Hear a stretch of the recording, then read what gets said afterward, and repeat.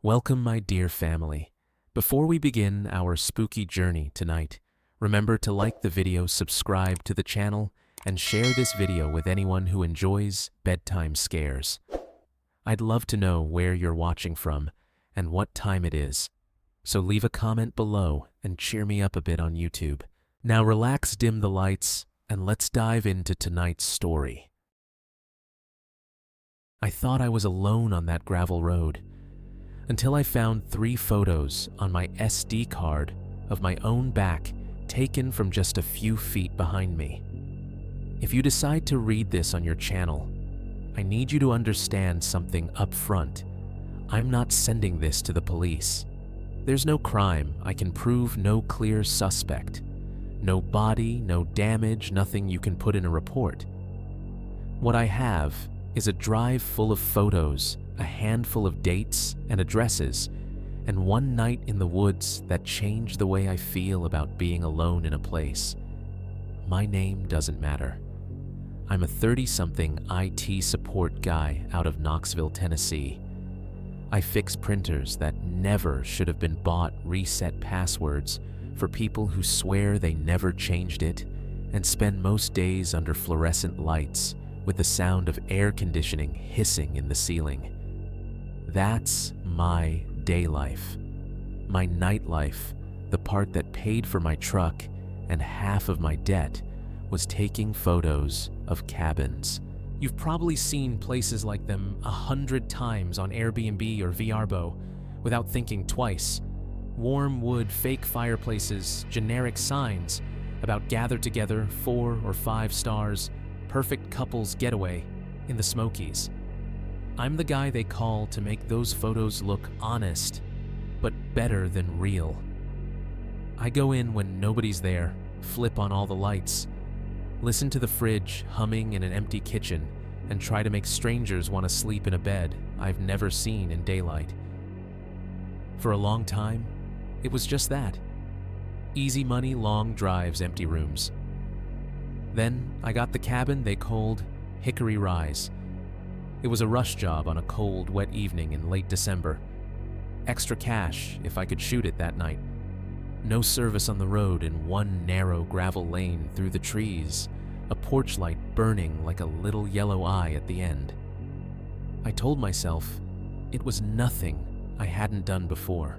Put the truck in park, grabbed my camera bag, listened to the engine tick as it cooled and the rain tapping on the hood, and walked toward that warm square of light. The whole time, I thought the worst thing that could happen was a dead battery or some drunk neighbor wandering over to ask what I was doing. I did not think about the walk back out. I did not think about the way gravel sounds when there is one pair of footsteps, and then there isn't. And I definitely did not think standing in that empty cabin with the fridge buzzing and the clock ticking too loud on the wall that someone else might be planning their own shots with my camera on their own time, with me as the subject.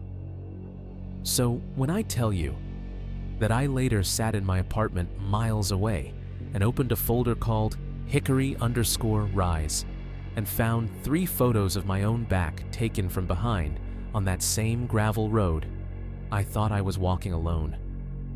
I need you to believe that I am not exaggerating this for views. What I'm about to tell you is everything that happened before those photos existed. I am not sending this to the police. I want that clear from the start. If you end up reading this on your channel, just know this is the only place I'm willing to put it. I don't have a case number. I don't have a suspect. I don't even have a clean timeline that makes sense outside of my own head. What I have is a handful of photos, some addresses, and a crawling feeling I can't shake when I walk down certain hallways or drive certain roads at night. My name doesn't matter. I'm 33, and I live in Knoxville, Tennessee. By day, I'm as boring as it gets, IT support for a regional logistics company. I sit in a low gray cubicle that smells like burnt coffee and Lysol wipes under fluorescent lights that hum just loud enough to make you tired, but not loud enough to complain about. The AC never shuts up. You can hear it breathing through the vents, a constant white noise that makes the whole building feel underwater. My day is tickets and passwords, printers that jam at exactly the worst time, users who swear they didn't change anything while staring at a keyboard covered in crumbs. Our ticketing system pings every few seconds with a little synthetic ding that I used to ignore and now kind of hate. Spinny office chairs squeak in unison when everyone shifts at the same time. The break room coffee tastes like someone boiled a shoe, but we all drink it anyway. The microwave beeps, the soda machine hums, the vending machine coughs out stale chips. It's a soundtrack you stop hearing until you step outside at lunch and realize how quiet real air is. That's my first life. The one no one would make a horror story out of. My second life started because I bought a camera I couldn't afford. 4 years ago, after a particularly miserable week full of blue screens and passive-aggressive emails, I drove to a camera store on Kingston Pike and put way too much on a credit card, a used full-frame body, a 16 to 35 millimeter lens, and a tripod whose legs stick if you pull them out too fast. The shutter sounded clean solid. I remember standing in my apartment that night, taking pictures of nothing. My couch, my boots by the door, the way the hallway light pooled on the hardwood just because each click felt like proof I wasn't stuck forever in fluorescent hell. At first, it was just a hobby. Then, a friend of a friend needed somebody to take pictures of a fixer-upper they were trying to flip. Then a property manager needed photos of 3 condos. Then somehow, I stumbled into the world of cabins. They're everywhere around here. Little wood boxes buried in the hills around Sevierville and Pigeon Forge, and out along the back roads, Bear Den, Mountain View, Retreat, Lover's Hideaway. You've seen them online even if you don't live here. Glowing windows at Blue Hour hot tubs steaming on decks, string lights zigzagging over Adirondack chairs. I became the guy who made those pictures. My gear is nothing fancy, if you ask real pros, but it's become an extension of my hands. The camera body has a strip of gaffer tape on the grip where the rubber peeled. The main lens has a tiny scratch near the edge of the glass that never shows up in the photos, but I can't stop noticing. The tripod squeaks when you tighten the head and makes a little tick when each leg locks. I pack it all in a black backpack with fraying straps, along with my laptop and a small hard case of SD cards that snap into place like tiny teeth. The routine is simple.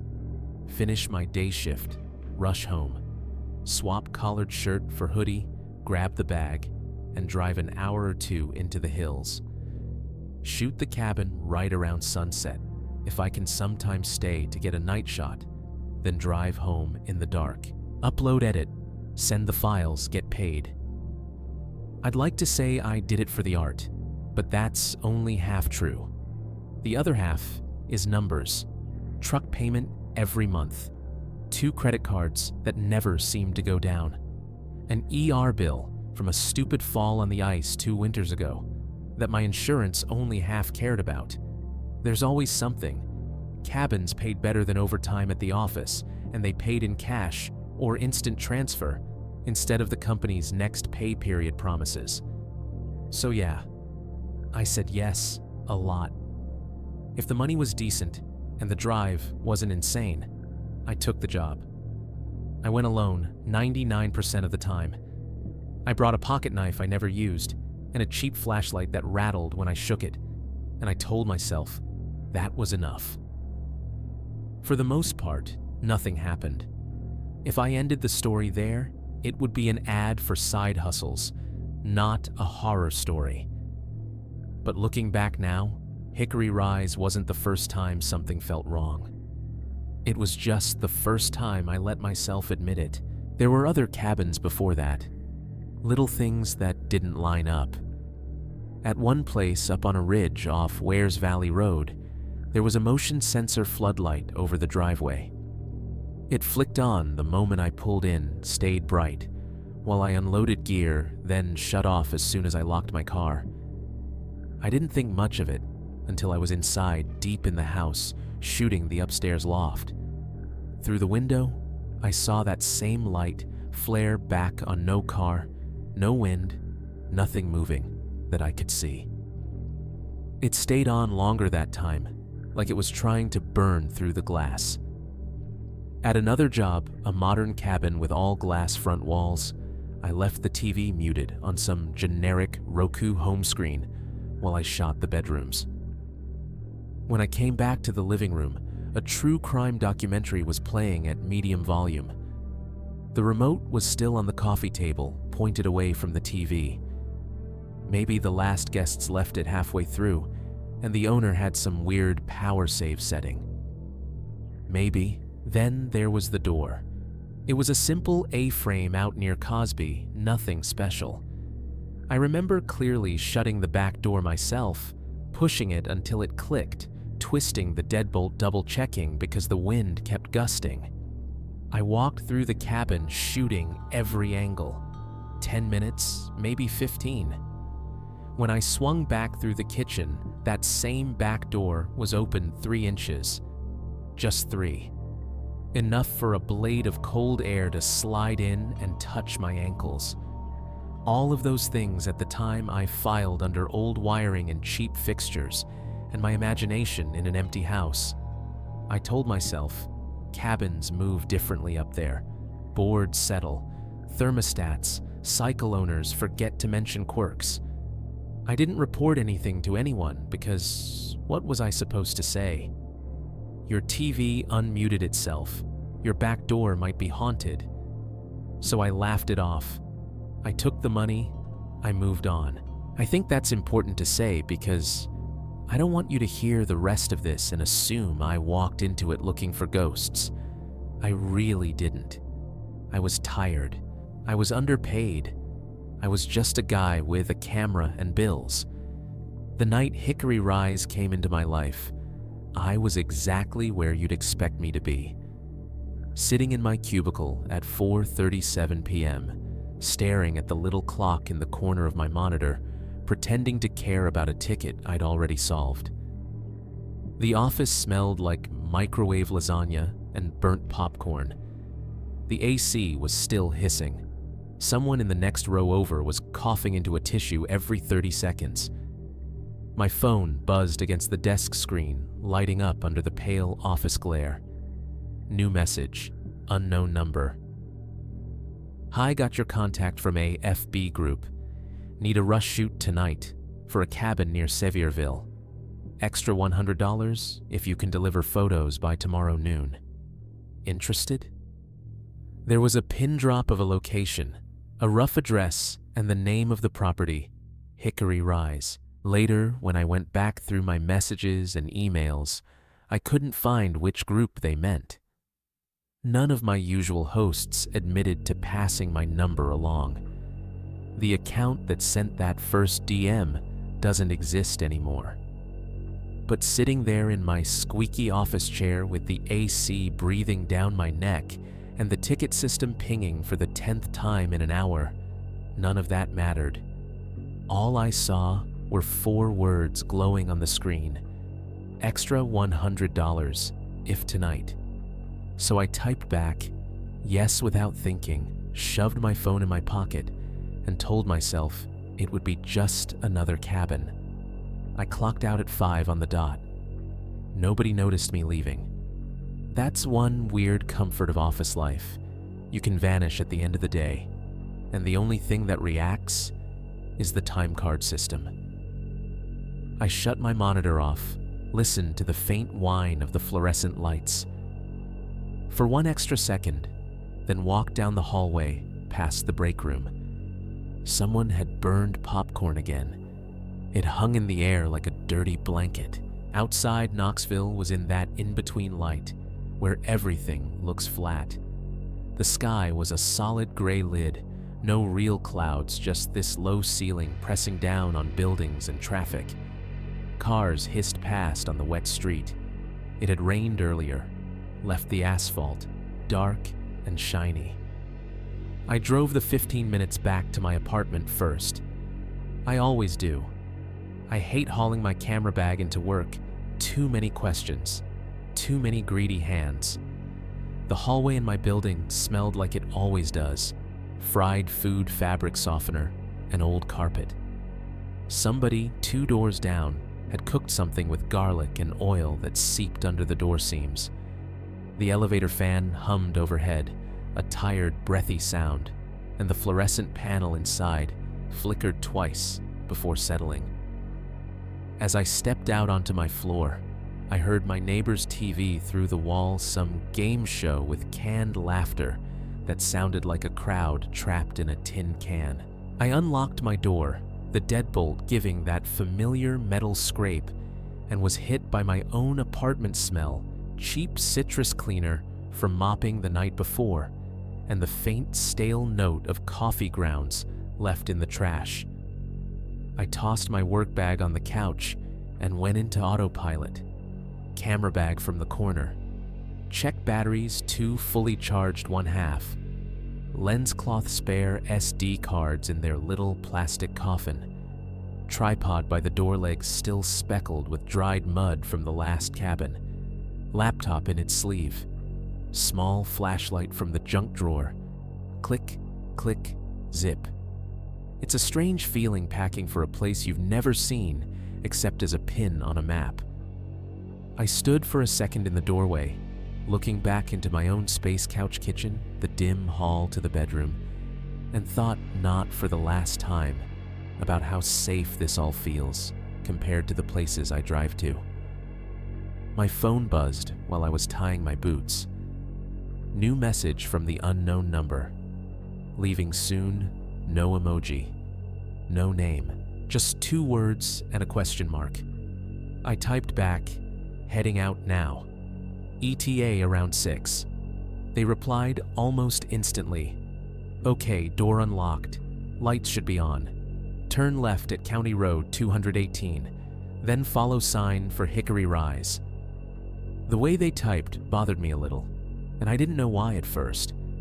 Then I realized the capitalization was weird. County Road in all caps. Hickory Rise in all caps. No contractions, no thanks, no friendly closer. Just instructions. It read less like a text and more like notes copied from somewhere else. I shrugged it off. Not everybody lives on their phone like me. Some hosts are older, some dictate texts with voice. I grabbed my jacket, killed the apartment lights, and headed downstairs. The air outside had cooled, that wet metallic smell before rain was back. I unlocked my truck, slid the backpack onto the passenger seat tripod in the footwell, and sat there for a second with the door still open listening. You can hear a lot if you just pause. The distant whoosh of cars on the main road 2 blocks over. A dog barking down the street. The elevator in my building rattling faintly as someone else rode it. It grounded me. Then I closed the door, turned the key, and the truck's engine gave its usual grumble into life. The dash clock read 5:09 p.m. Leaving the city is always the same process. You crawl out. First comes the stop and go on the local streets, passing gas stations and fast food places, strip malls with neon signs just starting to glow as the gray outside dims. I drove past the Kroger lot, where all the carts collect in metal clusters. The radio was on a local rock station, some late 90s song I'd heard a million times, the DJ talking about the Vols game between tracks. I merged onto I-40 eastbound tires, humming as I gained speed. The sun, if you could still call it that behind the cloud cover, was sinking somewhere behind me, making the horizon ahead turn a dull, washed-out blue. Headlights started popping on around me like eyes.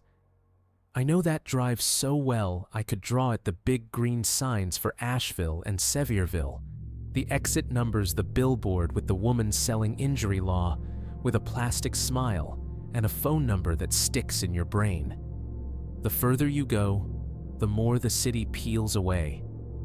First the office parks, then the dense clusters of apartments, then the occasional big box store until it's trees and cut rock and signs for tourist traps. Around 5:35, the rock station dissolved into static. The hills eat signal out there. I smacked the button twice more out of habit before giving up and switching to a downloaded playlist. The cab of the truck felt smaller, without the anchor of live radio, just me and songs I'd already chosen, bouncing around inside my own head. The rain started as a fine mist, then became proper drizzle. Wipers squeaked on that first pass, then fell into a steady swish-swish rhythm. Every few seconds, the glass fogged slightly at the edges from my breath, and the heater and I had to nudge the defrost settings. My phone, wedged in the little cradle by the vent, showed the blue route line climbing into the hills. Little bars of service at the top corner dropped from 4 to 3, then 2. I took the exit toward Sevierville, following the curve of the off-ramp, the tires buzzing over the ridged shoulder for a second when I drifted too close. The smell changed when I got off the interstate, less exhaust, more wet dirt and pine. I passed a BP station on the corner, its canopy lights harsh against the gray sky.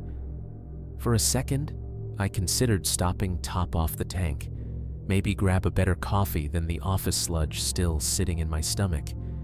But the clock on the dash said 5:47, and I pictured that extra $100 like a carrot just out in front of my hood. Cabin first, I told myself. Coffee later. I kept driving. The main drag through town was busy in that touristy way, mini golf places with fiberglass dinosaurs, pancake houses with signs promising all-you-can-eat souvenir shops with bears on everything. As I turned off onto a narrower road, those thinned. The buildings shrank, then vanished, replaced by trees and occasional old houses with sagging porches. My GPS voice told me to continue for 8.6 miles. The sky was darker now. Some lights were starting to come on in distant windows glowing warm behind bare branches. My speed dropped without me meaning it to. Country roads are like that. You start to feel the curves in your hands before you see them. I watched the service indicator on my phone like it was a heartbeat. 1 bar. Then, over a little rise, it blinked out completely. No service. The truck cab suddenly felt more cut off, like someone had shut a door between me and the world. The music kept playing, but it was just whatever I'd chosen days ago looping in my ears. No calls in, no texts out. I tried not to make a big deal out of it. I've lost signal out there 100 times. It comes back. It always comes back.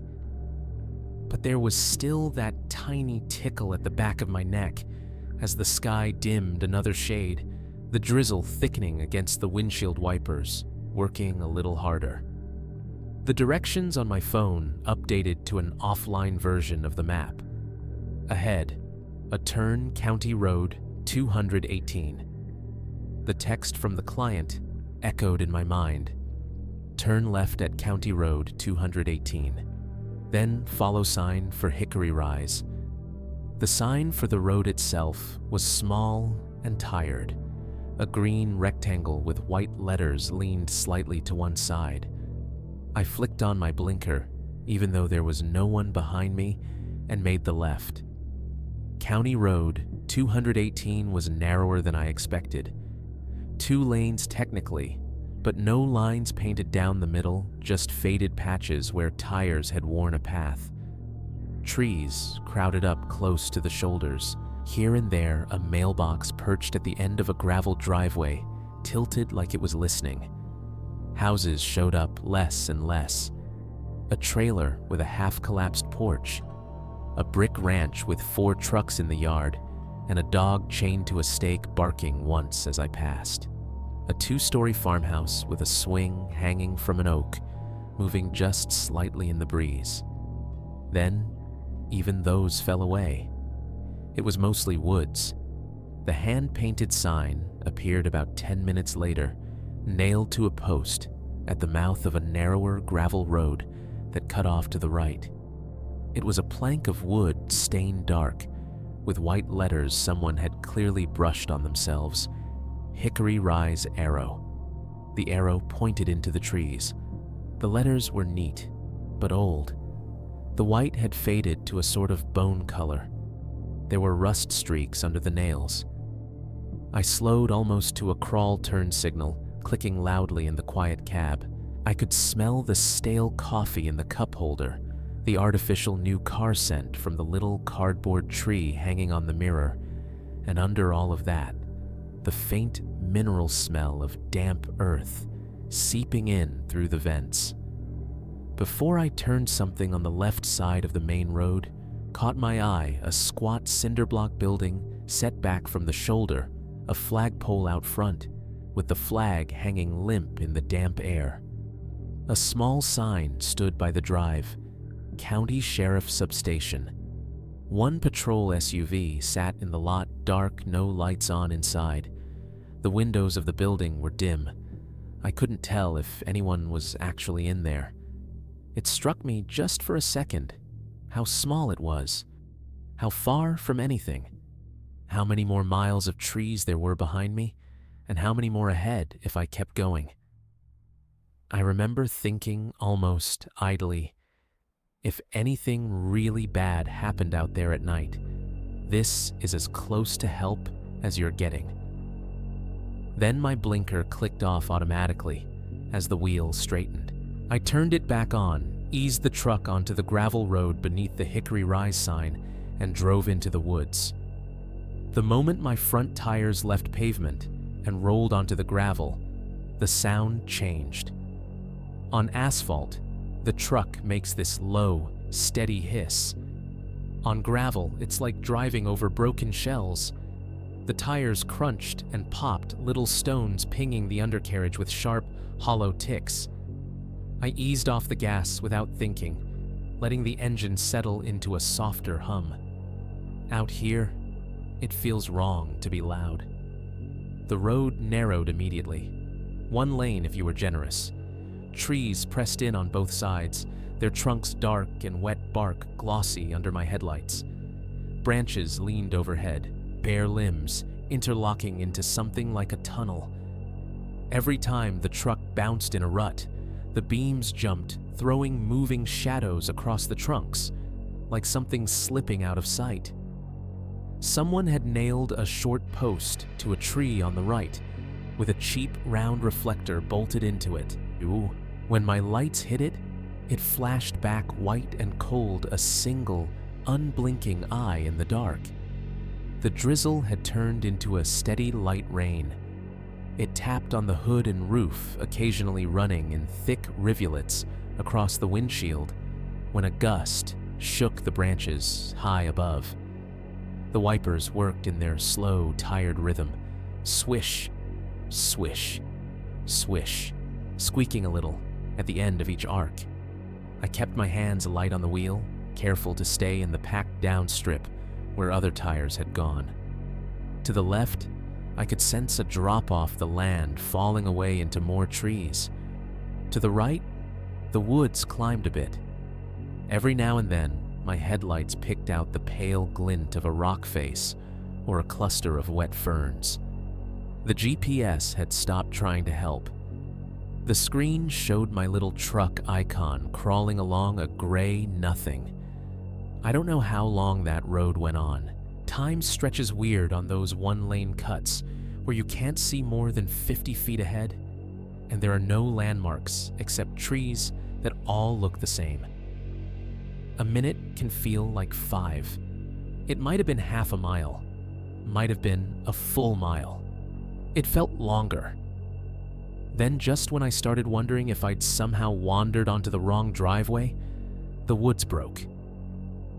The trees stepped back from the road like a curtain pulling open, and my headlights spilled into a small, roughly square clearing. Gravel fanned out into a crude parking pad, big enough for maybe 2-3 vehicles if you squeezed. Beyond that, perched slightly up on a low rise of packed dirt, was the cabin. Hickory rise. It was exactly the kind of place that photographs well.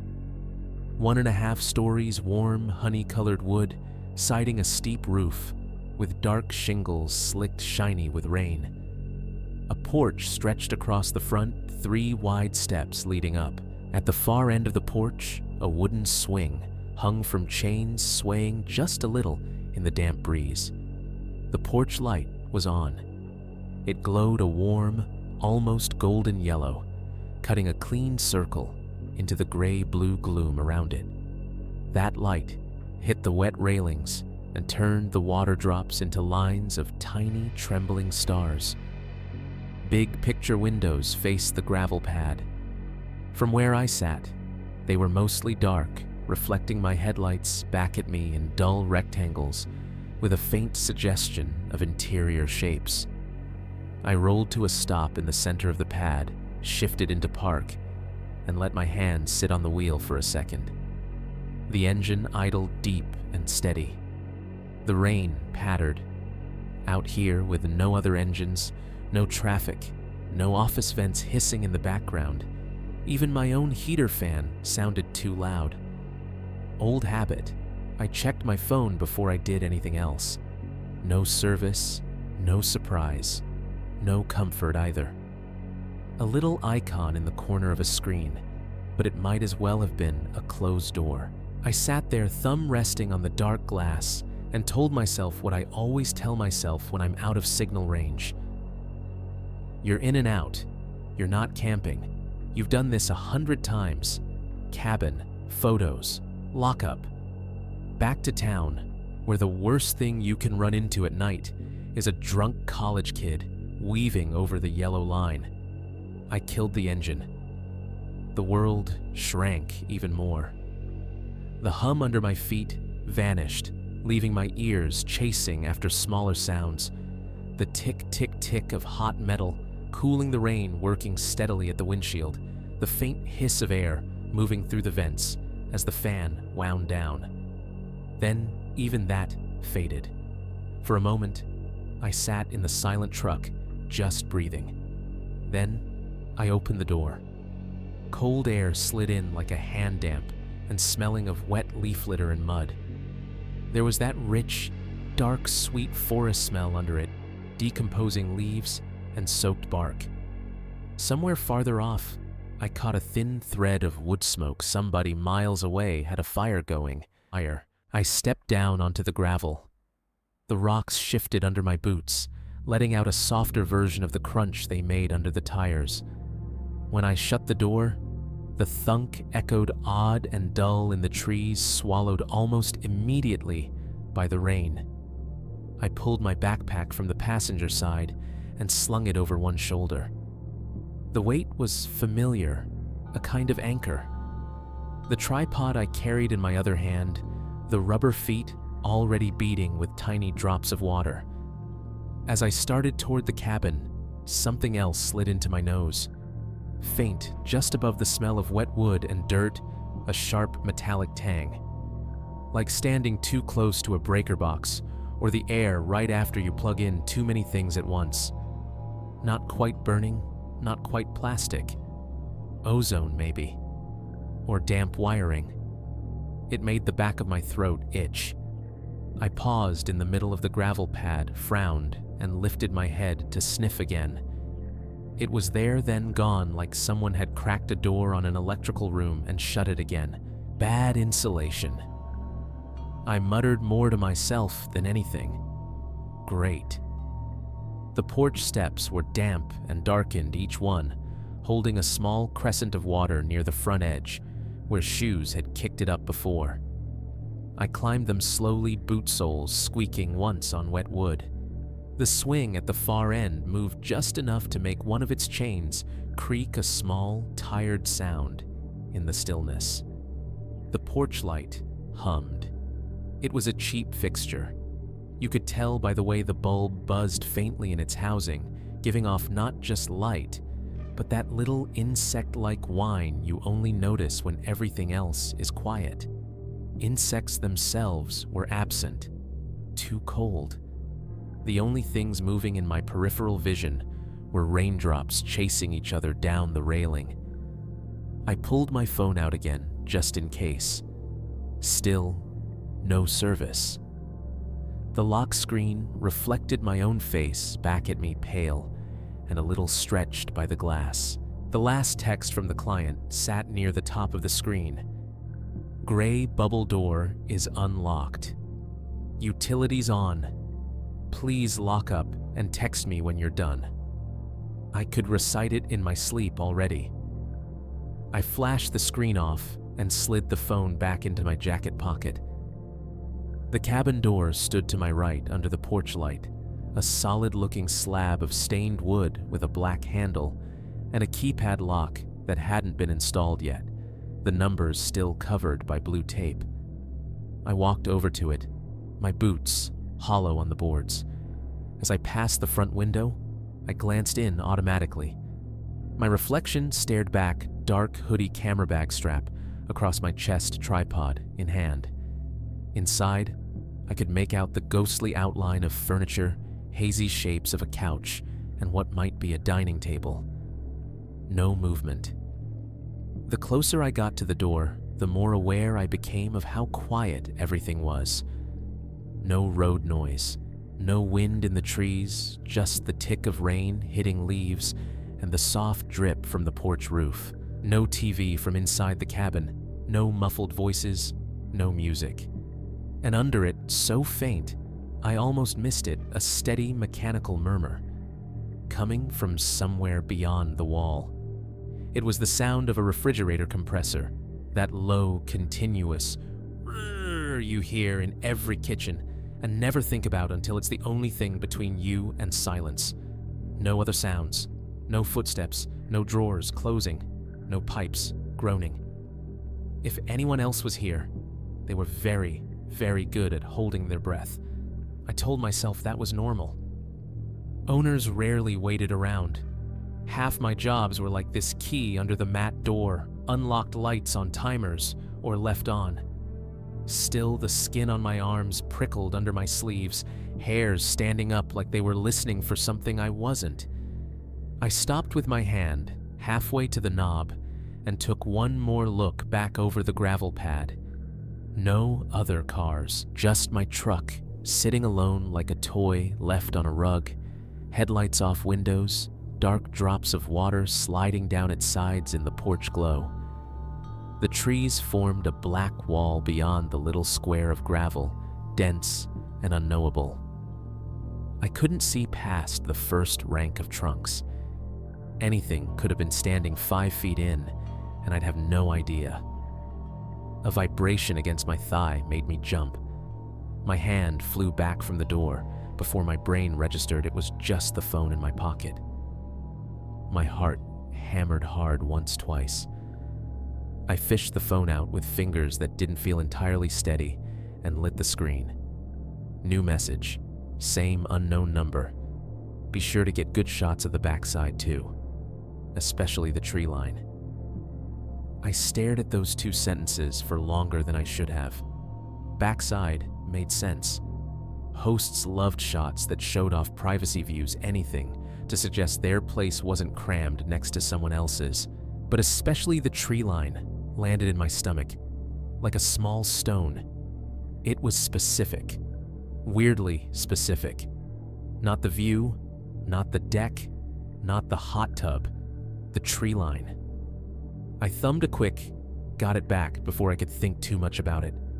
Watched the little sending wheel spin despite the no service up top, and then shoved the phone away.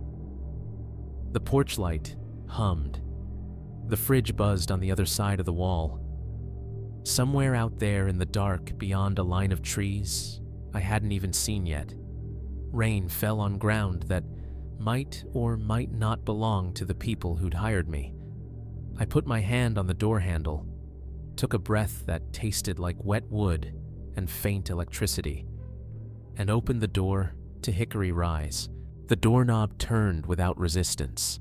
No deadbolt, no chain, just the hollow sound of latch against strike plate.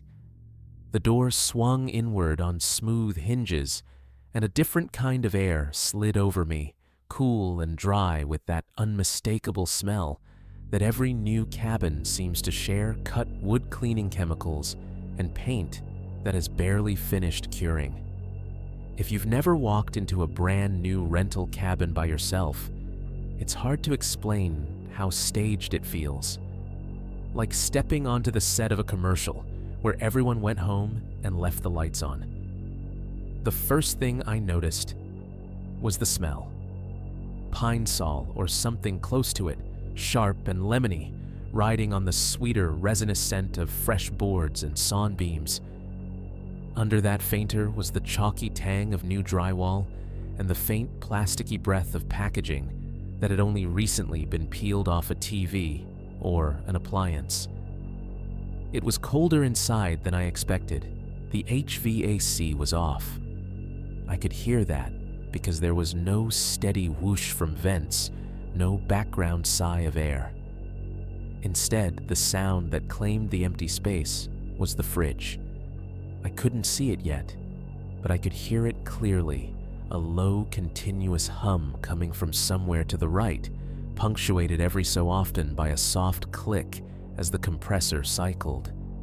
In a city apartment, you don't notice that sound unless it stops. In an empty cabin in the woods, it's all you hear. My boots squeaked as soon as I stepped off the threshold.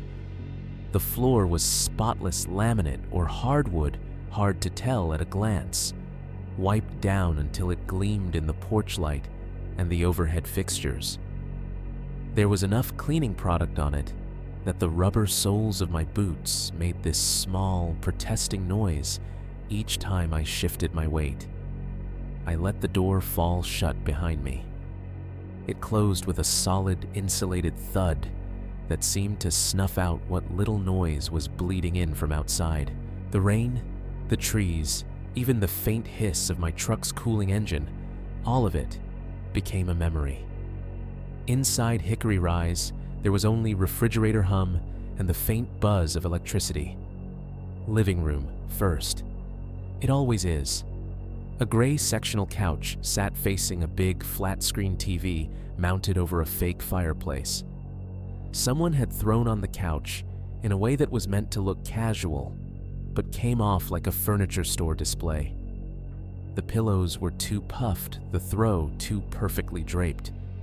Above the TV, one of those generic signs you see in every rental hung on the wall in black script, "Gather together," or something equally empty. I didn't walk close enough to read it. I didn't need to.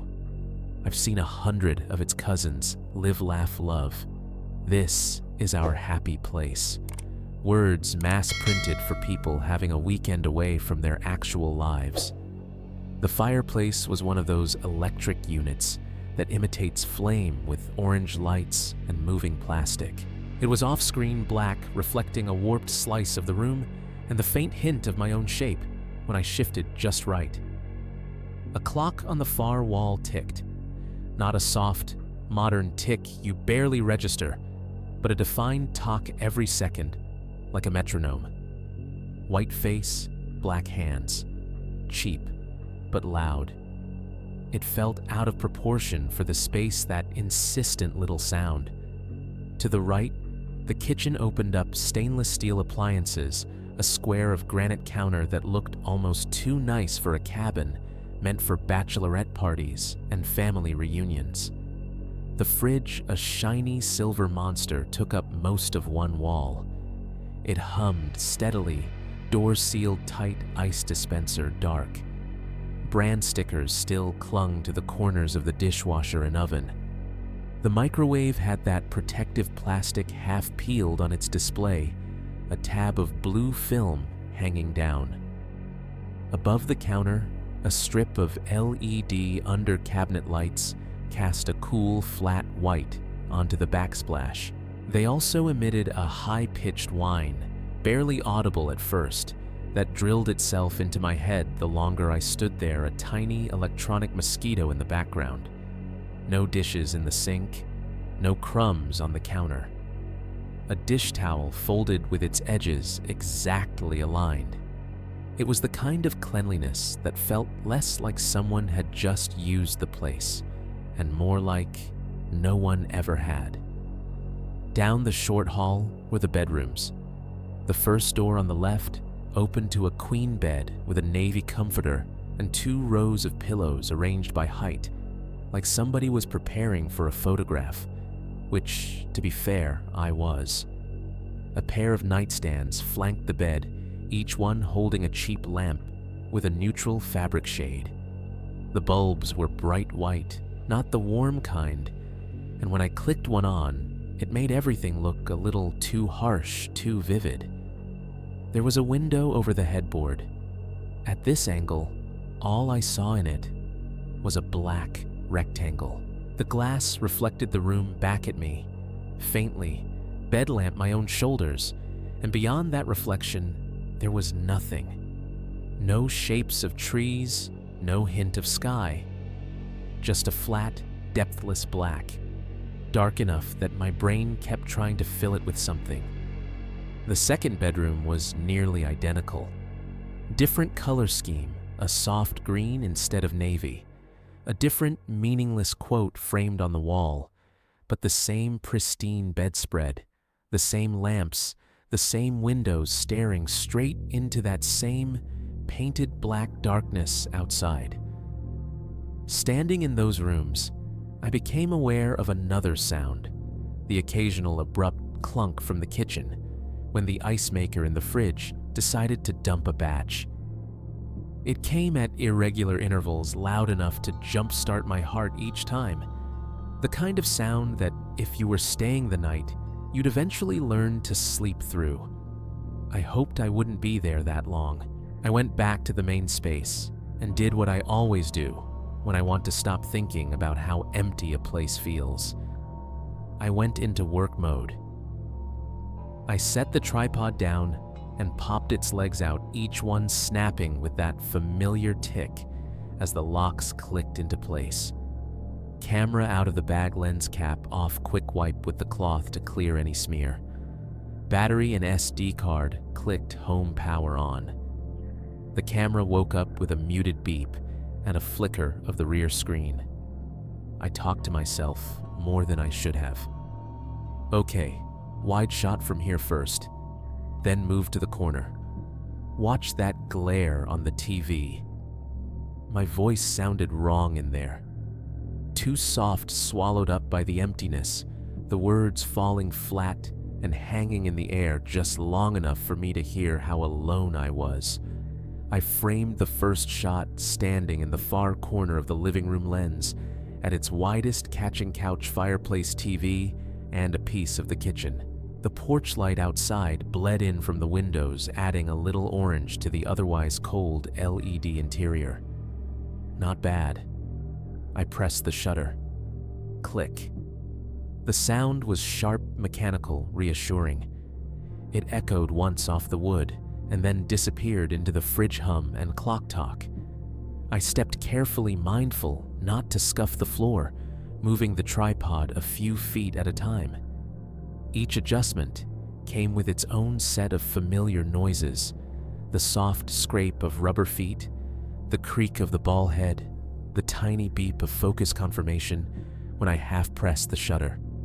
My boots squeaked here and there on the still damp laminate, marking my path, even as I tried to walk lightly.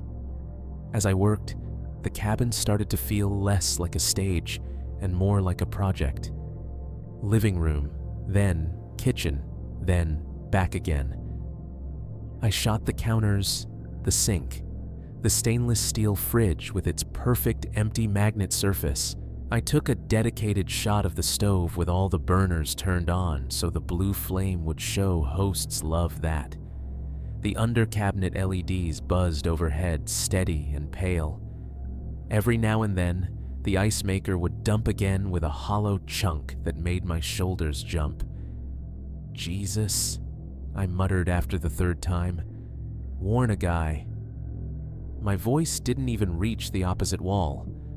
Once I had the basics, I turned my attention to details, a close-up of the throw blanket's texture, the fake fireplace with its artificial logs, the way the porch light outside painted streaks of gold on the window frame. I mentally checked boxes on an invisible list. Wide medium detail. Repeat for bedrooms. Repeat for bathrooms. Exterior at the end. It was somewhere in that rhythm that the unease started to creep back in. It happened first in the living room. I repositioned to shoot toward the front door, backing up until I was almost touching the wall. As I checked my framing on the rear screen, something in the black TV above the fireplace caught my eye. A shape. Vague pale. I looked up. The TV was off a smooth rectangle of glossy black. In it, faint and warped by the curve of the screen, was my own reflection hood-up camera to my face tripod in front of me. For half a heartbeat though, before my brain caught up, I saw it as another person in the room. Someone slightly too tall, too still. The jolt in my chest was disproportionate to reality. It was just me. It had always been just me. But the way the glass distorted my outline made me look unfamiliar, like a stranger had stepped into the scene without sound. I shook it off and moved on, but it kept happening. In the kitchen, when I bent to level the camera, the dark microwave door mirrored back, a slanted version of my head and shoulders.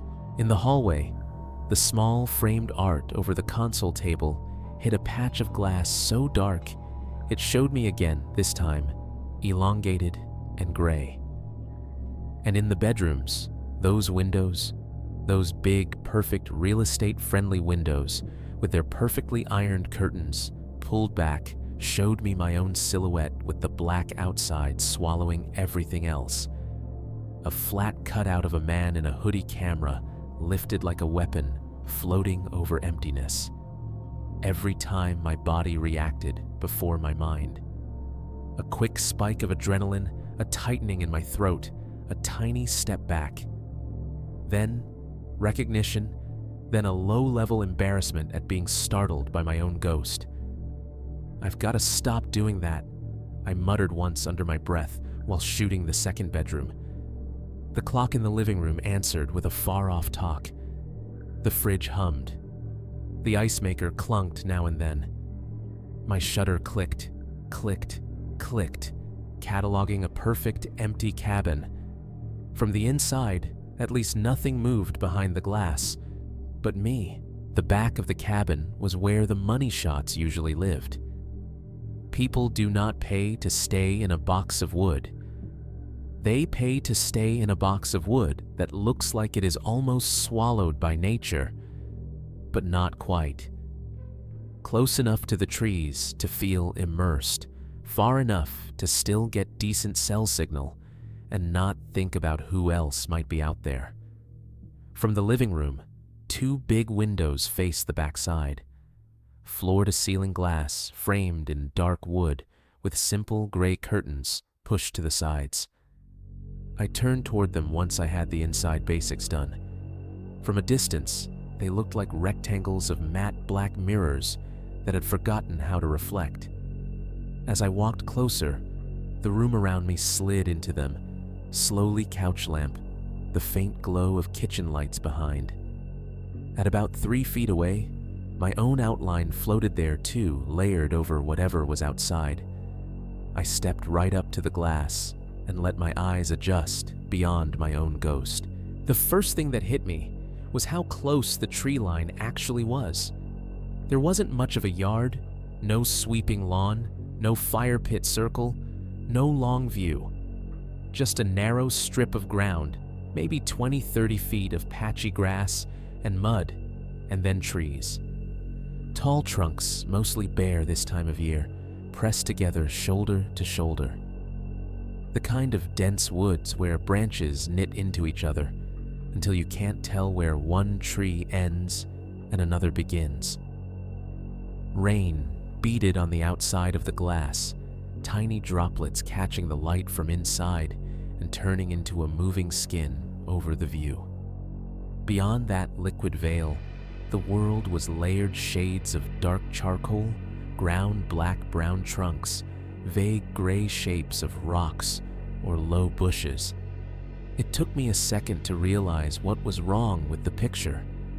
At the exact point where the trees started right at that border, where the cabin's scraped leveled ground met the unbothered woods, there was a line. It wasn't obvious at first, not a straight white gravel line, not a fence, just a strip of earth, darker than the rest, cutting horizontally across behind the cabin, like someone had drawn a faint, uneven belt around the whole clearing. I narrowed my eyes, trying to see past the reflection of my own face and the living room behind me. The line resolved into a shallow rut in the mud, a path, not a big one, not a road, not even a walking trail you'd see on a park map, more like something made gradually over time by feet or hooves or tires, passing the same way again and again, each pass stealing one more tuft of grass until nothing was left but bare earth. You learn to recognize trails when you spend time shooting in the middle of nowhere.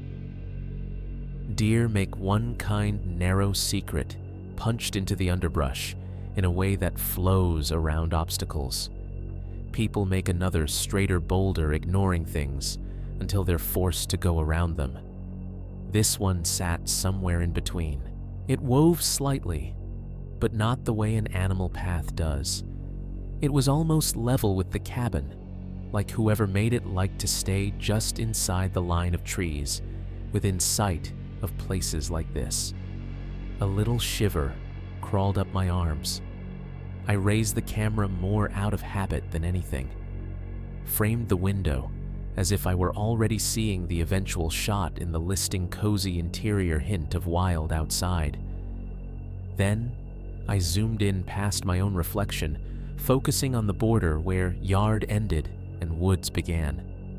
The lens pulled me out there in a way my eyes alone couldn't. The ground at that line was darker, churned slightly. The rain made it shine, but in between the wet patches, I could see the rough shapes of impressions. Not distinct footprints, nothing the cops would plaster and cast in a crime show, but dips and ovals where something heavier than falling leaves had pressed down and smoothed the earth. Whatever used that path had been out there in both wet and dry weather. The mud remembered, no fence, no wire, no private property, or no trespassing nailed to a tree. Just that naked open edge.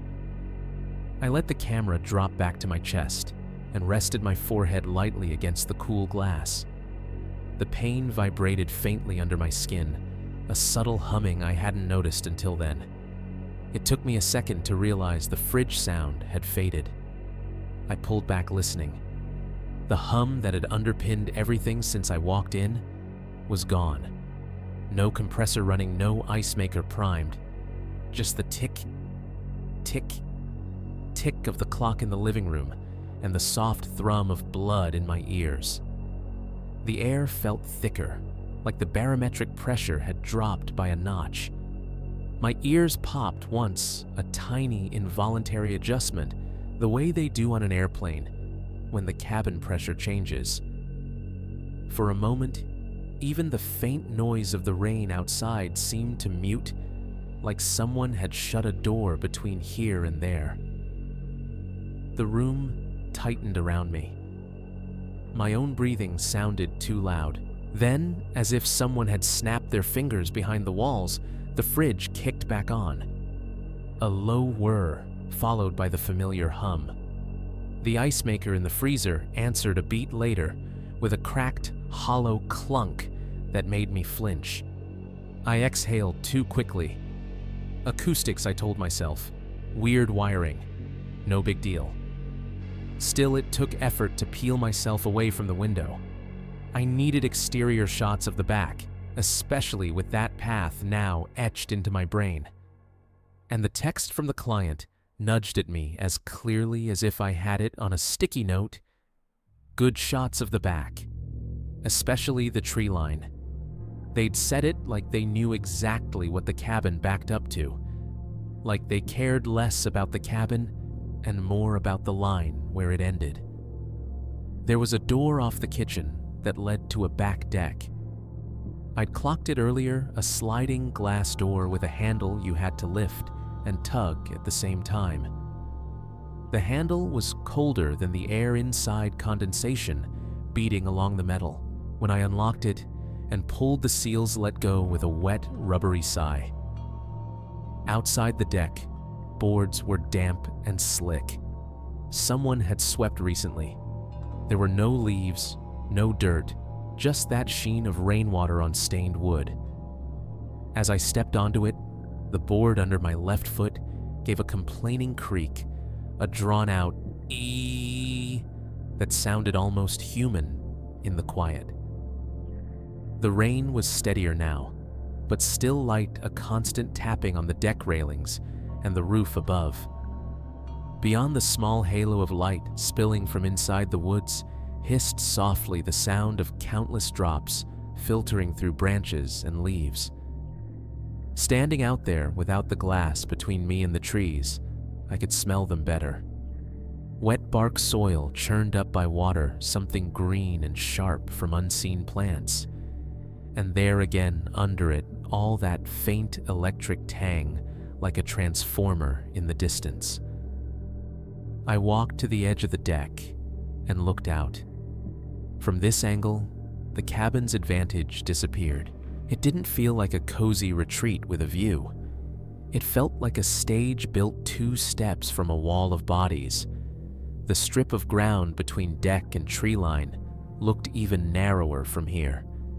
The path at the edge of the woods was more obvious too, a darker welt along the base of the trees running left and right until the curve of the forest swallowed it, especially the tree line. I lifted the camera and got to work. First, a shot from the corner of the deck, catching a sliver of railing, a chunk of siding, and then the woods in the background. Click. The shutters sounded softer outside, the noise whisked away by the rain. Then I backed up against the cabin's rear wall to fit as much as I could into frame living room windows, deck, roofline, and the trees looming behind like an audience. The ground sloped slightly, just enough to make the cabin feel like it was leaning forward a fraction. As I adjusted the zoom, something changed at the far left edge of the viewfinder.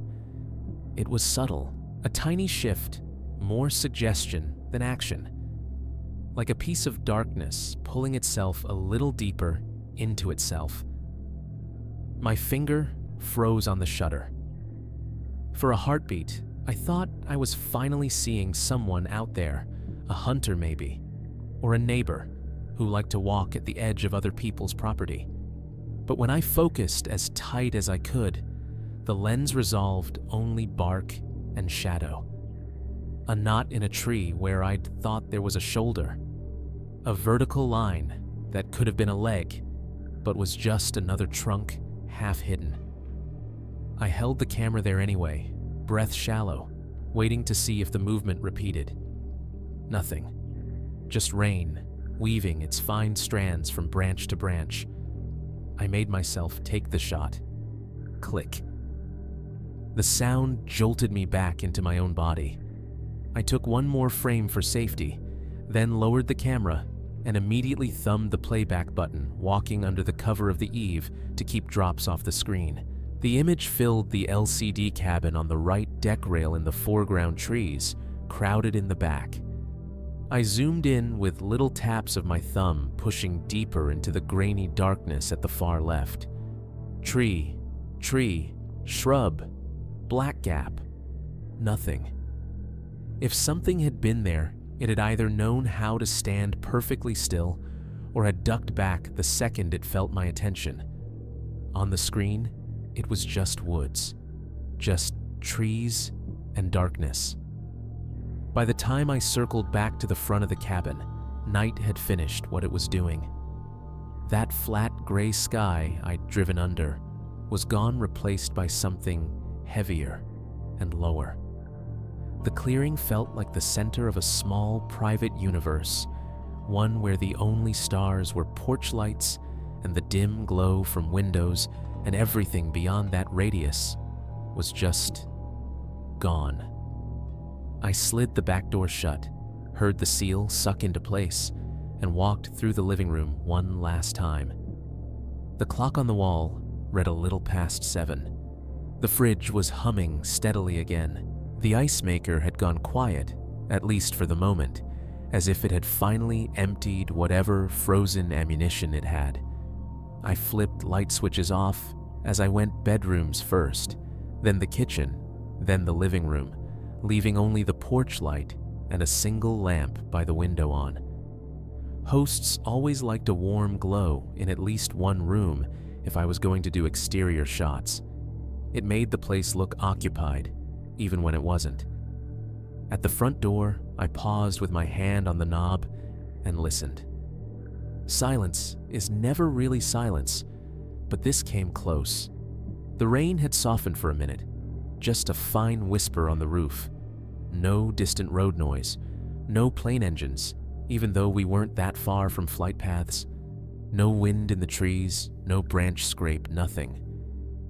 You don't realize how many background sounds you live with until you're alone with almost none.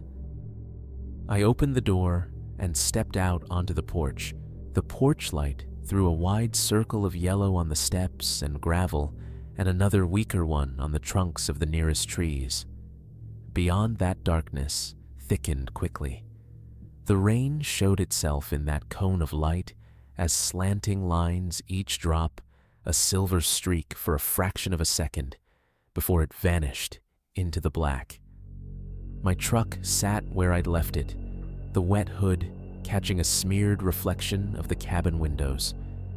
A thin steam rose from the metal, barely visible, as the engine gave up the last of its heat. Every now and then, something in the undercarriage ticked little cooling clicks like metal talking in its sleep. No other vehicles, no new tire tracks, just the same mess of gravel and the soft puddles beginning to form in the low spots. I forced myself to get back to work. The faster I finished, the sooner I'd be out of there. I carried the tripod down the steps, boots slipping slightly on the wet wood. The swing at the end of the porch creaked once, a lazy back and forth motion stirred by some breath of air I couldn't feel on my skin. Halfway across the pad, I set the tripod down and extended the legs, each one snapping into place with a familiar series of clicks. The sound felt too loud in the open space. It didn't have anything to compete with. I framed the typical shots cabin head-on wide with the porch light bright and the window lamp glowing inside. The rectangle of the front door, the angled roof, the way the wet wood shone. Shutter. Click. The sound bounced off the cabin's face and came back a little softer. I stepped farther back nearer the edge of the gravel to catch more of the trees around the clearing. That's what sells isolation. The sense that this is your little pocket of the world, surrounded by nothing. When I turned to grab a lower angle, I realized just how much the soundscape had narrowed. No cars. I hadn't seen headlights pass on the main road since I arrived. No plane rumble overhead. Even the hum of my own truck was gone now. The engine cooled enough that it didn't add anything to the air. The rain had settled into a steady patter, but it was almost polite tapping on the hood on the cabin roof whispering in leaves. Every once in a while, a drop hit my jacket hood with a small, isolated plip. I finished the last planned shot and started breaking the tripod down.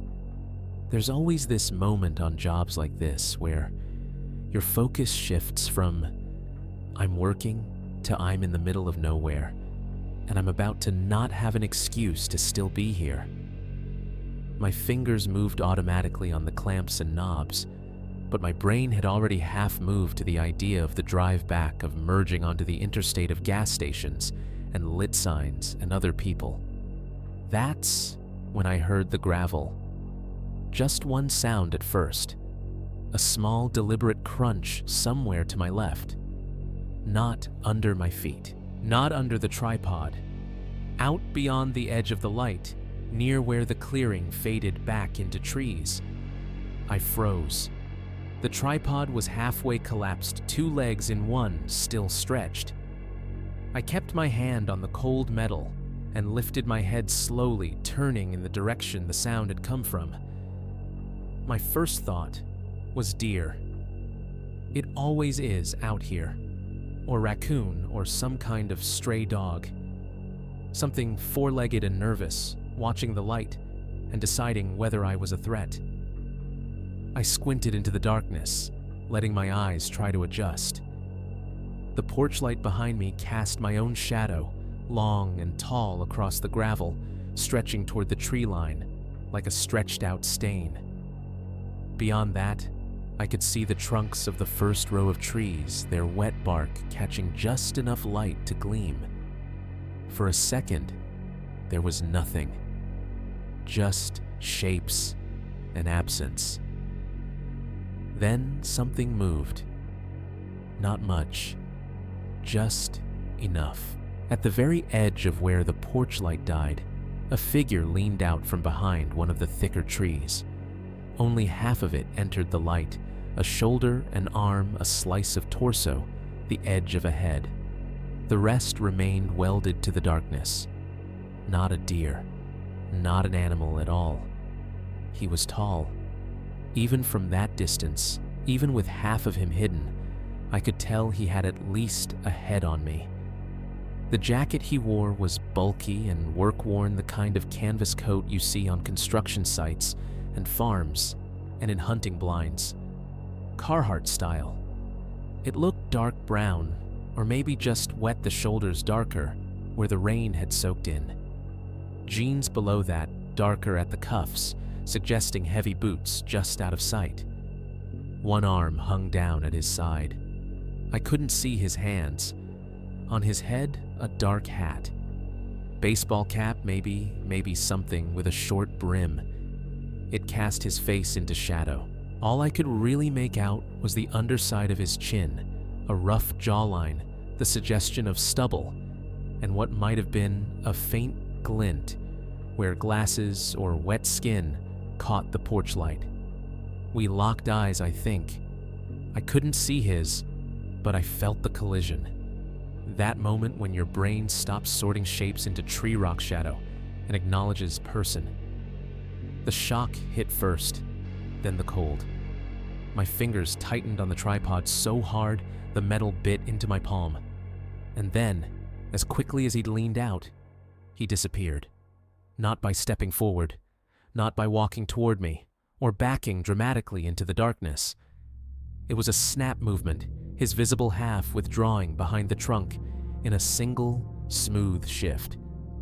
1 second, there was a slice of human. The next second, there was just bark. I listened for running.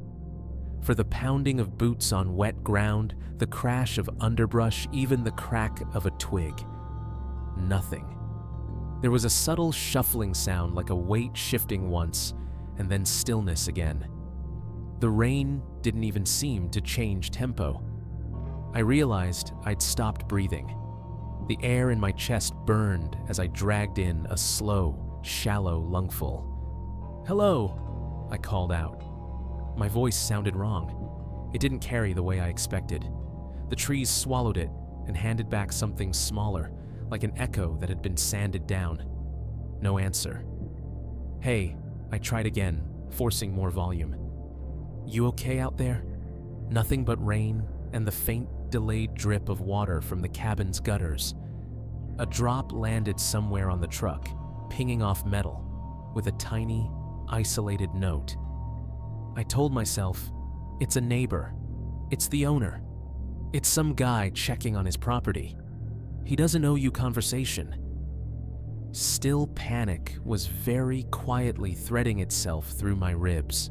I picked up the tripod, hugging it a little closer than necessary, and took a few slow steps toward the left, angling myself to get a better look around the tree he'd leaned from. From this new angle, the trunk came into clearer view, rough with wet bark slick strips of moss climbing the side. I squinted, trying to parse any shape beyond it. All I saw were more trees, more black between them. Layers and layers of vertical lines fading into nothing. The path at the edge of the woods was a darker seam near their bases stretching out of sight. No jacket, no hat, no tall man. If he'd stepped back any farther, the darkness had finished the job of erasing him. A small sound broke the quiet, but not from the woods. From my pocket. Ping. The notification tone was absurdly bright, in that setting a little digital chime that might as well have come from another planet. I flinched hard, almost dropping the tripod, and fumbled for my phone with fingers that suddenly felt clumsy. For one hopeful second, I thought it might be the owner checking in. Or an automated message from my carrier telling me service had come back. Or my ex, who had a knack for texting at exactly the wrong time and making me roll my eyes instead of think about whatever else was bothering me. The screen lit my hand and a patch of my jacket in cold white. One new message. Same unknown number. I tapped it open. "Do you see it yet?" That was all. 4 words, no name, no punctuation beyond the question mark. A drop of water slipped off my hair and hit the phone screen, distorting the text for a second into a watery blur. My thumb smeared the droplet away, leaving a streak. "Do you see it yet?" I read it again. I looked up from the phone and back to the tree line. The trunk was there. The path was there. The edge of light was there, a soft gradient dying out into black.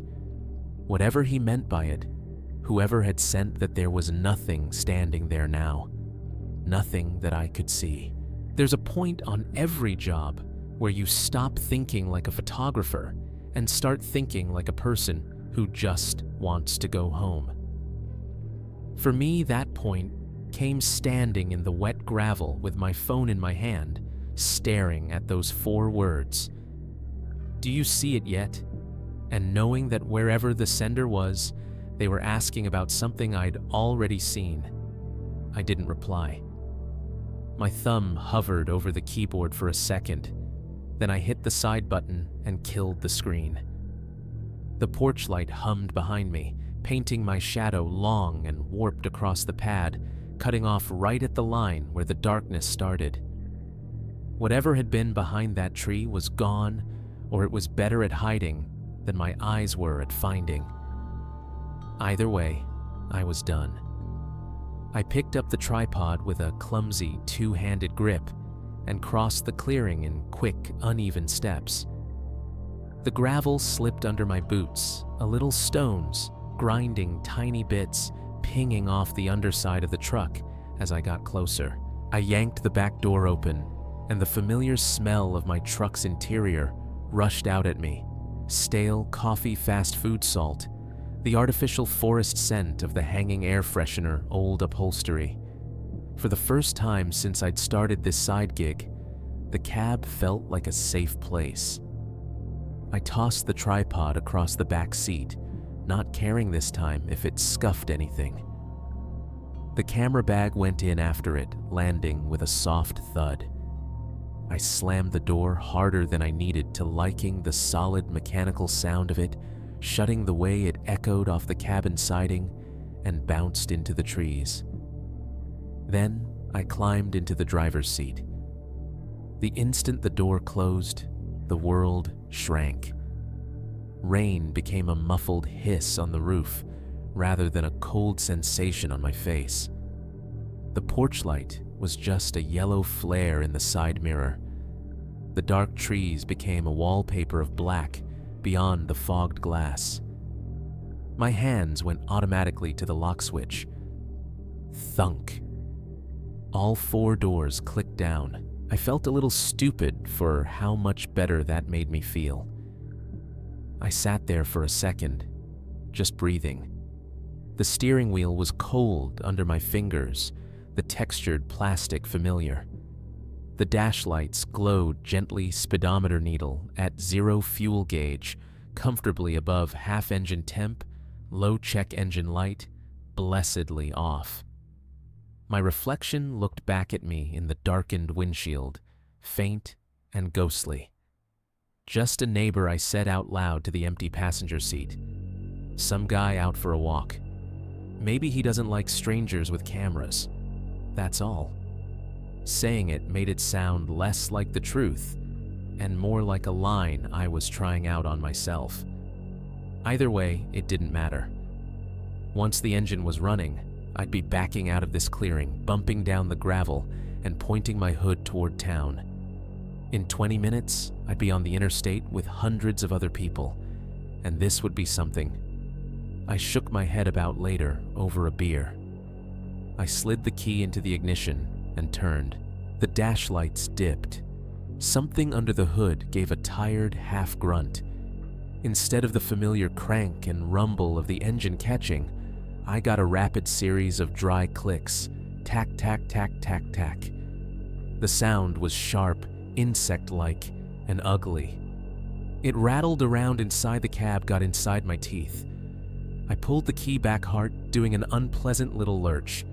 Okay, try again. I took a breath that felt too big for the truck, then turned the key once more. Lights dimmed, then flared again. The same tack, tack, tack from the starter, maybe 2 seconds of it, then nothing.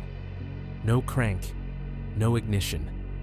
Just the wipers pausing mid-swipe, and the radio display flickering pathetically before deciding not to bother. A thin metallic smell rose from the dash, heated wires maybe, or just my imagination lining up with the scent of wet insulation. Come on, I muttered. Not now. I checked the gauges. Fuel fine. Oil pressure needle resting in its usual spot. No screaming red lights beyond the little battery icon that had flickered when I turned the key. It went out again with the rest of the provisional Christmas tree when I let go. For a second, I sat completely still, staring at the steering wheel, listening. The only sounds were my own breathing, too loud in the small space, and the patter of rain on the roof. Somewhere in the chassis, a bit of hot metal ticked as it cooled from the earlier drive. The porch light hummed through the closed door, a faint electrical buzz just at the edge of hearing. I turned the key a third time. Tack, tack, tack, tack, tack. No catch. Just that helpless clicking like a grasshopper trapped under the hood.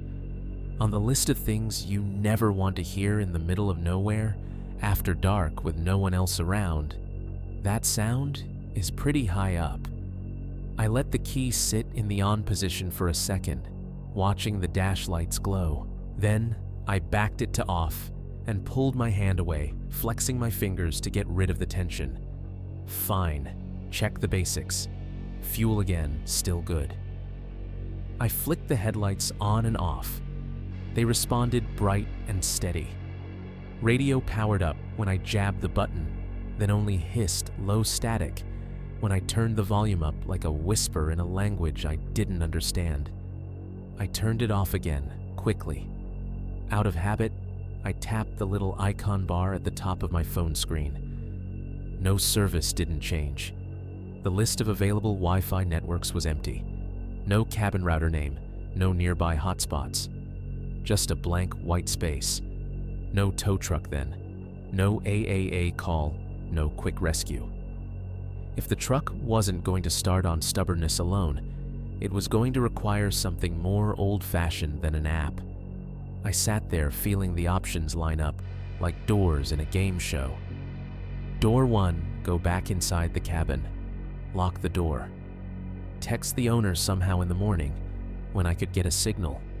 Maybe hike out then. Sleep in a bed that wasn't mine, with those big black windows staring into the woods, and that path at the tree line, and the memory of a tall man in a Carhartt jacket leaning out from behind a trunk to watch me. My stomach twisted at that idea hard. Door 2, stay in the truck all night. Lock the doors. Try not to think about how easy it would be for someone to stand just beyond the reach of the dome light and watch me through the glass. Hope the battery didn't die completely from attempts to start it.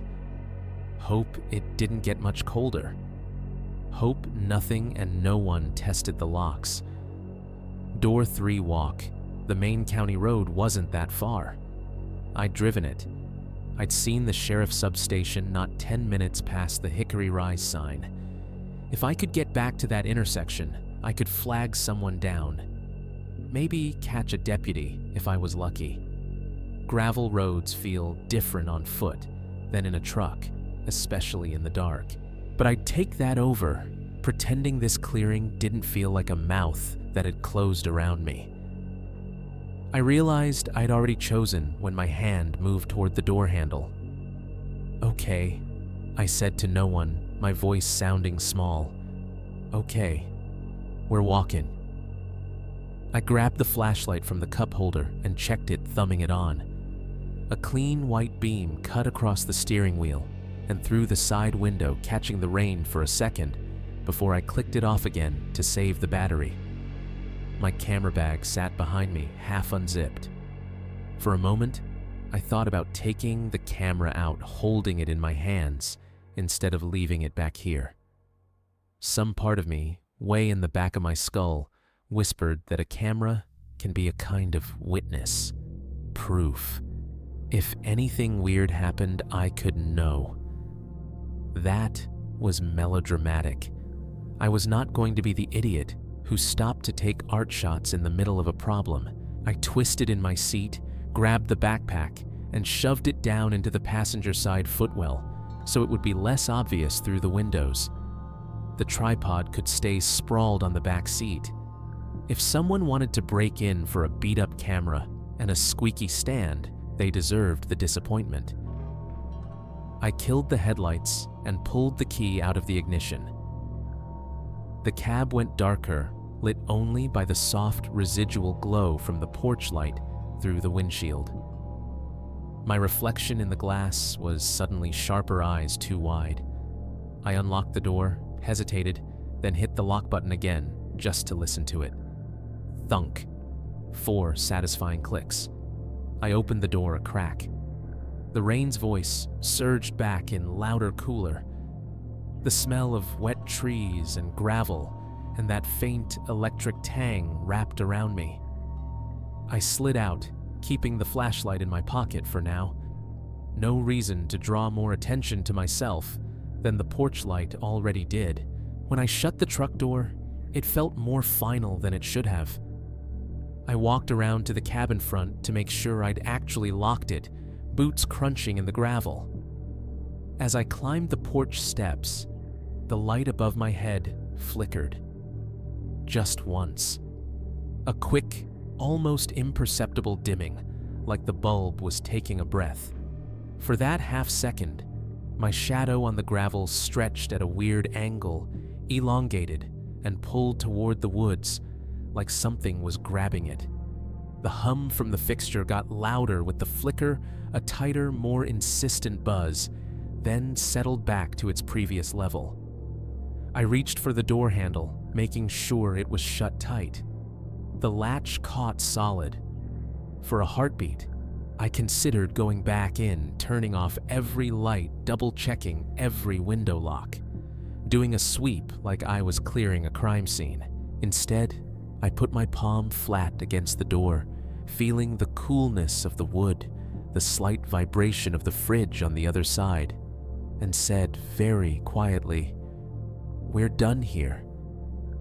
I stepped backward off the porch onto the gravel and forced myself not to look back at the window, where my own reflection had been unnerving me all evening. I could have lifted the camera, framed the cabin in the dark, one last time, the warm rectangle of the door, the porch light, halo the trees closing in. It would have made a good shot, maybe even a great one. Instead, I kept my hands in my pockets, fingers curled tight around the flashlight, and turned toward the mouth of the gravel road that led back to County Road 218. I didn't want another picture of this place. I just wanted to leave.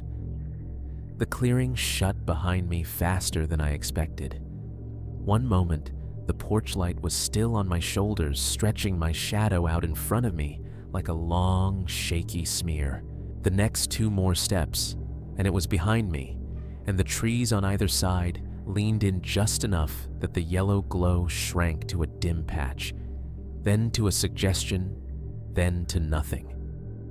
Out here, without the cabin in my peripheral vision, the dark felt thicker.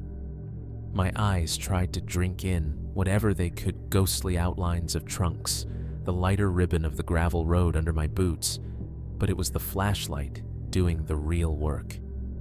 I thumbed it on, and a white cone cut forward, catching the drizzle in its beam.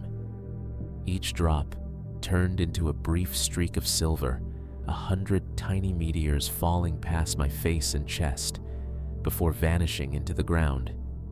The gravel glowed pale in the light, the stones wet and uneven, a rough guide threading its way between the trees. The soundscape simplified to a handful of elements: my boots grinding into the gravel with each step, a crunching, shifting noise that changed slightly depending on where I landed. Sometimes a sharper crack under my heel when a bigger stone broke. Sometimes a softer grind when the rocks were finer. The rain hissing through branches on both sides of the road, a constant soft static. Every now and then, a larger drop dislodged from a branch overhead and fell with more force, hitting my jacket hood or the brim of my hat with a tiny, isolated plip that felt louder than it was. The straps of my backpack creaked quietly when I moved my shoulders, leather and nylon rubbing a familiar little complaint with each longer stride. My breath puffed out in short, visible bursts when the beam of the flashlight caught it at the right angle. Ghosts of warmth that disappeared almost as soon as I noticed them. I hadn't gone far, maybe 100 yards, maybe less, when I realized I could no longer see the cabin light behind me. I turned once briefly, and all I got was black. The road curved just enough, or the trees were dense enough that whatever little pocket of man-made brightness I'd left might as well have been miles away. Good, I told myself.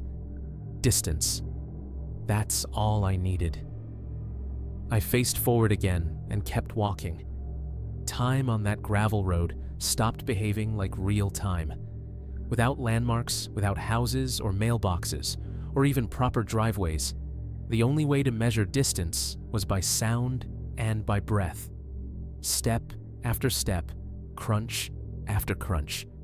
The beam of the flashlight created its own world about 20 feet deep, and then that world kept moving with me, revealing new slices of the same scene: trees, rocks, ruts, more trees. A few minutes in, whatever that meant down there, I started to notice something that didn't fit. At first, I thought it was just echo. Sound can do strange things between wet trunks and uneven ground.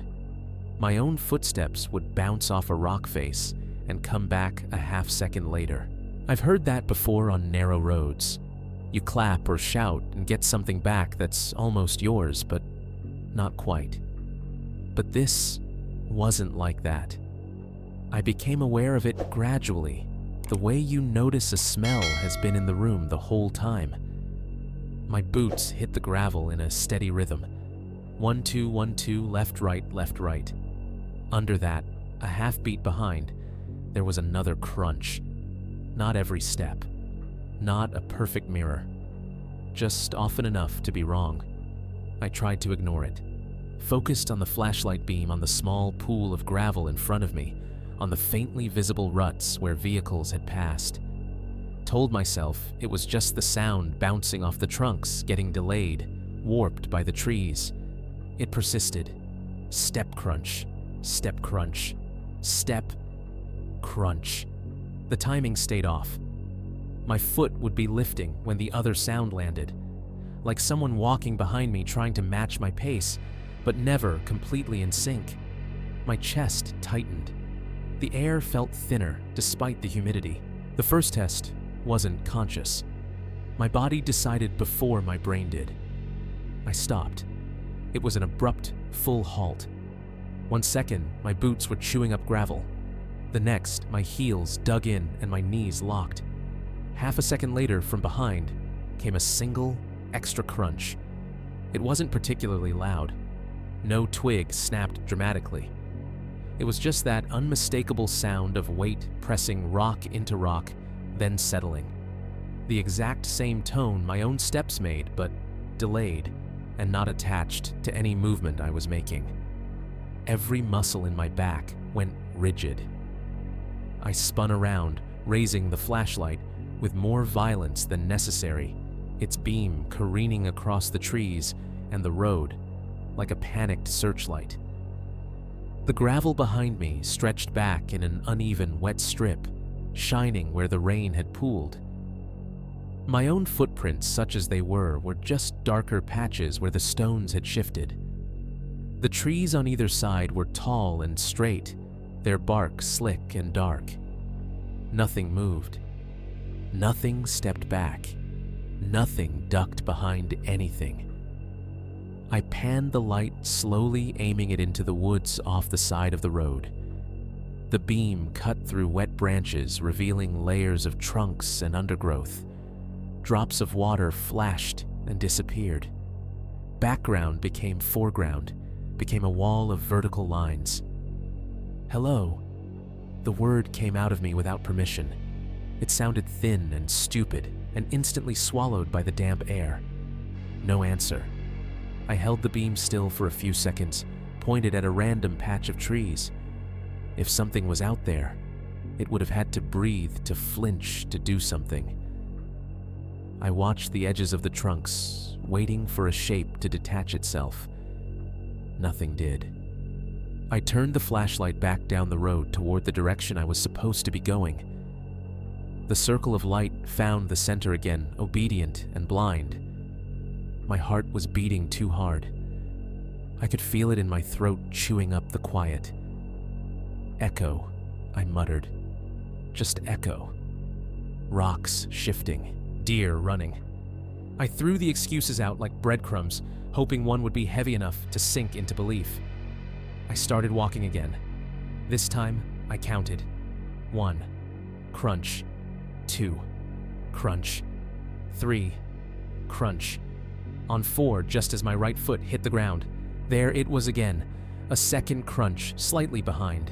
Slightly off, close enough that my brain wanted to fold them together and call it the same sound.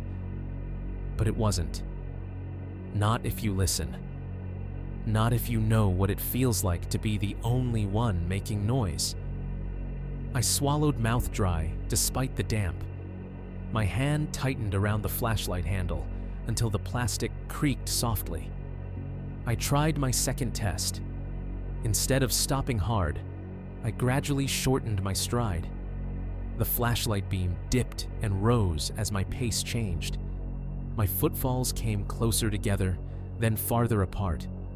I deliberately threw off my rhythm. The other sound adjusted. When I slowed, the phantom crunches came closer together, still lagging behind by that same half-beat. When I sped up, getting almost to a jog for a few steps, there was a flurry of little delayed crunches behind me, scrambling to reconnect. My scalp prickled under my hood. The back of my neck felt exposed, like someone was looking right at it. Maybe it's an animal, I told myself. You startled something. It's keeping its distance moving when you move. It's scared of you. Deer do that sometimes. So do dogs. They shadow you at the edge of their courage. But animals also make other sounds. Breath, snorts, branches rattling, brush shaking. There was none of that. Just the measured, weighty sound of something or someone stepping where I had just stepped. Careful, deliberate, always just far enough back that if I spun around, I'd miss it. The road curved slightly. My flashlight washed around the bend a few seconds before my body got there, revealing more of the same. Trees, gravel, dark. I fought the urge to turn and walk backward. It's a stupid instinct, but you get it. When you feel watched, you want your face toward the thing, not your spine. But walking backward on wet gravel in the dark, with only one light, seemed like an excellent way to fall and break something critical. So I kept moving forward, one boot in front of the other's shoulder blades, hot, trying not to flinch every time the delayed crunch came. Logically, echo was still on the table. Sound bounces in weird ways. A hit on the ground might roll around the trunks, find its way back a second later. Maybe the slight hollow on the left side of the road, where the land dipped away, was catching the noise and serving it back up. My gut didn't buy it. It kept replaying the image of the man behind the tree at the cabin, the way he'd leaned just far enough into the light to let me know he was there. Then retreated, the way the text had come right after. Do you see it yet? Now I couldn't stop thinking that maybe this was what I was supposed to see, or rather, feel. The knowledge of not being alone, just out of reach, walking exactly the same road. I was choosing to stay just beyond the beam of my light. Someone pacing me, not close enough to grab me, not far enough to ignore, close enough to hear what my footsteps sounded like, and decide to answer them. Somewhere between counting my own steps and counting the delayed ones behind me, a faint glow started bleeding through the trees ahead. At first, I thought it was my brain inventing comfort, one of those phantom lights you see when you've been in the dark too long. But the longer I walked, the more it resolved into something real. Not a steady glow, not like a house light or a floodlight. It came in pulses. A brief wash of pale brightness between the trunks. Then nothing. Then another wash from a slightly different angle. Headlights. The main road. Every time a car passed out, there its beams reached through the gaps in the trees and smeared ghost light across the wet bark. The flashes weren't bright enough to make out details, just a suggestion of space beyond the woods, a different world where people were driving home from work, arguing about dinner, singing with the radio, completely unaware of the man and the idiot with a flashlight walking down a gravel road deeper in. Almost there, I told myself. My voice sounded rough in my own ears. You just gotta hit the pavement. Then it's normal again. The idea of the sheriff's substation I'd seen earlier became a kind of mental lighthouse. Fluorescent lights, tiled floor, a bored deputy, a phone that worked. I could see it in my head the way it had looked from the truck's squat cinderblock edges, softened by drizzle. The footsteps behind me hadn't stopped. If anything, they'd gotten more confident, less hesitant. They were still keeping that maddening half-beat delay on mine, but there was less skittering now. When I changed pace, less scrambling to catch up. Whoever was back there had settled into the game. I don't know what made me do it. Maybe it was anger bubbling up under the fear, this sense that I was being played with. Maybe it was a kind of desperate curiosity, the same instinct that makes people replay scary videos, frame by frame, trying to catch a second angle. Maybe I just wanted proof that my ears weren't broken. Whatever it was, the thought came on so suddenly that I knew if I didn't act on it right that second, I'd never do it. I turned the flashlight off. One thumb press. That's all. The world disappeared. The darkness I'd been walking through was nothing like this. Before, there had always been that artificial cone in front of me, that little temporary tunnel of visibility. Without it, the road, the trees, my own hands, all of it dissolved into a uniform, suffocating black. My brain tried to keep my last visual frame alive for a second. The pale ribbon of gravel, the tree trunks crowding in, but it faded almost instantly, leaving nothing but afterimages that meant nothing. Everything collapsed to sound. My breathing slammed to the front of my awareness, a harsh, uneven rush in and out of my mouth. The rain, which had been background static, suddenly seemed enormous, 1,000 tiny impacts on leaves and ground and fabric. I could hear drops hitting my jacket, my hat, my shoulders, and behind me, with no beam to hide under the footsteps, showed me what they really were. No more half-echo, no more ambiguity. They were louder now, clearer. Whoever was back there was closer than I'd let myself imagine, close enough that I could hear the subtle difference between their weight and mine. Their steps hit the gravel with a deeper, heavier pressure. Where my boots crunched and slid a bit, theirs landed with more decision. Crunch, crunch, crunch. The rhythm tightened. They weren't bothering with the half-beat delay anymore. They were closing the gap. I stood there in the dark, not moving, not breathing for a second, and those steps came on for 2, 3 more beats before they slowed. Then one last soft grind of gravel as whoever it was stopped too. Right behind me. Not right at my back, not close enough to feel breath on my neck, but close. 20, maybe 25 feet. It's hard to put a number on a sound like that. All I know is that the air between my spine and whatever was out there felt very, very thin. My fingers fumbled on the flashlight, suddenly stupid. The switch was under my thumb. I knew that I'd used it 1,000 times, but in that moment, it might as well have been hidden behind glass. My hand shook just enough that I slid past the button twice before finding it. The light snapped back on with a harsh white burst. I spun arm coming up the beam, cutting a wild arc over the trees before I wrestled it down to the road. He was standing there. No leaning this time. No half-body peeking around a trunk, teasing the edge of the light.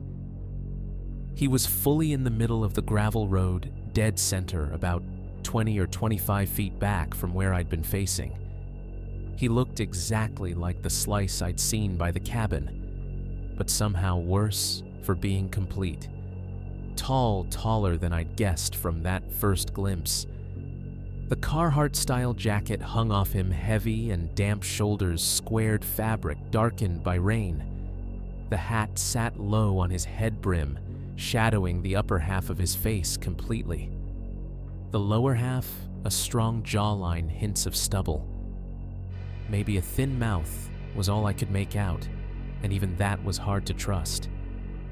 My light hit him at mid-chest level, so his face was in the no man's land, between the bright circle and the darkness above. If he was wearing glasses, they were either too wet or too dull to shine back at me. His eyes might as well have been holes punched into the night. His hands hung at his sides, empty as far as I could see. No weapon, no flashlight, nothing. That should have been comforting. It wasn't. Something about the way his arms dangled relaxed made my stomach drop. There was no defensive posture, no raised hands to say, "Hey, it's okay." He just stood there, like he'd been waiting for the light. We didn't move. The beam of the flashlight trembled slightly in my hand, jittering its circle up and down his torso.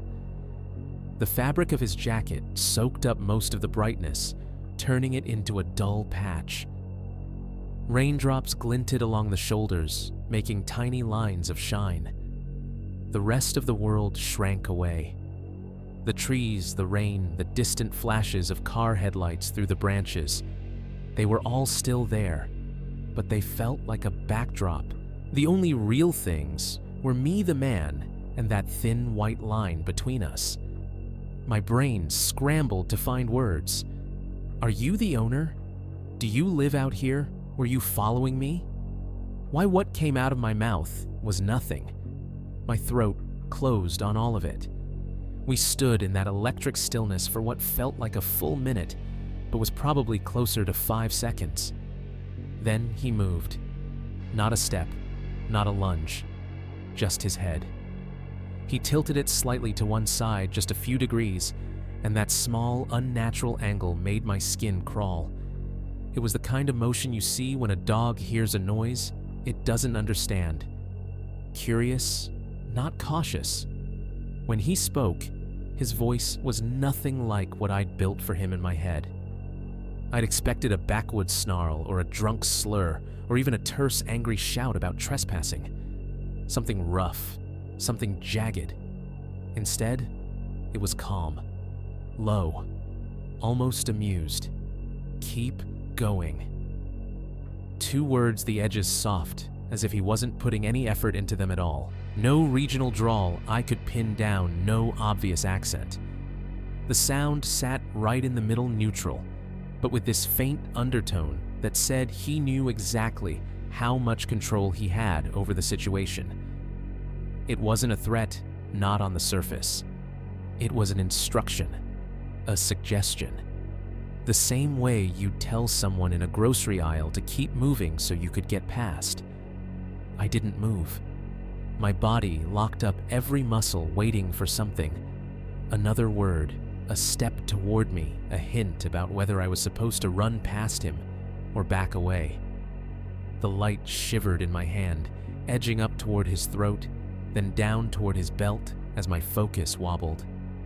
We stared at each other, or I stared at where I thought his eyes were. "Keep going." He said it again this time, breaking the syllables a fraction louder. Not yelling, not even firm, just more pointed. Like a teacher repeating instructions to a student who hadn't quite gotten it the first time. The second time, something in me obeyed before I could argue. My survival instincts did a quick, ugly calculus. If I tried to push past him, run forward, shoulder down, he'd have less distance to cover to grab me.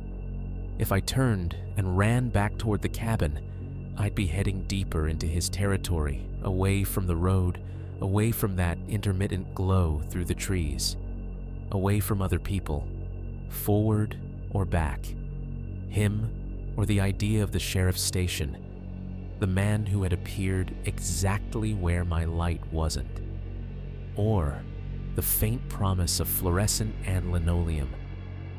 My hands started shaking so badly, the flashlight beam jittered off his chest for a moment. It slid up to his throat, catching a glimpse of his jaw tightening, then dipped again.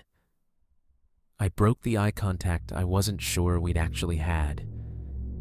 Turned my head away from him, the movement feeling slow and unreal.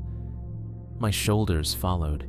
My feet, finally, after a protest from every nerve in them, turned back toward the weak promise of the main road. I started walking. Not fast. Not yet. Too fast. Felt like it might trigger a chase. I took measured steps, forcing myself not to break into a run, the flashlight beam shaking on the gravel in front of me. Behind me, after a heartbeat's pause, I heard him move. His footsteps slipped into my rhythm, like they'd been waiting for the cue. Not on top of mine this time, not half a beat behind. Somewhere in between, just enough that I couldn't pretend they were anything but separate. The spacing suggested he was closer now, maybe 15 feet instead of 20, maybe less. He didn't say anything else. He didn't whistle. He didn't laugh. He just walked. An escort. That's what it felt like. Not predator and prey sprinting through the woods, no branches snapping, no shouted threats. Just two people walking the same narrow road, one in front, one behind at a comfortable distance. Every time I thought about speeding up his "keep going," replayed in my head exactly as he'd said it. Calm, certain, like the outcome of this little experiment had already been decided, and he was just curious to see how closely I'd follow the expected path. The glow ahead through the trees brightened, then dimmed, then brightened again as more cars passed on the main road. The sound of tires on wet asphalt started to bleed in under the hiss of the rain, a low, steady roar that grew with each step. The crunch of gravel under my boots changed quality as the road started to flatten and widen. I recognized the subtle shift before I saw the actual opening. My heart sped up this time with something like hope twisted into the fear. And then, suddenly, I was there. The trees on either side fell away, and the gravel road spat me out onto the shoulder of County Road 218. The blacktop gleamed under passing headlights' water, standing in shallow ripples near the edge. A car went by as I reached it, spraying a fine mist into the air that caught in my lungs, smelled like exhaust and wet tar. I stepped onto the asphalt, out of the tunnel of trees, into the wider wash of the real world. Behind me, the gravel road yawned back into darkness. The footsteps stopped. No gradual fading, no slowing, just stopped. One last crunch at the transition from gravel to whatever lay just inside the tree line, and then nothing. I turned, swinging the flashlight around, aiming it back down the road I'd just walked. The beam hit the first few feet of gravel, then the trunks on either side, then nothing. The tunnel of trees swallowed the light the same way it had swallowed the cabin's glow earlier. No tall figure in a jacket, no hat, no hint of motion. Just the mouth of the road. Open. Empty. That was all I had time to process before my body jerked on its own. A horn blared shockingly close, and twin beams of white slammed into my peripheral vision. I flinched hard, throwing an arm up to shield my eyes, as a pickup truck barreled toward me and then braked tires, hissing on the wet asphalt. The truck came to a stop a few yards away. The engine idled, heavy, a comforting diesel growl. I lowered my arms slowly, squinting into the glare. After a moment, the headlights dipped as the driver threw it into park and reached to flip the high beams off. The driver's side window rolled down with an electric whine. A man in his 50s baseball cap and flannel, leaned-out eyes narrowed. "You all right, man?" he called over the sound of the engine. "You about walked right out in front of me." "Yeah," I managed my voice thin. "Yeah, I'm sorry." My truck died back at a cabin. Hickory Rise. I was just walking out. He glanced past me toward the mouth of the gravel road. The flashlight beam still pointed weakly that way, trembling a little in my hand. The driver's gaze tracked it, lingered on the dark opening between the trees for a second, then came back to me. "You out there by yourself?" he asked. I hesitated, looked back one more time into the empty tunnel of trees, listening for any sound besides the rain and the truck's idle. "Yeah," I said. "Just me." He nodded slowly, like that was the only answer he'd expected. "Hop in. he said, jerking his chin toward the passenger side. "Ain't safe walking those roads at night." I did not disagree. Later, when I asked him, trying to be casual, trying not to sound insane, if he'd seen anyone else on that gravel road as he came around the bend, anyone tall in a work jacket, maybe walking behind me, he frowned and shook his head without hesitation. "Didn't see a soul out there," he said. "Just you." The moment I climbed into the passenger seat of that pickup, it felt like I'd stepped back into a world that made sense. Heat hit me first. The blower was going full blast, hot air pouring from the vents with a dry, dusty smell. Under it, I caught layers old cigarette smoke soaked into the upholstery, cheap pine scent air freshener from a plastic tree swinging on the rear view, a faint hint of gasoline clinging to the driver's clothes. The dash glowed in that particular way. Older trucks do soft amber gauges, a faintly flickering radio display tuned low to a country station. Someone was singing about losing a house and a dog in the same week. The driver's wipers squeaked now and then as they cleared the drizzle from the windshield. He put the truck into gear and eased us back onto County Road 218. For a few seconds, neither of us said anything. My hands were still shaking, so I folded them together in my lap to keep from noticing. I could feel the grit of dried rain on my jeans, the weight of my flashlight in one pocket. The words, "keep going," were still echoing somewhere between my ears. "You said your rig died," the driver asked, eyes on the road. His voice had that relaxed local East Tennessee tone, worn smooth from years of small talk in gas stations and hardware stores. "Yeah," I said, grateful my voice didn't crack. "Truck wouldn't start up at the cabin. Think it's the battery." He nodded, as if that explanation fit neatly into a slot he'd already prepared. "Yeah, that cold'll kill one if it's already halfway gone." "Y'all out there staying or just work?" I cut in a bit too fast. "I'm a photographer. They had me shooting the place." Hickory Rise. He frowned slightly, thinking, "That the one off 218 up past the substation? With the dumb little handmade sign, that's the one." He snorted. "Thought they'd never finish that place. Been seeing trucks go in and out of there for years." "You from around here, Knoxville?" I said. "West Side. I do cabins like that on the side." He nodded again. Wipers squeaked.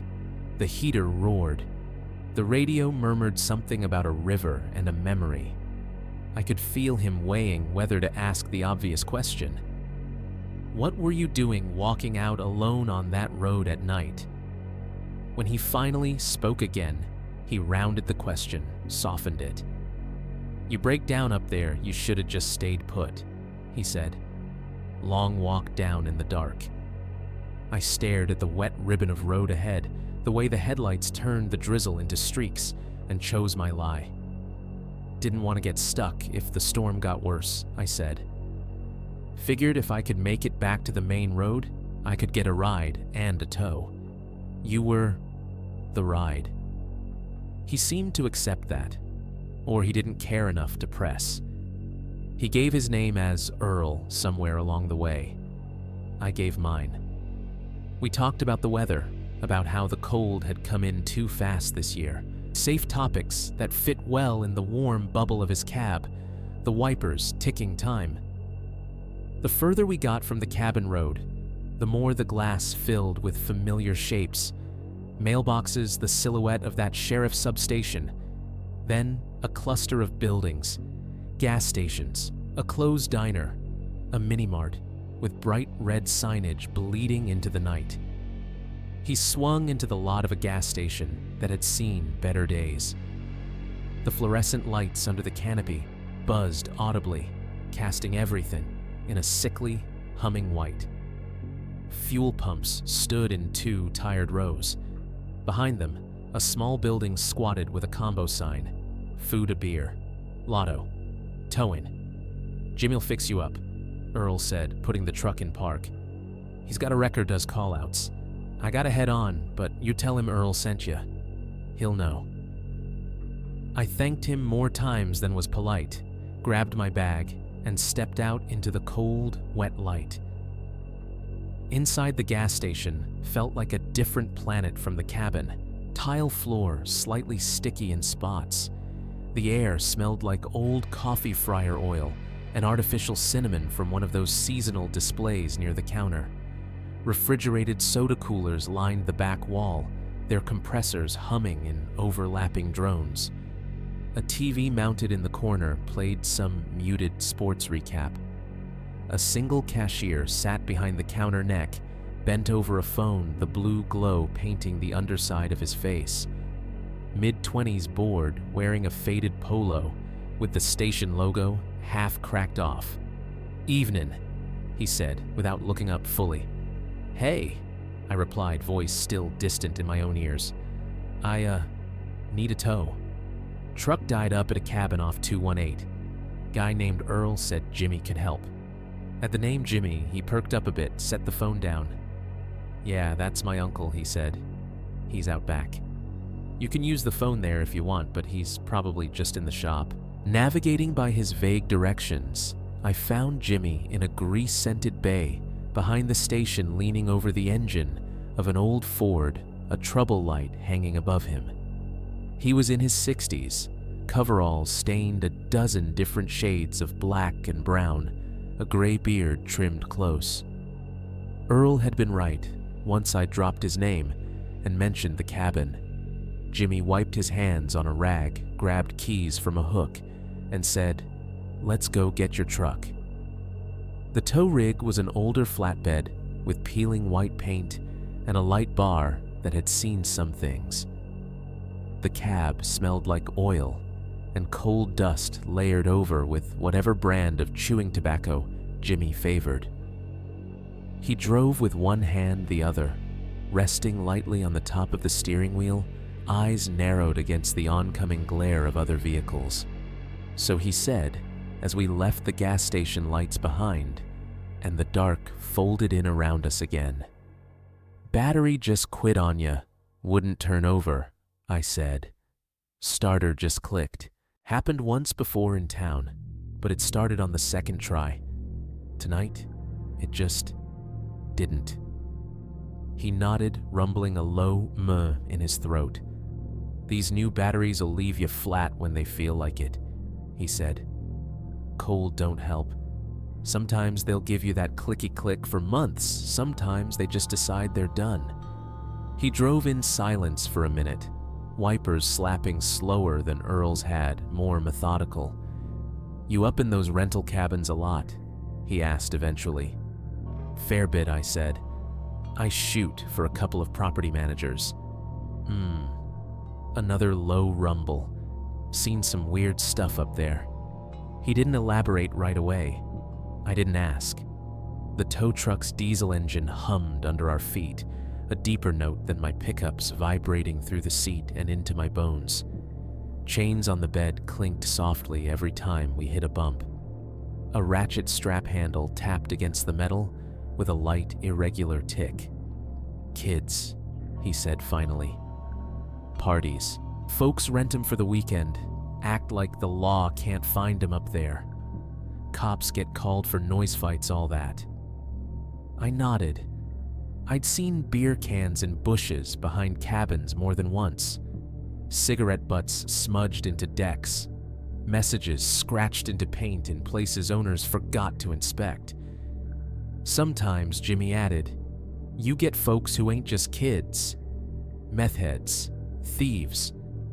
They'll watch these places figure out when they're empty.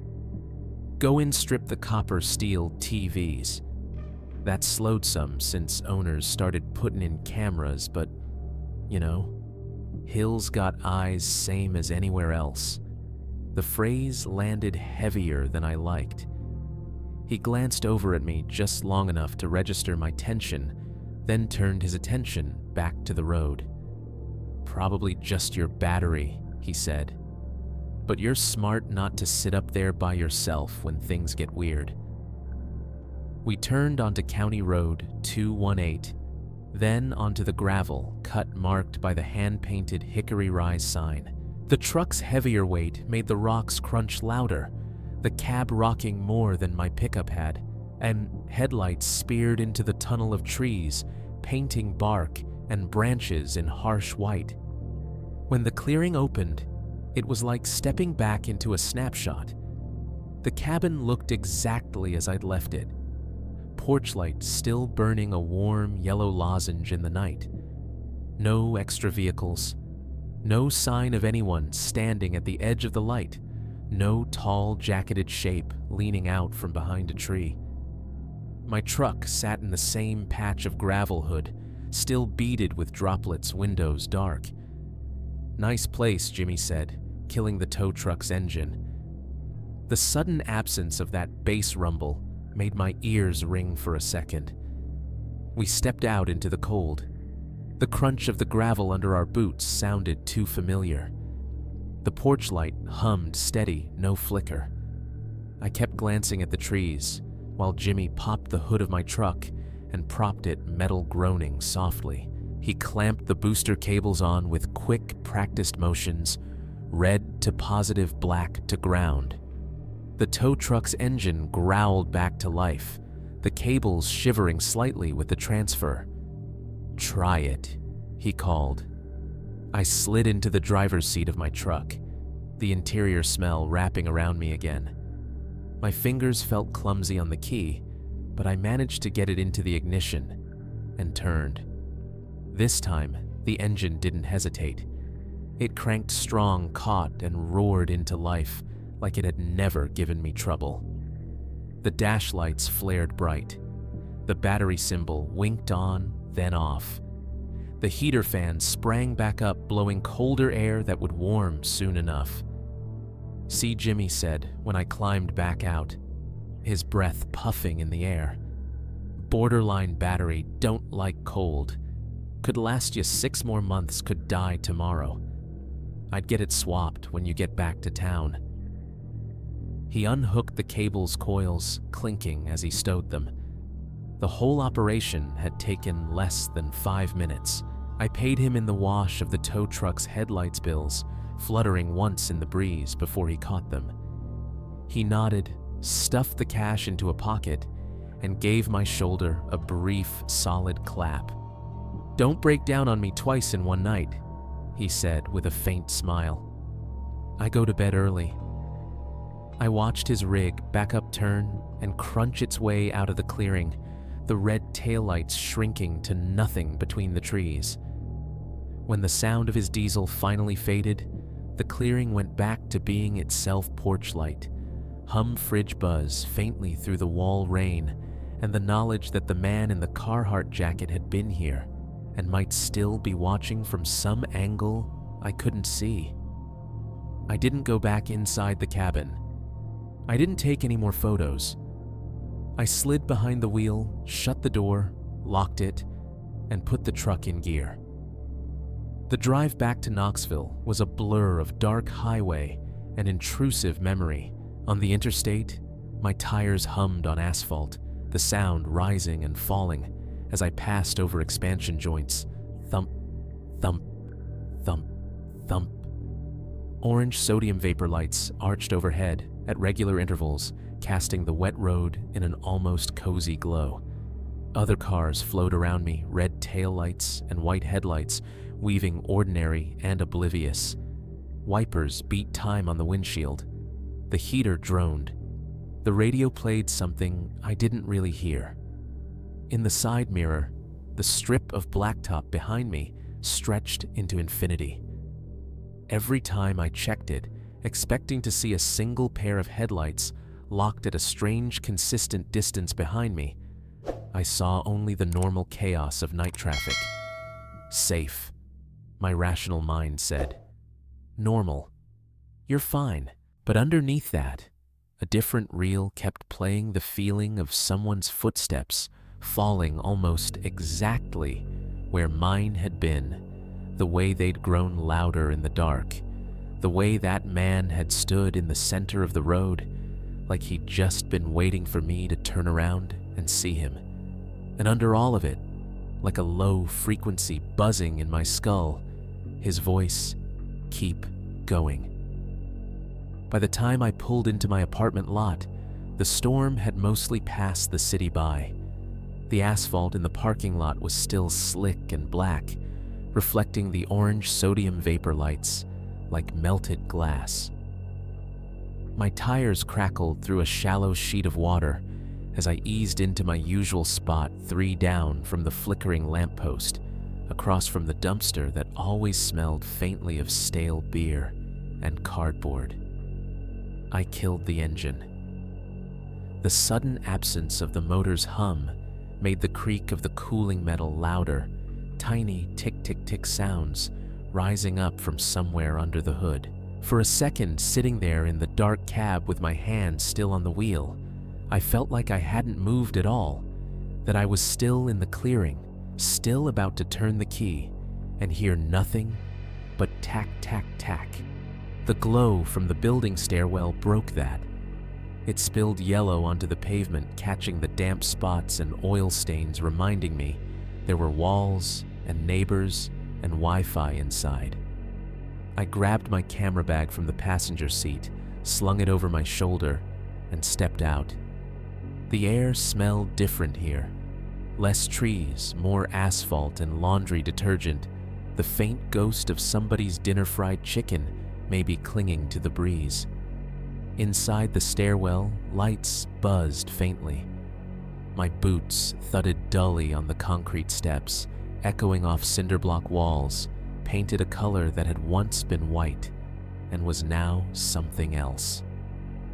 On the second-floor landing, I heard a door shut somewhere above me, a muffled whoomp, and a deadbolt sliding home. The hallway outside my door smelled like it always did, a mix of fabric softener from someone's dryer, faint mildew from old carpet, and tonight, a thread of cigarette smoke curling under the door at the far end. A TV murmured through the wall to my right, some reality show, judging by the spikes of canned audience noise. My own door was an ordinary slab of fake wood, scuffed near the bottom, where I'd kicked it more than once, juggling groceries. The lock turned easily. When I stepped inside, the familiar smell of my place wrapped around me, coffee grounds in the trash can, lemon cleaner from the last half-hearted wipe down of the counters, the faint, dusty synthetic smell of the couch. The fridge hummed from the kitchen, steady and low. Somewhere in the building, a neighbor coughed deep and chesty, the same guy who chain-smoked on the balcony when it wasn't raining. Beyond the walls, the distant rush of the highway was a constant soft roar, cars flowing past in a river of sound. Home. I towed my boots off by the door, leaving them in their usual collapsed heap. My socks stuck briefly to the entryway tile, where I'd stepped in a tiny puddle. The couch sagged with a little sigh when I dropped my jacket on the back of it, dark fabric landing on dark fabric. An old lint roller sat on the coffee table, its sheets pocked with gray and white hairs from a cat I didn't have anymore. I picked it up without thinking, spun the roll once, then set it back down. The apartment felt both too empty and exactly the same. The laptop waited on the small dining table by the kitchen, its charger snaking down to a wall outlet LED dot glowing orange. I dropped the camera bag into the empty chair, the weight making the wooden legs scrape softly on the laminate. The rituals after a shoot are always the same. They're the part I rely on the most when the day has been weird, something familiar to grab onto. I flipped the laptop open. The hinge creaked softly. The screen woke up in a dim wash of blue, asking for a password. The keys clacked quietly under my fingers as I typed soft, plasticky sounds that felt almost polite in the late-night quiet. The desktop came up with a small chime. The external card reader sat in the middle of the table, a little rectangular parasite, waiting for a host. I flipped open the camera bag, unzipped the padded compartment, and pulled the camera out. The body was still cool to the touch. From the drive home, a little damp around the rubber grip where my hands had sweated. I popped the SD card door open. With my thumb, felt it click and slid the card out. It was a tiny thing to have caused so much trouble in my head, a little sliver of plastic and metal, holding the whole evening in silent rows of data. The card slid into the reader with a faint, satisfying snick. A second later, the computer gave a soft system chime, recognizing new hardware. The fridge hummed behind me. The laptop's fan spooled up a gentle whir, rising in pitch as the system woke all the way. Somewhere above, pipes in the wall rattled as someone flushed. I opened my photo software. Little windows and panels appeared familiar layout slotting into place like pieces of a puzzle. I created a new folder, fingers tapping lightly on the keys as I named it out of habit, Hickory_Rise. There was something almost obscene about giving the place a neat all-caps label, like I was pinning an insect that had already stung me to a board and putting it in a drawer. The import dialogue showed the thumbnails in a long, scrollable strip. Tiny rectangles of light and dark, the living room, the kitchen, the bedrooms, the back windows, the deck. A few exterior shots. The images from earlier in the night, before the walk, before the man in the road. I hit import. The progress bar crawled from left to right, blue line eating gray. Each time a new batch of files finished, the thumbnails snapped into sharper focus. The card reader made a faint, repetitive ticking sound, with each access a tiny mechanical cricket buried in plastic. While it worked, I listened to the apartment. The fridge cycled off, leaving a brief void that my ears filled with other noises. The highway's low howl, the faint whir of the laptop fan, the occasional thump from above when someone crossed their living room. A car's tires hissed on wet pavement outside, then faded. For a second, it felt like any other night after a shoot. Just me, my machine, and the quiet little world of pixels. The bar finished. The software chimed softly. The Hickory_Rise folder sat there neat and ready. Okay, I said under my breath, more to anchor myself than anything. Let's see what we got. I clicked the first thumbnail. The living room filled the screen. Wide shot from the corner. I always pick gray sectional fake fireplace TV, dark and huge above it. Clock on the wall, a slice of the kitchen in the background. The exposure looked good. Histogram centered no blown highlights from the porch light shadows, deep but not crushed. The wood floor reflected a dull glaze of light. At the bottom edge of the TV, faint and warbled by the curvature of the glass, was my silhouette. Tiny black arms bent in front of me where I held the camera. If I hadn't known to look for myself, I might have missed it. As it was, my brain flinched for a second before recognizing the shape. Fine, I muttered. Ghost number 1. I tabbed to the next shot, closer on the couch. Pillows fluffed the same way I'd left them. The throw blanket's texture rendered in crisp detail.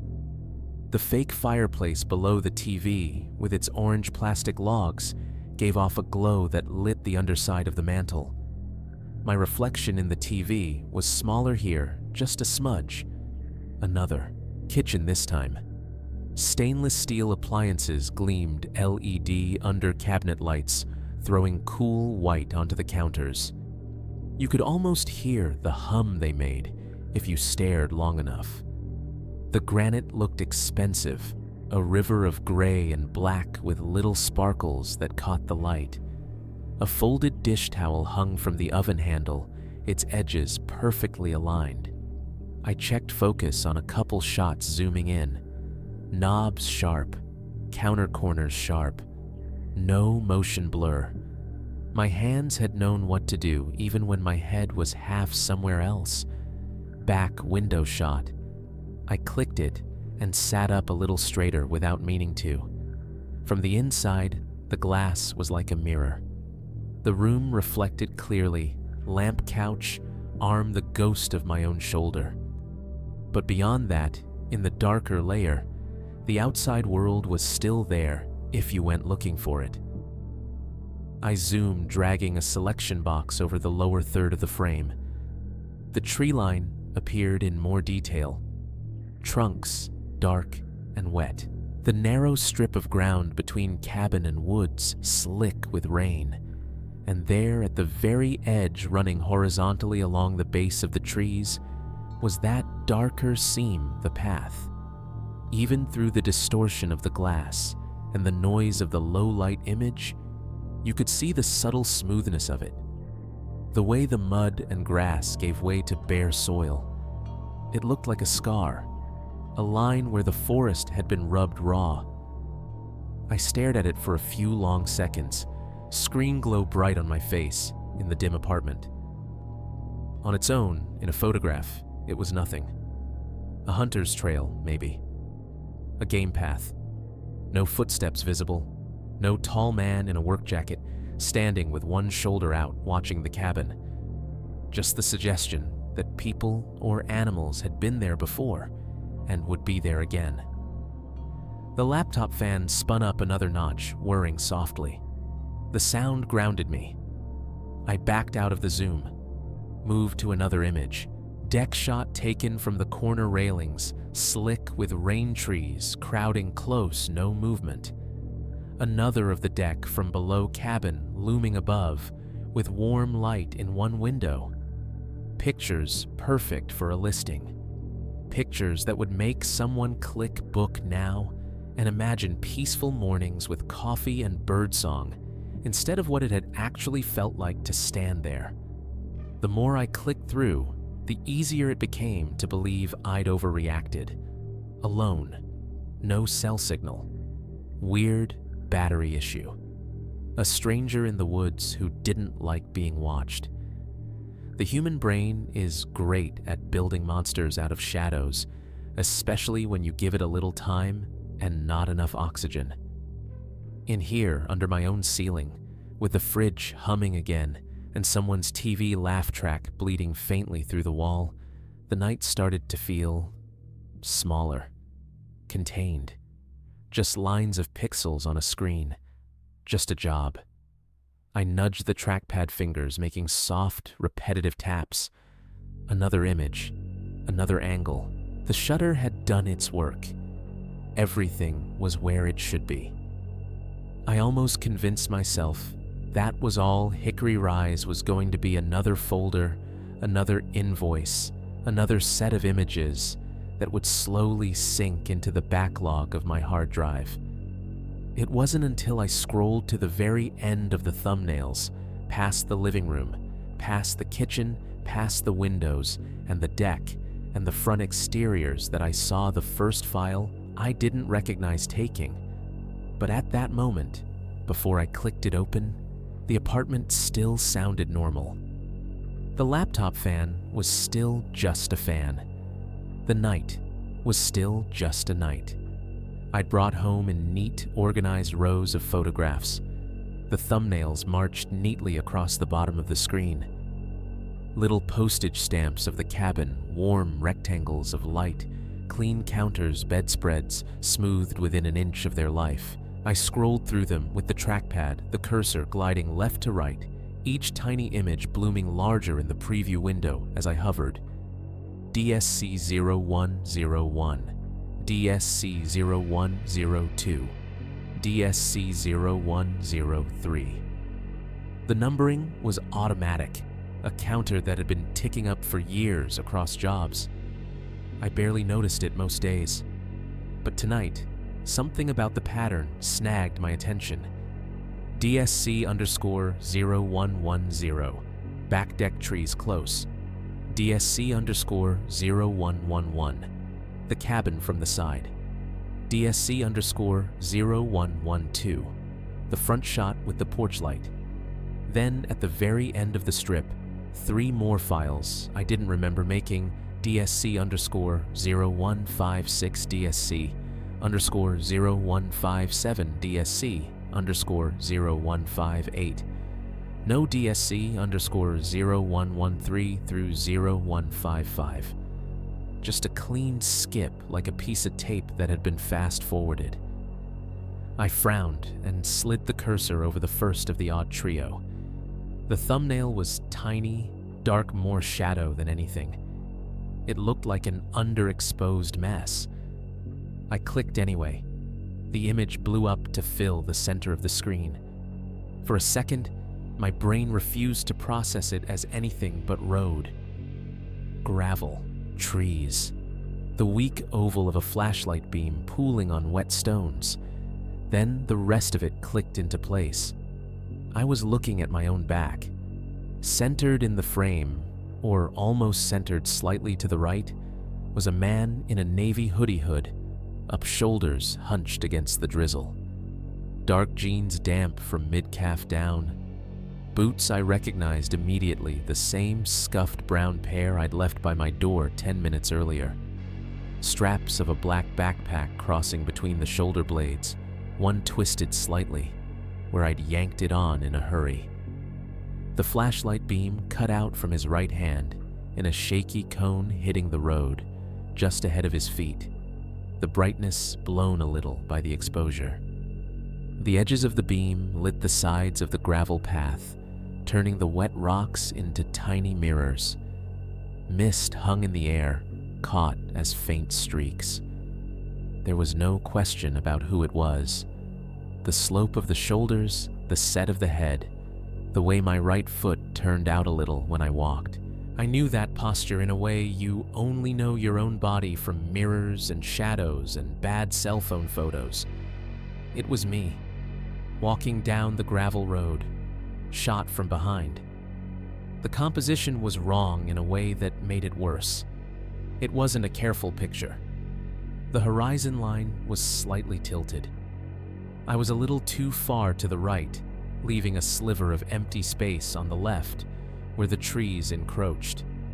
It had the feel of a quick snap camera, lifted shutter pressed once, no time taken to reframe. My hand tightened on the edge of the table. The laptop's plastic flexed almost imperceptibly under my fingers. I scrubbed in closer with the trackpad, zoomed until the pixels started to show at the edges. My hoodie's fabric texture emerged in more detail, tiny beads of water clinging to the shoulders. A faint smear on the back where I'd brushed against something in the cabin. The backpack straps were sharp, the weave of the nylon visible. The back of my jeans showed darker patches where the rain had soaked in. The flashlight beam blew out to a soft-edged white shape at the bottom of the frame. What I didn't see was any indication that I'd been aware of the camera. My head was straight, my shoulders were squared, no turn, no flinch. If I had taken this, it would have had to be from where exactly? Behind myself, hovering 10 feet back, 2 feet off the ground, I swallowed and clicked to the next image. DSC underscore 0157. Same road, same night, same drizzle. But I was farther away now, smaller in the frame. The flashlight beam was more of a smudge, its shape elongated by the angle. The road stretched ahead of me, disappearing into darkness. Trees crowded tighter on the sides, their trunks leaning in. The perspective had changed. In this shot, the viewpoint was slightly higher, and to the right, as if the person holding the camera had stepped off the center line of the road and was braced against something. The right side of the frame showed the vague silhouette of a tree trunk just out of focus, soft and dark. The main subject, me, was closer to the middle now, but lower in the image, like the shooter had tilted the camera down at the last second. It felt like being watched from cover. I zoomed again. My own figure pixelated slowly as the software dug deeper. The reflective strip on the back of my boot caught a tiny shard of light, a dull gleam. Raindrops in the air were frozen in mid-fall white pinpricks. Up close, the shot felt stalkerish in a way the first hadn't. The distance made me less a person and more a target, an object moving along a line framed and recorded from somewhere I couldn't see. The laptop fan was louder now, a constant whir under the fridge's deeper hum. My apartment had shrunk to the puddle of light over the table and the glow from the screen. Everything beyond that felt shadowed, less real. I clicked to the last image, DSC_0158. The frame opened and some part of my chest that had been holding air too long finally exhaled in something close to a gasp. This one was pulled back even farther. I was just a small dark shape now, maybe a quarter of the way from the bottom of the frame, walking toward a brighter patch of road. The flashlight beam was a vague smear ahead of my feet. Beyond me, at the top edge of the picture, the mouth of the gravel road opened onto a wider, smoother surface, the main county road. Headlights from some unseen car off to the side had painted a pale glow across the wet asphalt, just enough to give everything a faint halo. The angle was lower again, closer to eye level. The viewpoint was still from behind, still following me, but it had shifted one more step to the right, closer to the trees. In the immediate foreground on the left third of the frame, the edge of a tree trunk dominated dark and wet. And there, intruding into the bottom corner, was a slice of someone else, the cuff of a jacket sleeve canvas, dark with a line of stitching near the wrist. The fabric looked heavy, beaded with water. Above it, a hint of forearm. It was out of focus, closer to the camera than the rest, but the shape and color were unmistakable to me now. Carhartt brown. My stomach dropped through the floor. The person who took this had not just been behind me. They'd been close enough for part of themselves to accidentally drift into the frame. I zoomed in until the pixels bled together and the jacket became a field of muddy browns and blacks. There wasn't any more detail to pull out. No tattoo, no identifying mark, no reflection of a face in a buckle. Just that sleeve angled in a way that suggested someone leaning around a tree trunk camera pressed to their face, taking pictures of me. I clicked back and forth between the three images, my finger tremoring on the keys. From behind, closer, farther angle, shifting, me moving down a path I thought I was walking alone. Every instinct screamed that there should be some kind of digital fingerprint, some sign that these didn't belong, that the files had been tampered with, inserted something. But the software didn't care about my panic. It just saw images. I right-clicked on the first one, pulled up the EXIF data, model, my camera, lens, my lens, shutter speed, aperture, ISO, all in ranges I used all the time. Date tonight, timestamp 7:42 p.m. I pulled up the next one, 7:43 p.m., the last 7:44 p.m. I closed my eyes for a second, trying to map that onto the evening. I'd left the cabin around 7:20 maybe.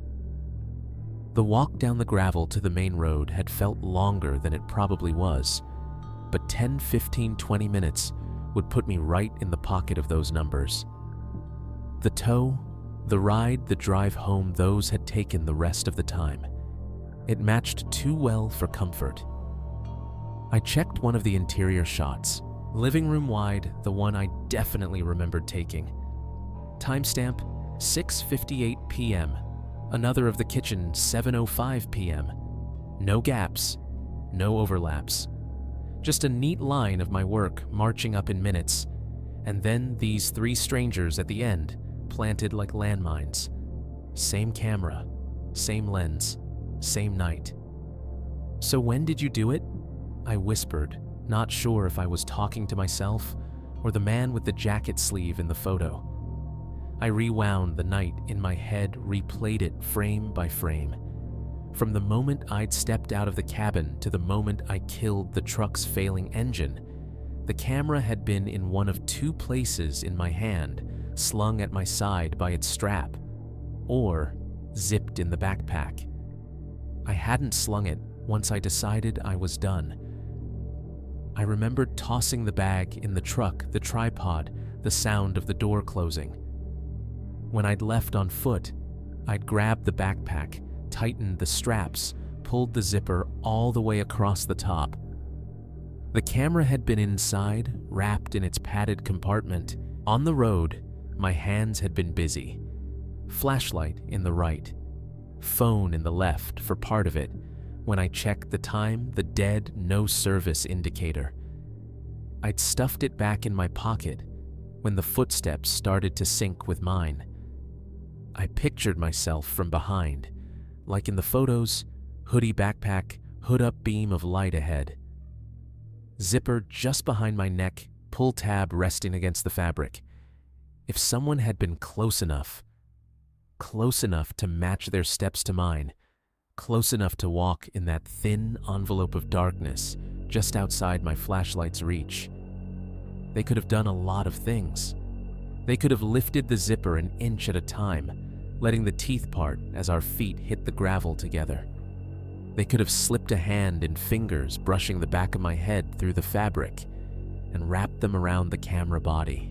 They could have drawn it out, lifted it, pressed the shutter 3 times as I walked, each click swallowed by the rain and my own crunching boots and the roar of blood in my ears. And then this part made me feel oddly sicker than the rest. They could have put it back. Carefully. Like a borrowed pen slid quietly into its cup. Zipper pulled closed. All while, I kept my eyes front, utterly convinced I was alone. My finger hovered over the trackpad for a long moment. Then I flicked back to the last of the 3 images and stared at that half-visible sleeve in the foreground. What nagged at me most wasn't just that he'd been there. It was that he'd bothered to document it, to arrange this little proof, this sequence of frames that could only have one conclusion. This wasn't a security camera catching something by accident. This was someone making art out of the fact that I didn't know they were there. I let the XCF window fall away. The image itself remained my tiny shape walking toward freedom, the tree trunk and the jacket sleeve framing me like I was part of some twisted landscape photo. I hit the laptop lid gently. The screen slid down the hinge, giving a soft squeak before the magnets caught. The room went darker immediately. The main light, now the faint glow from the stove clock and the green LED on the power strip. The fridge hummed behind me, the sound big in the quiet. I sat there at the table, hands flat eyes, adjusting to the dim, and listened to the apartment breathe. Neighbors shifted. A car passed on the highway. Somewhere above, a pipe pinged as hot water moved through it. In the dark, with the images still burned behind my eyelids, the words felt like someone else's voice when I finally said them out loud. He wanted me to see these. Morning made everything look stupid. Sunlight came through the blinds in pale stripes, cutting bright bars across the floor and the side of the couch. The city sounded like itself again, a delivery truck beeping faintly as it backed up somewhere down the block, a motorcycle revving too loud on the main road, birds arguing in the scraggly tree outside my window. The fridge hummed at a comfortable volume. The neighbor's TV was tuned to some morning show, cheery voices rising and falling just at the edge of intelligible. My coffee maker gurgled on the counter, steam fogging a little patch of cabinet door above it. It was so aggressively normal that for a few seconds, I let myself pretend the night before had been one long dream, a weird, rain-soaked anxiety episode that had bled into my sleep and evaporated with the dark. Then I looked at the laptop on the table. The lid was still closed, the charging cord a small umbilical running to the wall. The SD card reader sat beside it like a sleeping insect. My camera bag slumped in the chair, straps twisted, zipper tabs glinting in the morning light. I poured coffee into a chipped mug, the ceramic warm against my fingers, and walked over. Okay, I told myself. You're going to open it up, you're going to look at them, and they're going to be something else. Glitches, corrupted files, not what you think. The words sounded thin, even in my own head, but I clung to them anyway. The laptop lid opened with its usual soft resistance. The screen woke in a washed-out blue, then snapped into focus. The desktop, the icons, the open photo software right where I'd left it. Hickory_Rise folder selected. I clicked it. The grid of thumbnails appeared. Living room, kitchen deck trees. Scroll. At the far end, like 3 teeth out of line in an otherwise straight jaw, sat the last trio. DSC_0156. DSC_0157. DSC_0158. I could have left it at that. Just seeing the numbers should have been enough to answer the question. But I went ahead and clicked anyway, like pressing on a bruise to make sure it still hurt. There I was again from behind, walking down the gravel road. Navy hoodie, backpack strap twisted, flashlight beam at my feet, a shaky oval of light on wet rock, tilted horizon, trees crowding in. Next. Farther away, smaller, the perspective from the side from behind a trunk, the suggestion of a watcher. Next. The mouth of the road. My own figure tiny and dark, moving toward the faint glow of the main street. Foreground tree, jacket sleeve intruding. The coffee cooled in my hand as I stared. It tasted burnt when I finally remembered to drink it. So, not a dream. Not my imagination smearing other images together. Not some weird cached version of a YouTube video that had slipped into my folders.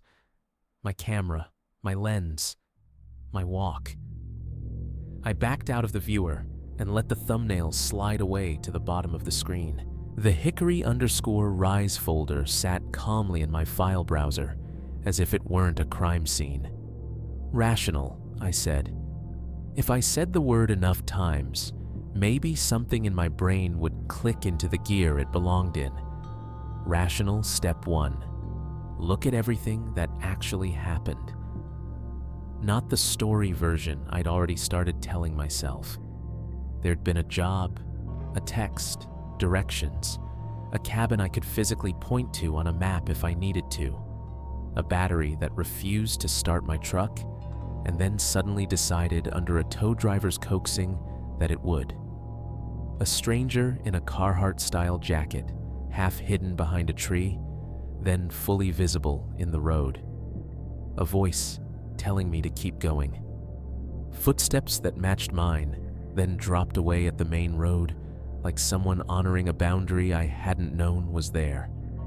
And 3 photos. Those I could actually interrogate. I set the coffee down on a coaster already ringed from mornings, just like this one, and minimized the photo app. If I went at this like a real problem, maybe it would shrink down into one. Phone first. I grabbed it from where it lay on the table, plugged in overnight. The lock screen showed the usual clutter notifications from apps, missed emails, the time. When I unlocked it and opened messages, the thread with the client was still right there near the top. Unknown number. No name, no profile picture. Just the gray and blue bubbles from the day before. Leaving soon, heading out now. ETA around 6. Okay. Door unlocked. Lights should be on. Turn left at County Road 218, then follow sign for Hickory Rise. Be sure to get good shots of the backside too, especially the tree line. My final got it sat there under theirs, bland and obedient. Seeing the conversation in the unforgiving light of morning made it look off. Not menacing, not obviously wrong, just clipped, transactional. No greeting, no thanks, no evidence that there was an actual person on the other end with preferences beyond that one request about the tree line. I hit the little info icon in the corner. The number was a plain string of digits, not saved under any name. No associated email, no extra notes. I tapped the call icon. It rang once, one lonely, half-hearted buzz in my ear, and then cut off. No voicemail greeting. No automated message saying the number was disconnected. Just a hard drop into silence. I pulled the phone away, glanced at the screen. The call log showed a call duration of 001. If I redialed, I suspected I'd get the same non-answer. Maybe they're in a dead zone, I muttered. Maybe they turned their phone off. It was possible. Not likely, but possible. I backed out and tried another angle. The original contact, the way the job had come in, had been an email. I remembered that part now, a late afternoon ping in my inbox at work. Rush job. Extra 100. Hickory Rise. That had been enough to get my attention. I'd replied from my workstation, typed out a quick confirmation between tickets. I should still have that message. I set the phone down, swung the laptop back to my email client, and hit the search bar. Hickory Rise. Enter. Results popped up instantly. One email thread. Subject line, cabin photos. Rush tonight. I opened it. The body was short. A sentence or two from the client. Heard you shoot cabins around Sevier County. Got a new build that needs photos ASAP. Can pay your normal rate plus $100 rush if you can do it tonight. Cabin is called Hickory Rise. Reply if interested, and I'll send directions. No signature, no business logo. Just the default sent from my iPhone underneath the generic stamp of half the world. My reply sat beneath it, bland and eager. I can make it out there this evening. Please send address and any shot list you need. My name. After that, nothing in the thread except the automated note that they'd switched to text for directions. No attached contract. No invoice sent yet. Just an informal handshake made of bits and faith. I clicked on the sender's email address at the top. It was a free account. Not Gmail, not Outlook. One of those older providers that never quite died. The username meant nothing to me, half a word, some numbers. No display name attached, no full name when I hovered over it. Just the address floating in space. I started composing a new message anyway. Subject line, Hickory Rise photos. Follow up. Body a polite note asking if they had any preferred edits, any additional shots they wanted when they planned to list. Halfway through, I realized I didn't actually want a reply. I sent it anyway. Hit send. Watched it leave my outbox. The microwave dinged from the kitchen. I'd forgotten I'd tossed in yesterday's leftover muffin to warm up. The cheerful little tone felt obscene. I ignored it. While I waited for a response that probably wasn't coming, I opened a browser tab. Airbnb first.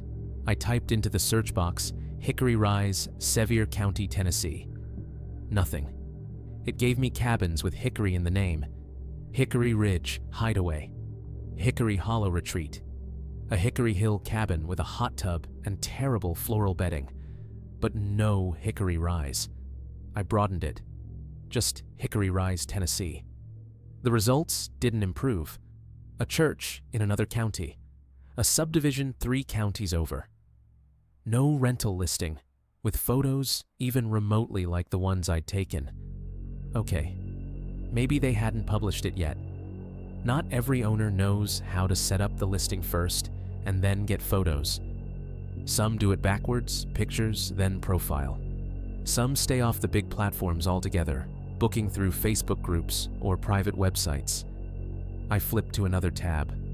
Typed the street info. I knew County Road 218 near a sheriff's substation off 40. I panned the map, squinting at the satellite view. The trees smoothed everything into green blurs. The little gravel cut that led to the cabin was invisible at this zoom. No pin, no label. Why would there be? Cabins don't show up on maps until someone pays to call them something. Still, a small, stubborn voice in my head whispered, "If it's Hickory Rise, why does nothing with that exact name exist where it's supposed to?" I opened another listing app, searched again. Adjusted filters widened. The radius dropped the name entirely and just looked for any cabin near where that sheriff substation should be. More generic rentals. Same types of photos I always shot. None of them mine. None of them with my particular way of framing a kitchen or a bed. None of them perched in quite the right shape of clearing. I let the browser sit there, a grid of smiling couples and sunlit decks staring back at me, and listened to my apartment. Keyboard keys clacked under my fingers when I moved again, the sound louder now that I was listening for it. Outside, a motorcycle revved too high, then dropped gears as it tore off down the street. The fridge clicked as the compressor shut off, leaving a brief vacuum of quiet in its wake. My email client chimed. Relief flared and died in the space of a heartbeat. It wasn't a reply. It was a bounce. Delivery status notification failure in bland black text. I clicked it open. The message was short and brutal. Your message to client email address could not be delivered. The address you sent to was not found or is unable to receive mail. I read it twice. The first time, all I saw were fragments not be delivered, not found. The second time, I noticed the small timestamp sent just now bounced just now. Yesterday, their address had worked. Today, it belonged to no one. People delete accounts, I told myself. People forget passwords. Providers go down. It happens. It happened. It didn't usually happen overnight in the exact window between when someone sent you to a cabin that didn't exist online and when you tried to ask them what the hell was going on. My phone buzzed on the table. I snatched it up, hope rising in my throat like nausea. Unknown number via text. Number spam, email, notification, no. It was nothing, just a calendar reminder I'd set weeks ago for a different job. I silenced it with more force than necessary.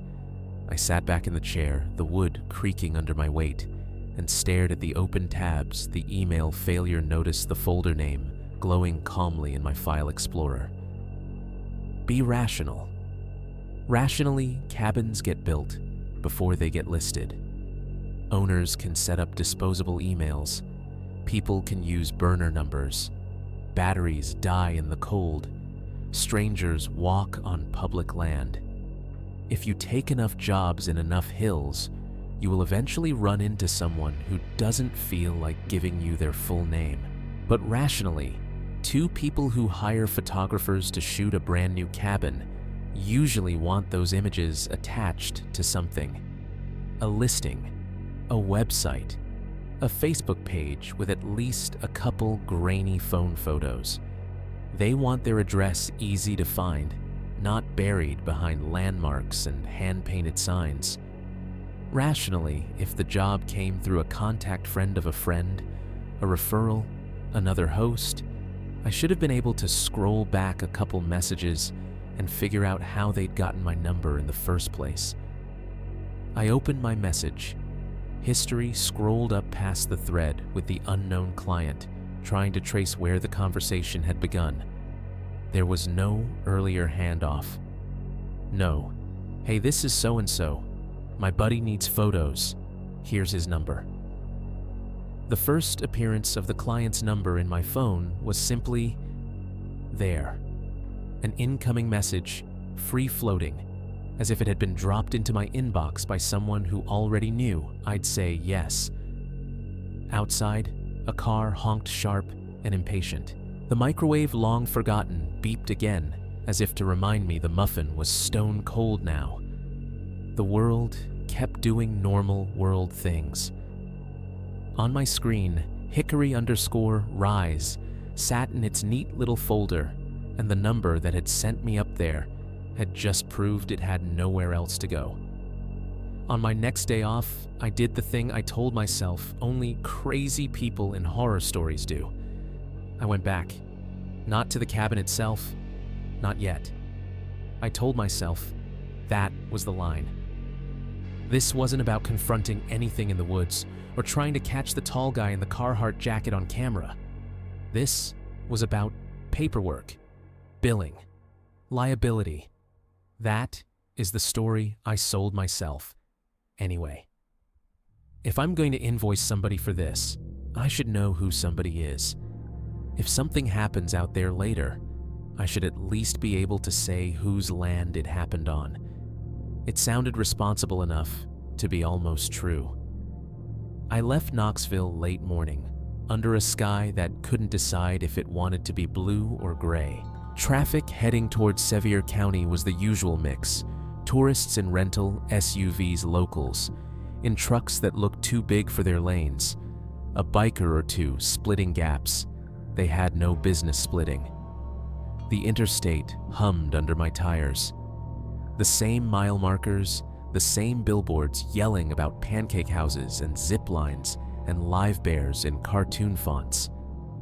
Sun glanced off chrome off the river, off the endless rows of parked cars in outlet mall lots. I tuned the radio to a country station for background noise. Somebody sang about heartbreak over a steel guitar. I didn't really hear the words. The Sevier County Courthouse complex wasn't exactly impressive. A cluster of low buildings with brick facades and too much concrete flanked by a parking lot that had been painted and repainted so many times, the white lines overlapped in ghosts. Inside the property office was a world of fluorescent lights and slow bureaucracy. The ceiling panels buzzed overhead, the sound meshing with the whir of printers and the occasional violent cough from an ancient copier in the corner. A row of beige metal filing cabinets hugged one wall. On the opposite side, laminated maps and color-coded plat diagrams were tacked up corners, curling. Behind the main counter, a couple of older women sat at desks piled with manila folders and sticky notes. One wore a cardigan that might have been fashionable 20 years ago. The other had glasses on a chain and a nameplate that read M. Foster. I waited while they finished a conversation about someone's grandson's ball game, then cleared my throat. "Can we help you, Honey the Cardigan?" one asked, swiveling her chair halfway toward me. "I hope so," I said, trying to keep my tone light. I do photography. Cabins. I shot a place out off County Road 218 the other night, and I'm trying to make sure I've got the owner's info correct for billing. They called it Hickory Rise. Ms. Foster adjusted her glasses and turned fully to her computer. "You know the physical address?" she asked. "That's the thing," I said. "I got directions, not a street address. Turn left at 218, past the substation. Then there's a gravel spur with a handmade sign for Hickory Rise. It's back in the woods, maybe a quarter mile in."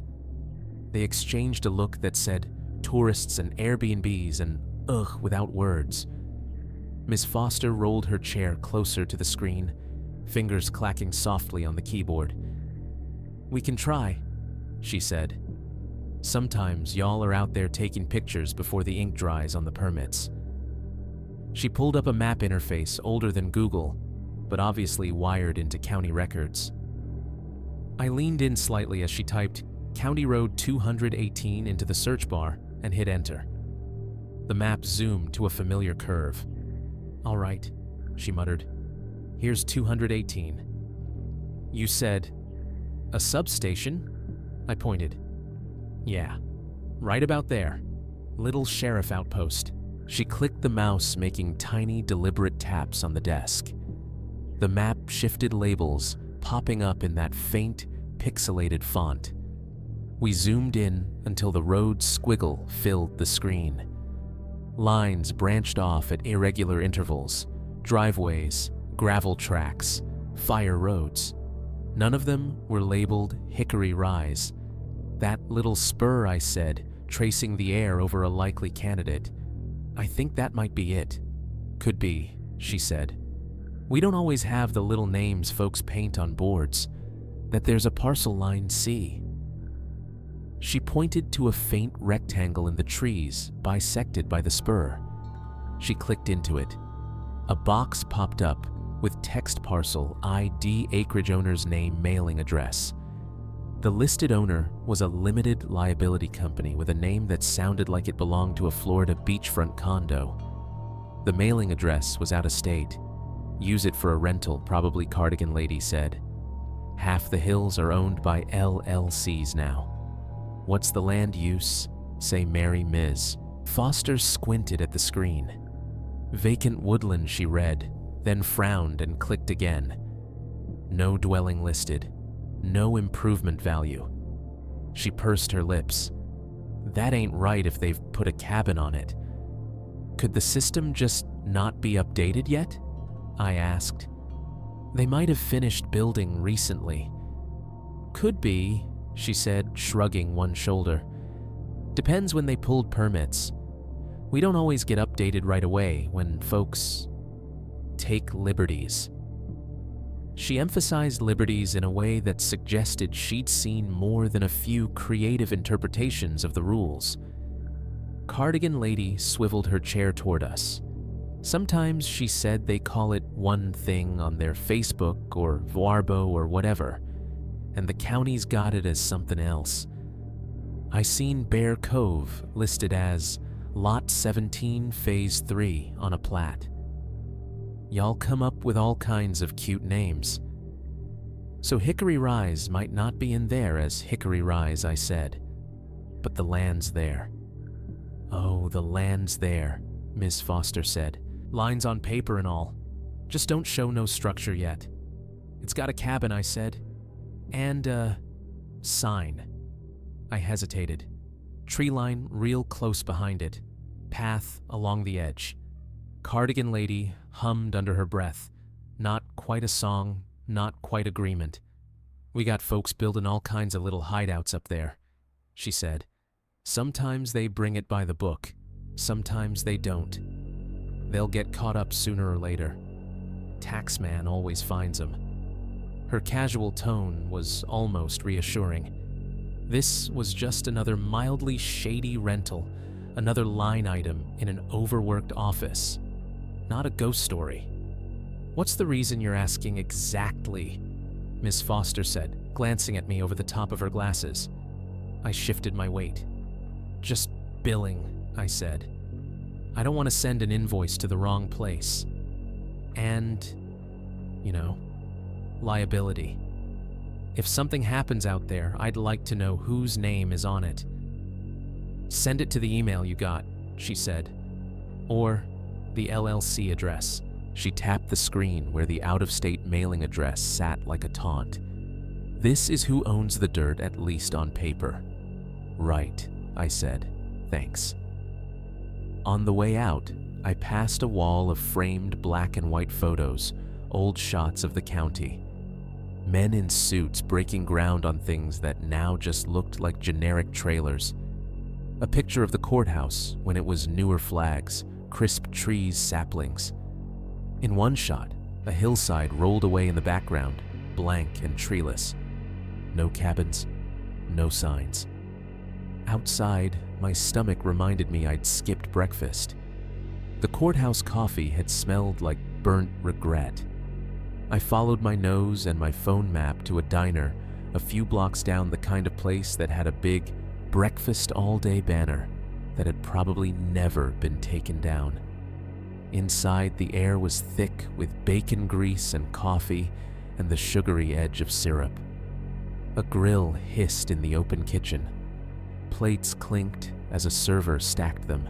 A TV mounted in the corner played local news, muted closed captions struggling to keep up.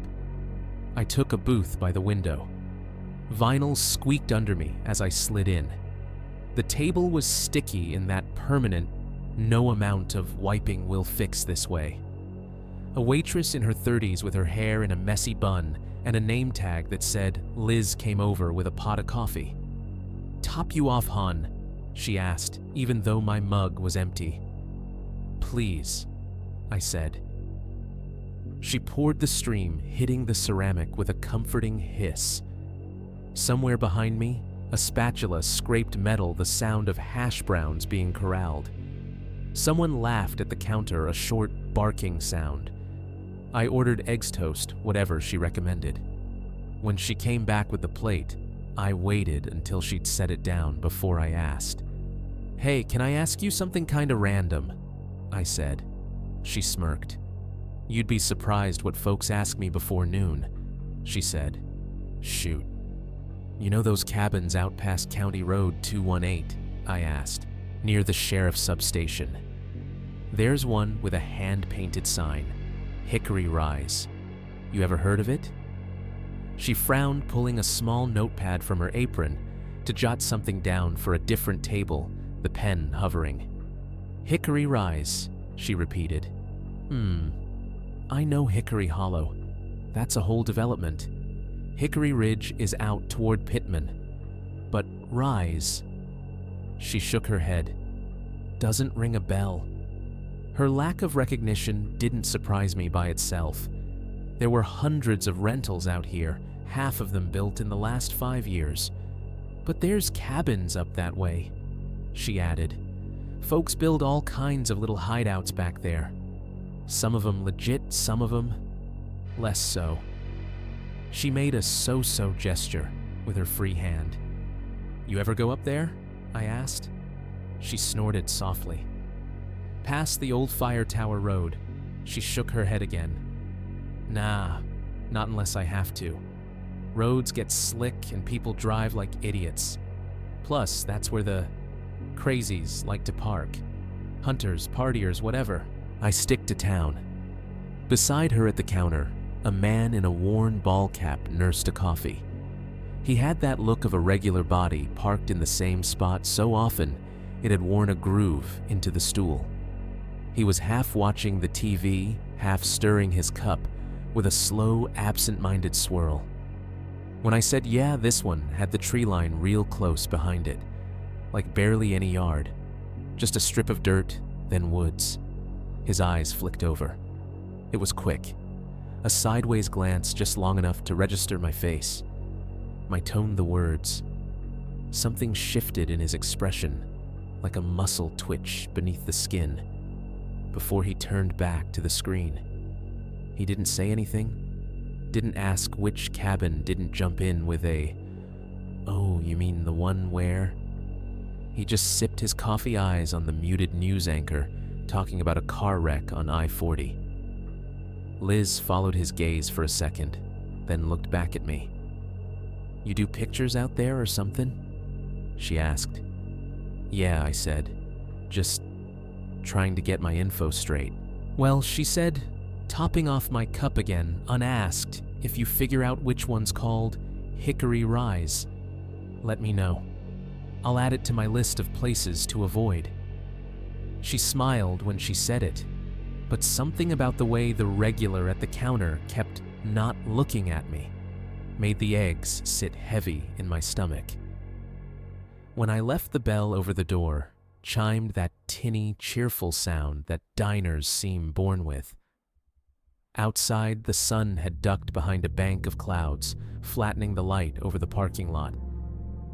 My reflection in the glass door looked washed out and thinner than I felt. Between the courthouse and the diner, I'd gotten exactly what a rational person should expect: partial information, outdated records, locals with half-heard stories, and places they preferred not to think about. Hickory Rise existed somewhere between those. Not on paper, not on apps, but in the woods behind a sign somebody painted on a parcel the county still thought was just trees. And in 3 photos someone had taken with my camera, walking just close enough behind me to make sure I'd eventually notice. The last place I stopped before leaving Sevier County that day was the one I'd been thinking about since the walk. The little sheriff's substation on County Road 218. I'd driven past it the night my truck dyed its dark front and parked SUV, a kind of comfort I didn't get close enough to touch. In daylight, it looked smaller than I remembered. The building sat back from the road on a square of gravel and patchy grass. Single-story cinder block, painted an uninspired tan that had already surrendered in spots to mildew and road dust. A metal flagpole out front held up a sun-faded American flag that snapped weakly in the mild breeze, the halyard rope slapping every so often against the pole with a hollow clack. One sheriff's SUV was parked crooked under the lone security light, ghosted with a thin film of dirt and road salt. The door logo showed signs of being replaced more than once, outlines of old decals faintly visible beneath the current one. I pulled in beside it, killed my engine, and sat for a second longer than I needed to. The substation window held a reflection of my truck, my face the road behind. For a moment, I half expected to see someone standing behind me, in that glass, tall, brown jacket hat brim low. There was no one. Inside, the air smelled like old coffee copier toner and the faint tang of industrial cleaner. The lobby was just a square room with beige tile, 2 rows of cheap blue plastic chairs bolted together, and a scuffed counter with a glass partition. A buzzing vending machine hummed in the corner, full of dusty chips and sodas whose labels had faded. A bulletin board on one wall held the usual wanted posters, lost dog flyers, a faded neighborhood watch pamphlet. Somewhere deeper in the building, a radio crackled quietly, dispatch chatter too muffled to make out. A phone rang, once then stopped. The fluorescent lights overhead buzzed in that way that makes your teeth hurt if you listen too long. A tired-looking deputy sat behind the glass at the counter, typing slowly at a computer. Mid-40s maybe, with thinning hair and a mustache that looked like it had given up decades ago. His pale green uniform shirt was creased at the elbows. He glanced up when the door chimed, then went back to his screen for a second, finishing whatever he was in the middle of. When he finally swiveled his chair fully toward me, the motion was unhurried. "Can I help you?"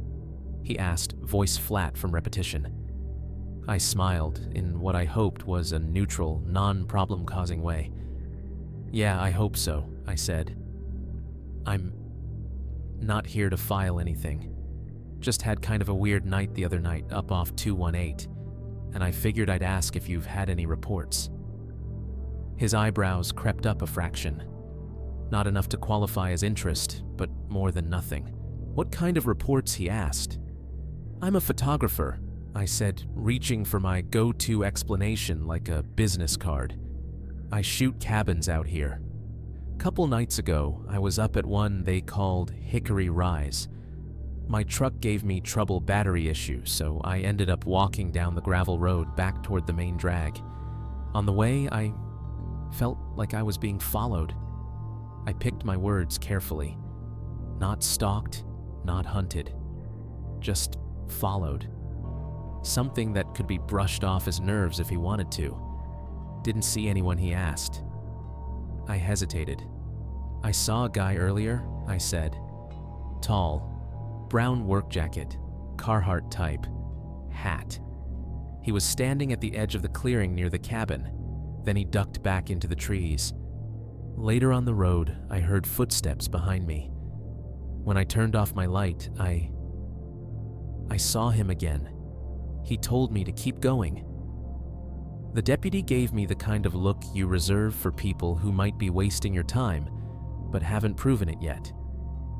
You call us that night? He asked. No, I said. My phone was dead for service, and by the time I hit the main road, a guy in a pickup picked me up and took me to a station. Then a tow. I don't know. It felt stupid to say I heard footsteps when I was already back in my truck. But now that I'm thinking about it, I figured if there's someone out there messing with people.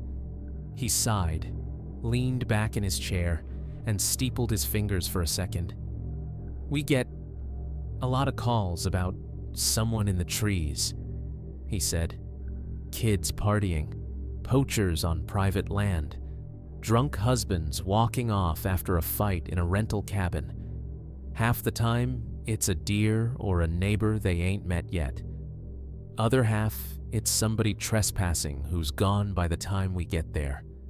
The vending machine compressor kicked louder for a moment, then settled back to its regular hum. Any reports of a guy like that, I pressed out around 218 following people, brown jacket hat. He shook his head slowly. Not that fits that description, no, he said. We had some break-ins near Pittman a while back. Different side of the county. Some kids slashing tires at a trailhead. But no Carhartt guy following folks on foot calls, if that's what you're asking. It was exactly. I glanced at the bulletin board at the generic crime prevention posters and felt stupid. This wasn't a police story. It was a my nerves got fried by a bad night in the woods story. What's the name of that cabin again? He asked. Hickory Rise, I said. Hand-painted sign on a post at the gravel turnoff. That got more of a reaction. His eyebrows went up a little higher this time. He turned back to his computer fingers, tapping unhurriedly at the keyboard. The radio crackled again in the background, a burst of code numbers and road names. After a moment, he said carefully, "We don't have a registered short-term rental with that name out there." He clicked a few more times. The screen's glow reflected off his glasses. "Not that I've seen anyway," he added. "Nothing in our system labeled Hickory Rise. We get lists from the county now and then. Helps when we're responding to calls. Names, addresses. Helps the new guys not get lost." "It's there," I said a little sharper than I meant to. "There's a cabin. Sign says Hickory Rise. Someone hired me to take pictures of it." He looked at me for a long moment, then shrugged one shoulder. "Could be they're advertising it under a different name online," he said.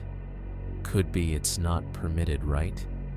Could be it's just a family's cabin they think nobody else knows about." His tone made it clear what he thought of that last option. "Right," I said. "I just wanted to know if someone's been harassing people up there. If I should warn, I stopped myself. Warn who exactly?" He seemed content to let the sentence die. "If you felt unsafe, you did the right thing getting out of there," he said finally. "If you have any more trouble, or if you're out there again and see the same guy, call us as soon as you can. Best we can do is send a unit to check it out." He had the patient, worn-out tone of a man who has given the same advice 100 times and seen maybe 3 people follow it.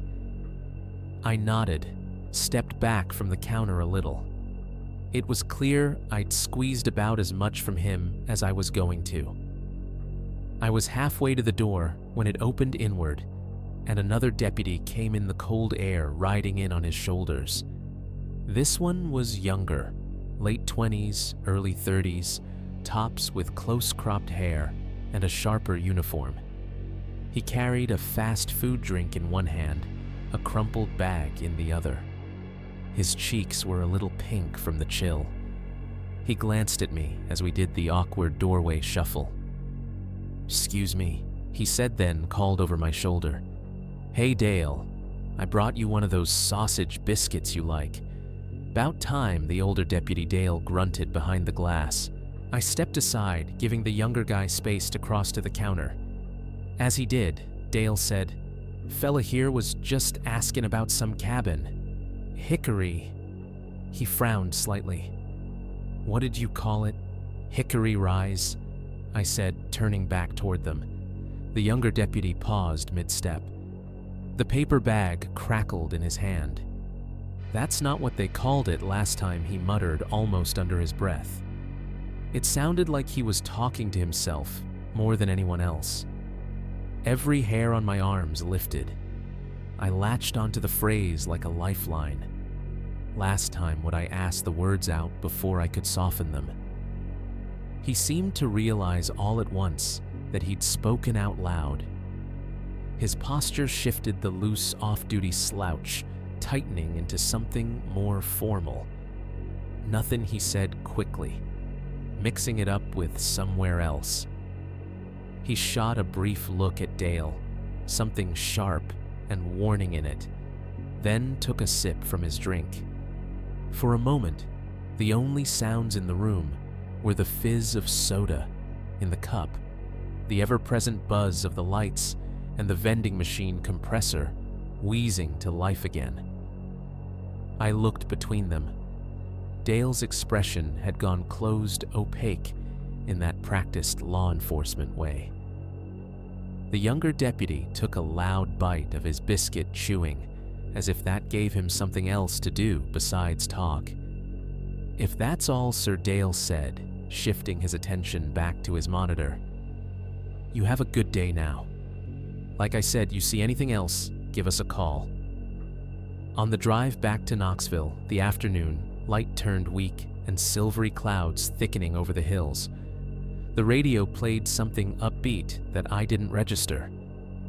Tire noise and wind filled the gaps. My mind drifted away from the actual road in front of me and back to the substation fluorescent hum bulletin board vending machine and the tiny hitch when the younger deputy had heard the words, "Hickory Rise." That's not what they called it last time. Not if there was a last time. Not if someone had reported something. Just last time. The phrase lodged in my head like a splinter and stayed there, catching on every other thought. Last time who, last time where, last time what? By the time I got back to my apartment that evening, the day outside had turned the color of dishwater. Clouds sat low over Knoxville, flattening the light, so everything in the parking lot looked washed out. Cars dulled to the same shade. Asphalt, a uniform, dark smear. My reflection in the glass of the entry door looked tired and slightly distorted, as if the building itself were trying to forget me as I walked in. Upstairs, the hallway smelled like someone's reheated spaghetti and the ever-present detergent haze from the laundry room down the way. A kid's laughter carried faintly through a half-open door. Somewhere, a baby cried for 10 seconds, then went quiet.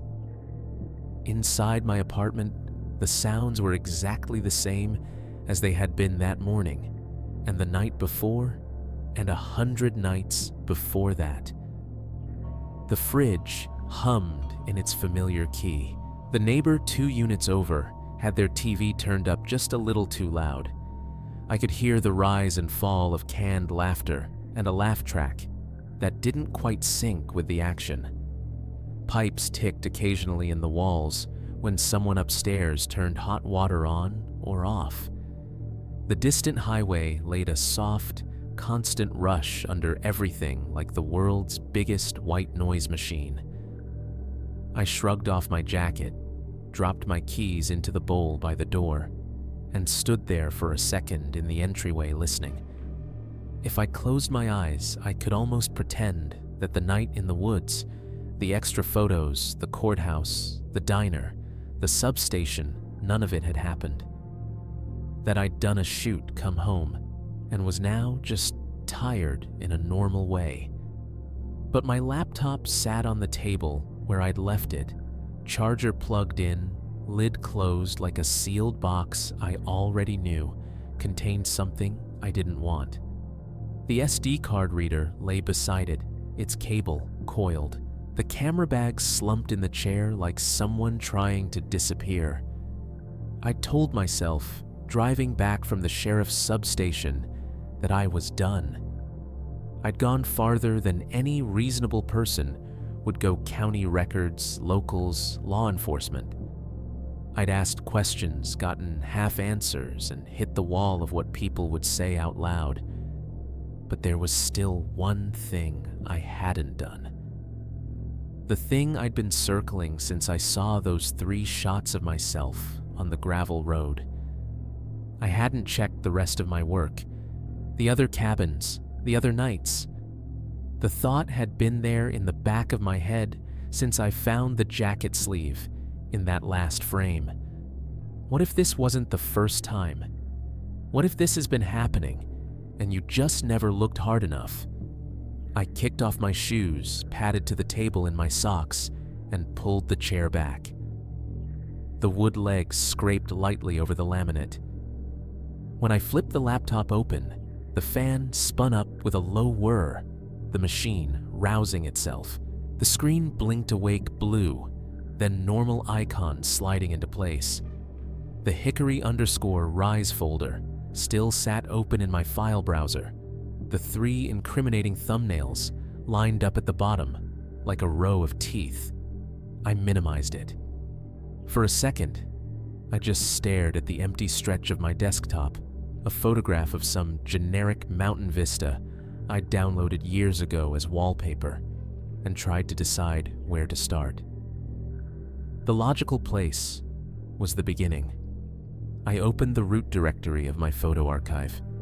Years of work unfolded in a list: weddings, headshots, commercial gigs, personal projects.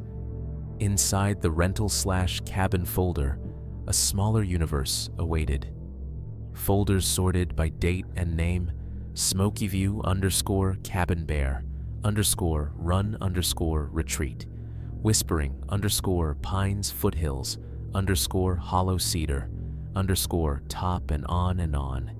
Each one a job a night or afternoon a day I'd driven into the hills to make someone else's place look more inviting than it really was. I started with the oldest one from the last 12 months. Smoky View _cabin. The familiar grid of thumbnails loaded. Sunlit deck shots. Blue haze mountains in the background. Bright kitchen with too much barnwood. I clicked through quickly, letting my eyes skim for anything that didn't belong. At first, it was all the same. Empty rooms, staged blankets, carefully folded towels, views where the biggest intrusion was a neighbor's roofline, just barely in frame. No tall figures lurking in corners, no strange sleeves. I checked bear _run next, then whispering _pines, then 3 more whose names blurred together into a soup of cutesy words. Nothing. The rational part of my brain perked up a little. Of course, there was nothing. Of course, Hickory Rise was the anomaly, if it was even that, and not just the product of a run of bad luck and a nervous system that had finally had enough. I almost stopped, almost shut the laptop, turned on the TV, surrendered to someone else's noise. Instead, I clicked open a folder from early spring. RED _OAK _RIDGE. I remembered that one mostly because of the drive a wet, foggy afternoon when the clouds had been sitting in the trees like smoke. The thumbnails loaded slowly. The laptop fan kicked up another notch, whirring harder now, pushing warm air against my wrists. I scrolled, checking shots exterior driveway front porch. The cabin itself was forgettable. Brown siding, green roof, the same generic Adirondack chairs out front. One particular thumbnail caught my eye, not because it screamed wrong, but because something about the balance of it felt off. It was a wide shot of the driveway from the road, taken from out near the mailbox.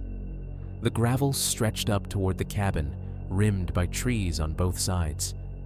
Late afternoon light filtered through branches, making speckled patterns on the ground. I clicked it open and leaned closer.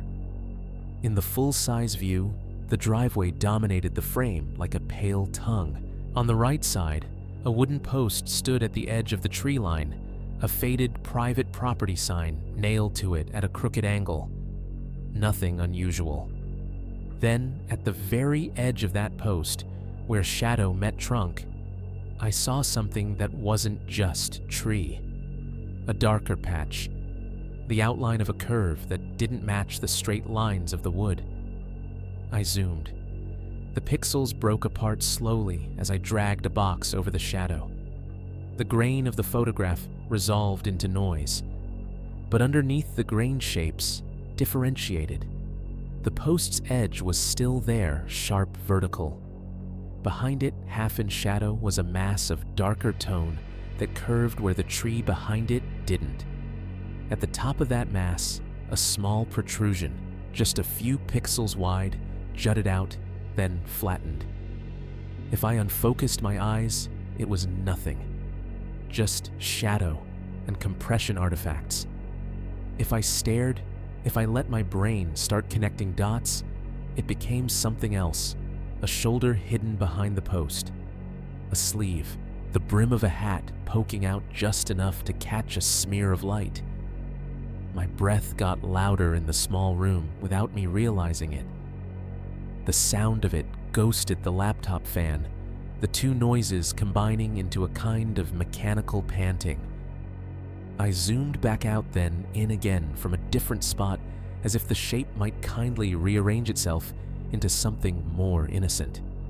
Every time it stayed right there, just at the edge, just out of compositional importance, little enough to miss, just big enough to find if you were looking.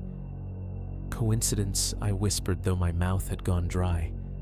I closed red_oak_ridge and opened foothills_hollow. Late fall. I remembered this one for the leaves the owner had made a big deal about wanting them in the photos before they all turned to mush. The deck had been draped with yellow and red. I clicked a back deck shot. Sliding glass doors, railing trees beyond. In the reflection on the glass, I could see the deck, the railing, the hint of the yard, my own shape, a vague smudge where I'd been standing when I took it, black blob of hoodie and jeans. But behind that, further back in the reflection, right, where the yard met the tree line, there was a vertical smear that didn't quite register as tree. I zoomed. Up close, it was all glare and shapes. The sliding glass had doubled things. Trees overlapped with their mirrored versions, the railing cut across the scene twice. But in that intersection, there was a form taller than the others, thicker in the shoulders. No face, no clear lines, just the suggestion of a bulky upper body, the angle of what might have been a hat brim, casting a darker triangle across where a face should be. The longer I stared, the more my head began to swim. I pulled back, forced myself to look away, to blink. My chair creaked when I shifted, a dry, complaining sound that startled me more than it should have. I became aware of how tightly I was gripping the edge of the table. The tendons in my hands stood out, knuckles pale. I backtracked to the folder list and scrolled faster now, opening each job with a kind of frantic method. Cedar _ top. Exterior shot nothing. Interior nothing. A bedroom window shot from inside in the glass near the edge, a vertical shape at the tree line that could have been a trunk. Or a person. The more I zoomed, the less clear it became. Another folder. OAK_hollow_retreat. A long shot down a gravel drive. Zoom. Nothing. Relief, brief, and shaky. Another. Bear_run_retreat again. Second pass this time, dwelling on every reflection, every shadow. An exterior front shot I'd barely glanced at before. Cabin dead center driveway fanning out toward the camera. To the far left of the frame in the tree line, something vaguely man-shaped leaned in the overlap between tree shadows. Zoom. Pixels. My heart picking up speed. Same general things over and over. Tall. Turned 3/4 away, or barely angled enough that a hat brim hid where a face would be. Bulk of a jacket. No clear details. Nothing my logical brain could grab and say, "See, that's just a branch." Always at the edge. Always where you wouldn't notice, unless you were specifically hunting ghosts. The fridge compressor kicked on in the kitchen with a low, throaty louder than I expected. I flinched in my chair, like someone had spoken my name behind me. The laptop fan was working hard now, blowing a steady stream of hot air across the table. The apartment felt smaller, like the walls had leaned in a few degrees. I sat back finally and rubbed my hands over my face fingertips, scraping stubble. There were explanations. Maybe some of these shapes really were just trees. Maybe I was retrofitting the jacket man into old work, seeing him in every dark patch, because my brain had decided to tune for him. Once you've seen something, once you start seeing it everywhere, but taken as a whole, a semester's worth of jobs, a dozen cabins, and in more than one of them buried in reflections and edges and shadows, a shape that matched him more than it didn't. It started to feel less like coincidence and more like a pattern I'd been too lazy to see. I scrolled back up to the root of the cabin folder, all the job names lined up like street signs. Smoky View, Bear Run, Whispering Pines, Red Oak Ridge, Foothills Hollow, Hickory Rise. The names blurred together as my eyes traced them, my own little trail through the hills. A route someone else could have followed if they'd had my schedule. If they'd known where I'd be on which nights, what roads I'd be walking, what driveways I'd be standing in with a camera in my hand and my back turned. The laptop fan droned steadily. The neighbor's TV hit a crescendo of laughter on the other side of the wall, then cut to a commercial. Pipes ticked somewhere above as someone took a late shower. In the middle of all that normal noise, I sat hunched over the glow of my screen, scrolling through my past, and realized that whatever had walked behind me on that gravel road at Hickory Rise might not have just started there. It might have been catching up for a while. At some point that night, the names of the cabins stopped meaning anything. They were just folders, little gray icons in a column, each with its own set of ghosts. I'd been clicking through them long enough that my eyes felt raw, and my brain was starting to stutter. The fridge hummed behind me, then clicked off. The sudden absence of that noise made the apartment feel hollow. Through the wall, my neighbor's TV shifted from sitcom to something with sirens and urgent voices. Pipes in the ceiling ticked as hot water cooled. I told myself I'd do one more job, one more folder, and then bed. If I kept going past that, I was going to start seeing the Carhartt guy in every smudge of dust on every lens I scrolled down to a shoot from late summer. 4_winds_cabin. I remembered the name because the actual cabin had been the opposite of airy. It smelled like damp towels and stale Febreze. But the owner had paid on time, and the photos had turned out fine. I opened the folder. Thumbnails populated slowly, exteriors in bright daylight interior shots, with warm tungsten cast detail shots of throw pillows and fake plants. I clicked through them at first, just to verify they were as boring as I remembered. Living room wide, kitchen wide, master bedroom wide, everything where it belonged. I was half on autopilot when I noticed the timestamps in the corner of the image viewer. Taken 6:12 p.m., taken 6:15 p.m., taken 6:19 p.m. I scrolled further down. The last shot I remembered taking a front porch detail with the sunset bleeding over the hills was stamped 6:48 p.m. That tracked. I remembered getting back on the road before dark, hitting the highway, while there was still color in the sky. I'd been home by 8, eating takeout on the couch movie streaming camera, already back in its bag by the door. There shouldn't have been anything after 6:48. But there was one more file at the bottom of the list. DSC_0892. Taken 8:23 p.m. I stared at the time for a long second, trying to make my brain adjust it into something else. 6:23 maybe. 7:03. But the numbers were right there, crisp, unambiguous. 2 hours after I'd left. At a time, I knew I'd been in my apartment with my camera in its bag across the room. The thumbnail was dark, just a grayish smudge. I clicked it open. The image bloomed into a dim, grainy view of a bedroom. Not my bedroom. Bed queen-sized, pushed against a paneled wall.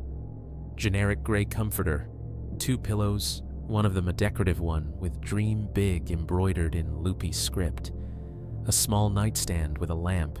The shade glowed faintly turned on, but set low, casting a cone of weak light across the bed and leaving the edges of the room in shadow. The door to the room was slightly ajar. Beyond it, the hallway was a narrow strip of darkness. At first, I thought that was all it was, an underexposed interior shot somebody had bumped the ISO on too low. Something I'd taken while testing settings maybe, and forgotten. Then my eyes adjusted to the shadows. In the hallway just past the edge of the door frame, there was a faint, vertical shape pressed against the wall. Not as dark as the void around it. Slightly lighter, as if catching a bit of the bedroom lamp glow. Leaning. It wasn't clear enough to make out details. No face. No clear lines of clothing. Just the impression of a human figure angled so that half of it was hidden behind the wall, like someone standing very still listening. The viewpoint hit me next. The shot was taken from inside the bedroom near the far corner aimed at the door. The bed filled the lower half of the frame. The angle was low, a little below my usual standing eye level. Like whoever took it had been closer to sitting. I didn't remember standing in that corner. I didn't remember composing that frame. The bedroom at 4 Winds had been tight. I'd done one wide shot from the doorway, one from near the window, a detail shot of the throw pillows. That was it. I right-clicked and pulled up the XIF data. Model my camera, lens my go-to wide angle, shutter 140, aperture f4, ISO 1600, my settings, my presets. The time 8:23 p.m. The date matched the shoot. I leaned back in the chair, heart starting to climb. Okay. I could have messed up. I could have dropped the camera bag inside the door when I got home, realized I'd missed something, and taken a test shot in my apartment bedroom with the wrong time zone set. Except the bed wasn't mine. The walls weren't mine. The layout was wrong. It was the cabin, which meant one of two things. Either someone had access to my gear after I left and had used it to take a single shot in that room, or something else had. I laughed once, a dry, humorless little bark that sounded ugly in the empty apartment. Something else, I muttered. Sure. The air felt thicker. The fan on the laptop sounded louder than it should have. The fridge kicked back on the compressor, rumbling the vibration, carrying faintly through the floor into the legs of my chair. Then, under all that, I heard another sound. Soft. Close. The faint, unmistakable tick-tick of zipper teeth touching like fabric, shifting just enough to pull against them. It came from my left. I froze, every muscle in my back going wire tight, and turned my head slowly. The camera bag sat where I dropped it earlier on the floor beside the couch. The top flap was closed, buckles latched zippers pulled all the way to one side. It had been there long enough for me to forget it. Just as I looked at it, the bag moved. Not a big movement, just a slight sag forward, like somebody had nudged it with a toe from behind. The strap slid a fraction of an inch. The zippers gave another tiny metallic tick as their teeth rubbed. I stared at it, not breathing, and listened. Silence again. Fridge hum. Highway. TV murmur. I told myself it was settling. Gravity and bad packing. Nothing more. My legs didn't quite believe me as I stood up. The floor felt colder under my socks as I crossed to the living room. The bag looked harmless up close. Scuffed black nylon, a bit of mud on one corner from the night at Hickory Rise. My fingers fumbled a little on the buckles as I popped them. The plastic clicked open. I took hold of the dual zipper tabs, metal cool against my skin, and pulled them apart. The sound of the zipper opening was louder than it needed to be in the quiet apartment. A rasp teeth separating fabric parting. Inside, the padded compartments were as I'd left them. Camera body snug in its slot, lenses in theirs, extra batteries and cards tucked into the little mesh pockets. I picked up the camera carefully. The grip was warm. Not, it's been in a hot car, warm. Not you just carried it in your hand for an hour warm. A gentle, lingering warmth, like the heat you feel in electronics that have just gone to sleep. I clicked the power switch with my thumb. Nothing happened. No beep. No mirror slap. The top screen remained blank. When I opened the battery door and popped the pack halfway out, the cell was warm to the touch too. Warmer than the room. Maybe you left it on, I said under my breath, even though I knew I hadn't. The camera had been off when I imported. The SD card had been out. I was careful about that. Always. I carried the camera back to the table and grabbed a USB cable from the drawer. My hands felt clumsier than usual as I connected one end to the body, the other to the laptop. The moment the metal of the connector touched the laptop port, before it even fully seated, the camera's tiny access LED flickered. Just once. A brief, sharp pulse of red, like an eye opening and closing. I paused, cable half pushed in, and stared at it. Glitch, I told myself. Static discharge. Whatever. I pushed the connector home. The laptop chimed its new device sound. The camera's screen stayed off. The LED did not blink again. I bypassed the SD card reader this time and opened the import utility directly from the camera storage. A new set of thumbnails populated, some gray, some familiar. The Hickory_Rise folder showed up as a device directory. I clicked it. Inside were all the images I'd already imported: the living room, the kitchen, the back windows, the shots of the tree line, the exteriors, and at the very bottom, separated by a tiny gap in numbering, were two more files. DSC DSC_0162, DSC_0163. They hadn't come over with the SD card. They didn't appear in the file browser, only in this direct view. Hidden somehow like they'd been written into a part of the card, the usual import skipped. Or like they hadn't been there yet earlier. My throat went dry. I selected them and hit import. The bar shot across faster with just 2 files. They landed in the hickory_rise folder on my hard drive, little icons blinking into existence. I opened the first, DSC_0162. For a heartbeat, I thought I'd accidentally turned my webcam on and taken a shot mid-zoom. The scene was that familiar. It was my living room. The angle was all wrong, though. The photo had been taken from the corner of the room behind the couch, the one corner I never stood in, because a cheap floor lamp and a stack of boxes lived there. From that vantage point, you could see almost everything. The back of the couch, the TV mounted on the opposite wall, the hallway leading toward the bedroom and bathroom, the open kitchen entry to the right. My coffee table sat in the middle, cluttered with a couple of coasters, an empty mug, and a lint roller. The TV was on frozen mid-scene, some movie paused. The light from it cast a bluish rectangle across the floor. The lamp in the corner where the photo had been taken was off. The only illumination came from the screen and a small ceiling fixture over the kitchen. The shot was slightly tilted, like whoever held the camera had lifted it just high enough to clear the top of the couch, and fired without thinking about straight lines. I stared at the details, searching for anything that would prove this was older than it looked. Different rug, different art, but it was recent. The movie on the screen was one I'd watched last week.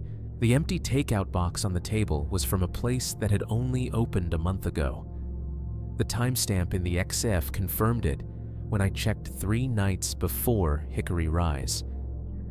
10:41 p.m. I tried to remember that night. I'd come home from a beer with a friend, put on a movie, dozed off halfway through. I pictured myself on the couch, hoodie on feet-up phone, face down beside me. I had no memory of picking up the camera. No reason to have done it. The camera bag had been by the door like always. There was no reason for it to end up in the corner behind the couch, in that exact spot. If I'd taken that picture, I would have been standing exactly where the tall man had been standing in my imagination for the last 2 days behind me in the dark, looking at the back of my head. I opened the last file. DSC_0163 was almost completely black at first glance. A couple of tiny gray smudges, a hint of something round. I pulled the exposure slider up, boosting the brightness until the noise bloomed and the shadows peeled back. The image resolved slowly, like a Polaroid in reverse. My front door, viewed from inside the apartment from the same general corner as the previous shot. The fake wood grain, the deadbolt, the cheap chain lock, the peephole, a dark circle in the upper half of the frame. Ambient light from the hallway outside leaked in under the door, creating a thin line of glow along the floor. In the bottom right corner of the frame, blurred and out of focus, the edge of a jacket sleeve intruded. Thick canvas, dark, the seam line running near the wrist. The kind of sleeve you'd see on a work jacket. A Carhartt-style coat. The angle told me everything I didn't want to know. This photo had been taken from inside my apartment with the lens pointed at my door as if documenting it. As if watching me as I stood there looking out. I could picture the scene as if I'd been in it twice, me standing at the door, hand on the knob, maybe checking the peephole, because I'd heard something in the hallway. and someone else behind me in the room, raising my camera, framing both of us, me and the exit, in one frame, catching their own sleeve by accident as they did it. The timestamp said last night, 11:58 p.m. I hadn't looked out the peephole at 11:58 p.m. last night. I'd been sitting at this table, writing the first part of what I'm telling you now, listening to the fridge and the highway and the neighbor's TV. Somewhere in the apartment, a pipe pinged again. The fridge compressor cycled off. For half a second, the apartment dropped into a deeper, truer silence. In that silence, with the laptop screen throwing my door's image back at me from a different angle, it hit me in a way it hadn't before Hickory Rise might have been where I finally saw him in the open, but he'd been getting comfortable enough to use my own eyes for a while. That night, my apartment didn't feel like mine. It felt like a set someone had built around me while I wasn't paying attention. Same walls, same couch, same table, but the angles were wrong, too sharp, too aware of themselves. Even the air felt different, like it had been stirred and then left to settle in a new pattern. By 10, I'd shut the laptop not because I was tired, but because I couldn't take one more image. Every folder I opened felt like a door I couldn't close again. The apartment sounds, the ones I usually liked, the ones I told myself proved I wasn't alone in the world, had turned on me. The fridge kicked on with a low rumble, a compressor wheeze that vibrated through the floorboards and into my chair. When it cycled off the silence, it left behind stretched too long, like the punchline of a joke that never landed. Upstairs, somebody walked from one side of their place to the other, slow, measured steps across old hardwood. I'd heard those footsteps 1,000 times. Tonight, every creak sounded like weight testing a board in my own hallway. The building's heater came alive somewhere in the guts of the place. A deep, hollow clunk as the boiler kicked, followed by the distant rush of water through pipes. The radiators in the walls ticked, expanding the metal, complaining softly. I left the living room lights on, the overhead in the kitchen too, even the little lamp by the couch. Pools of warm light spilled across the floor, overlapping in patches, leaving only the ceiling corners and the hallway truly dim. The hallway, it's barely 10 feet long, just a narrow stretch with the bathroom on the left, the bedroom at the far end, a closet door on the right. I've walked it half asleep in the dark, drunk in a towel, arms full of laundry. It's never been anything but a way to get from A to B.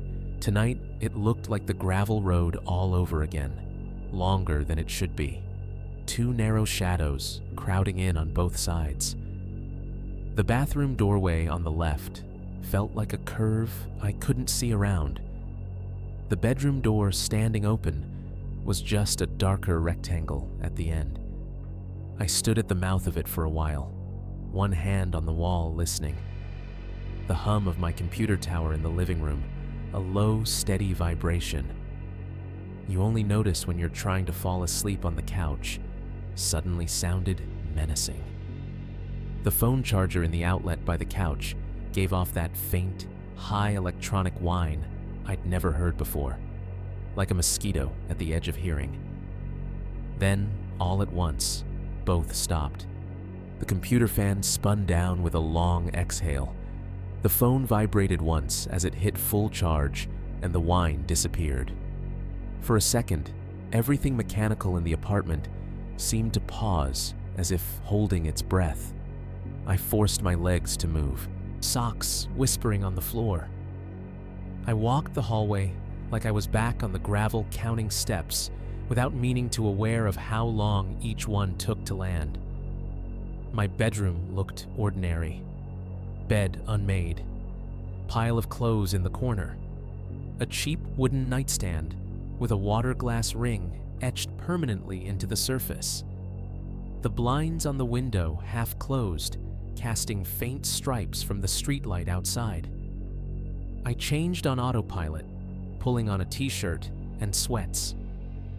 The act of turning my back to the doorway to do it made the skin between my shoulder blades itch, like I'd suddenly grown a new sense there. When I turned the ceiling light off, leaving only the bedside lamp on the hallway beyond the door, sank back into its own private dusk. I sat on the edge of the bed, heart still beating too fast for the amount of actual movement I'd done, and replayed the apartment photos in my head.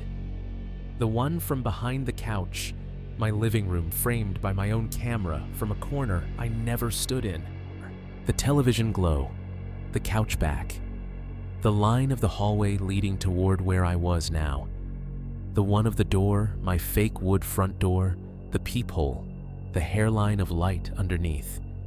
And in the lower right corner, blurred but unmistakable, the edge of a dark canvas sleeve. The angle proved it.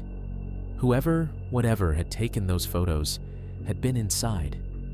Not at the window, not in the hallway outside.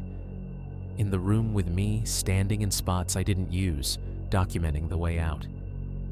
I reached under the bed and pulled the camera bag out again, the nylon rasping over the floor. I don't know what I thought I was going to do with it. You can't photograph something that has already proven it can use your eyes better than you can. But the idea of leaving the camera in the living room felt worse, like letting someone keep a spare key on the table.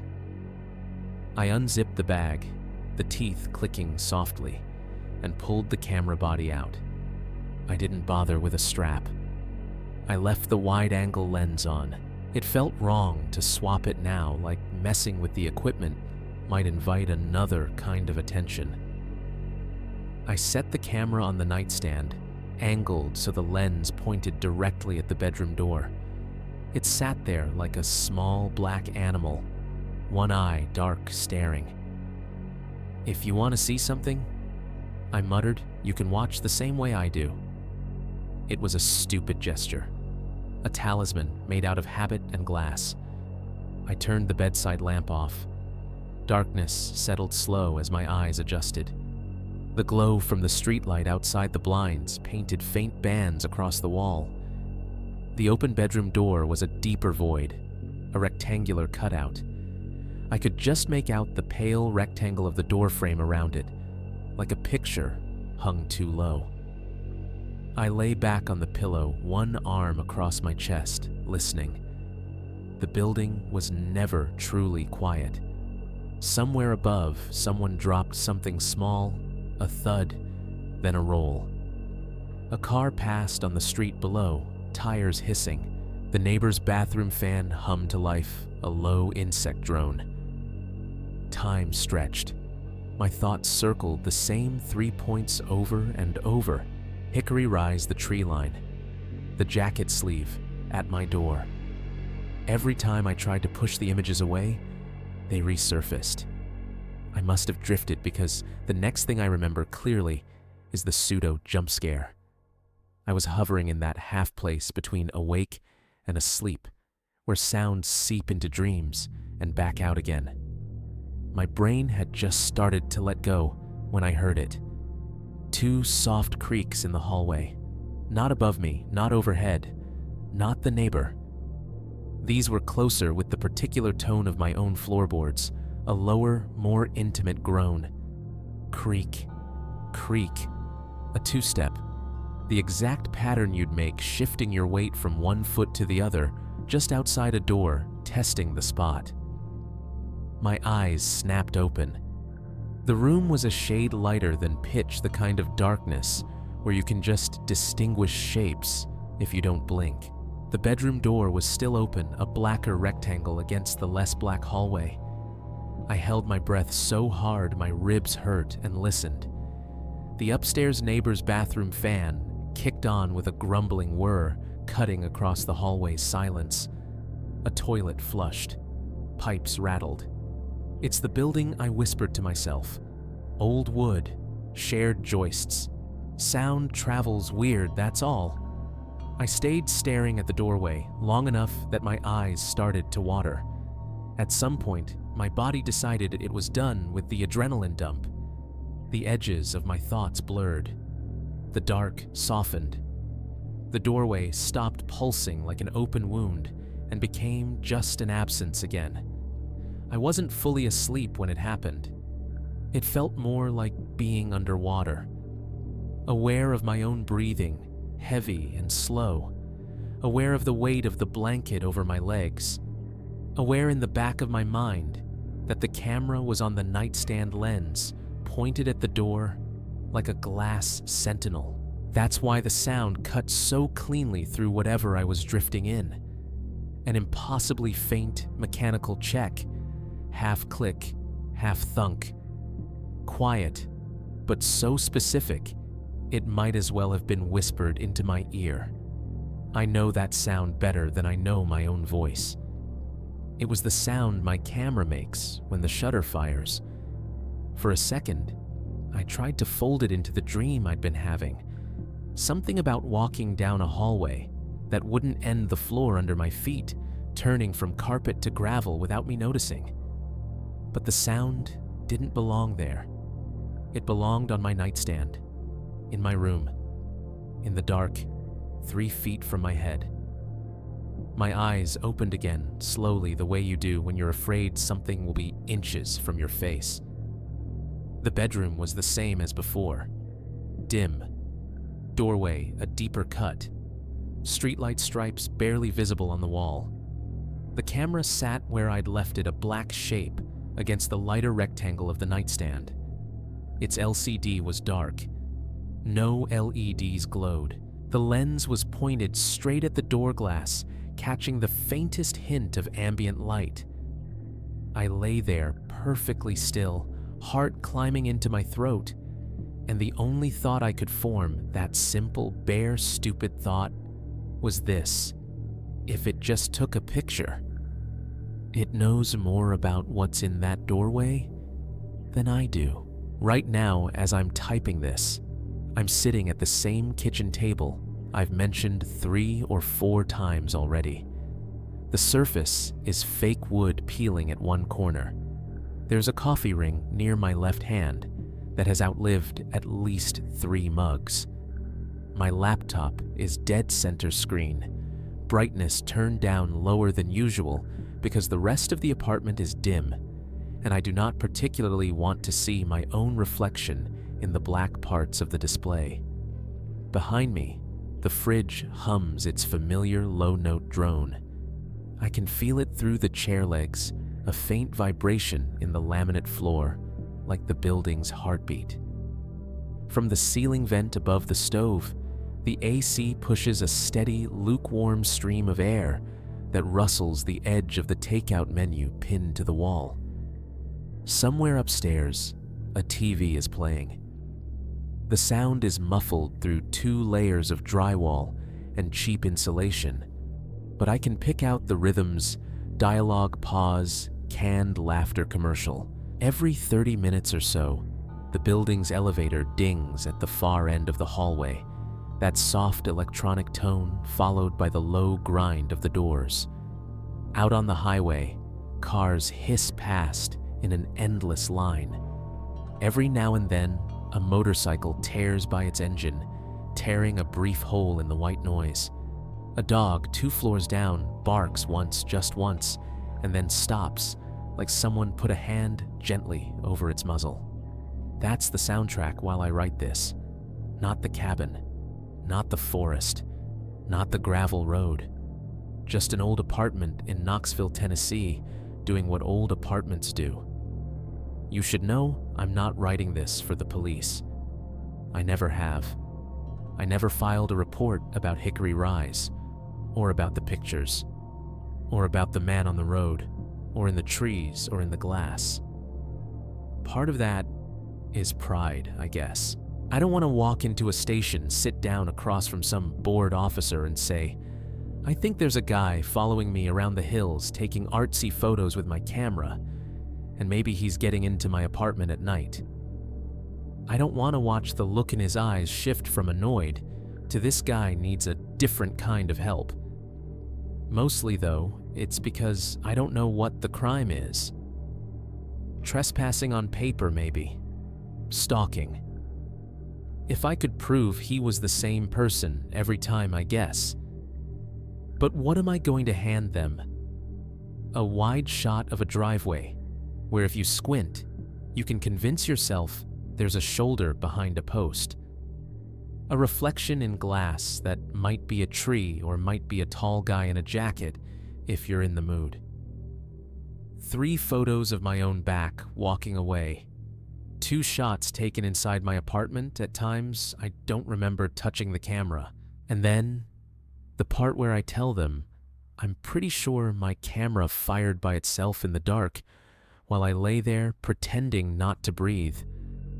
I'm not crazy enough to believe that would go well. So, I haven't told them. I'm telling you instead. You meaning whoever runs this channel. And whoever's listening to my voice right now, maybe in a car on the highway, or in bed with the lights off, or at work with one earbud, in pretending to answer emails. You listen to stories about things that don't fit nicely into forms and checkboxes. You're used to people like me saying, I know how this sounds, but, and then going on anyway. So this is my version of filing a report. If something happens to me after I hit send on this email, if I disappear, or if my hard drive ends up on a shelf somewhere without me attached to it, I want there to be a record that this wasn't all in my head. I've made some changes since Hickory Rise. I don't take cabin gigs anymore. Not the ones where you drive past the last gas station and then keep going until the GPS goes gray. Not the ones where the owner's email address is a string of numbers and the directions include phrases like, turn at the dead oak. I still shoot because the bills don't care whether you're sleep-deprived or haunted. But now it's all daytime in-town work. Condos, suburban houses with HOA-approved mailboxes, offices with 2 bright lights and 2 clean carpets. If I do go out of the city limits, I make sure there are neighbors on both sides, streetlights at the corner, and cell service the whole way. The minute someone says the tree line comes right up close behind the deck, I pass their number to another photographer and pretend I'm booked. I changed how I deal with my files too. The night I found the apartment photos, I pulled all my SD cards out of the bag one by one and snapped them in half over a dish towel spread across the table. The plastic didn't give easily. It bent, then cracked with an ugly little pop when the metal inside finally snapped.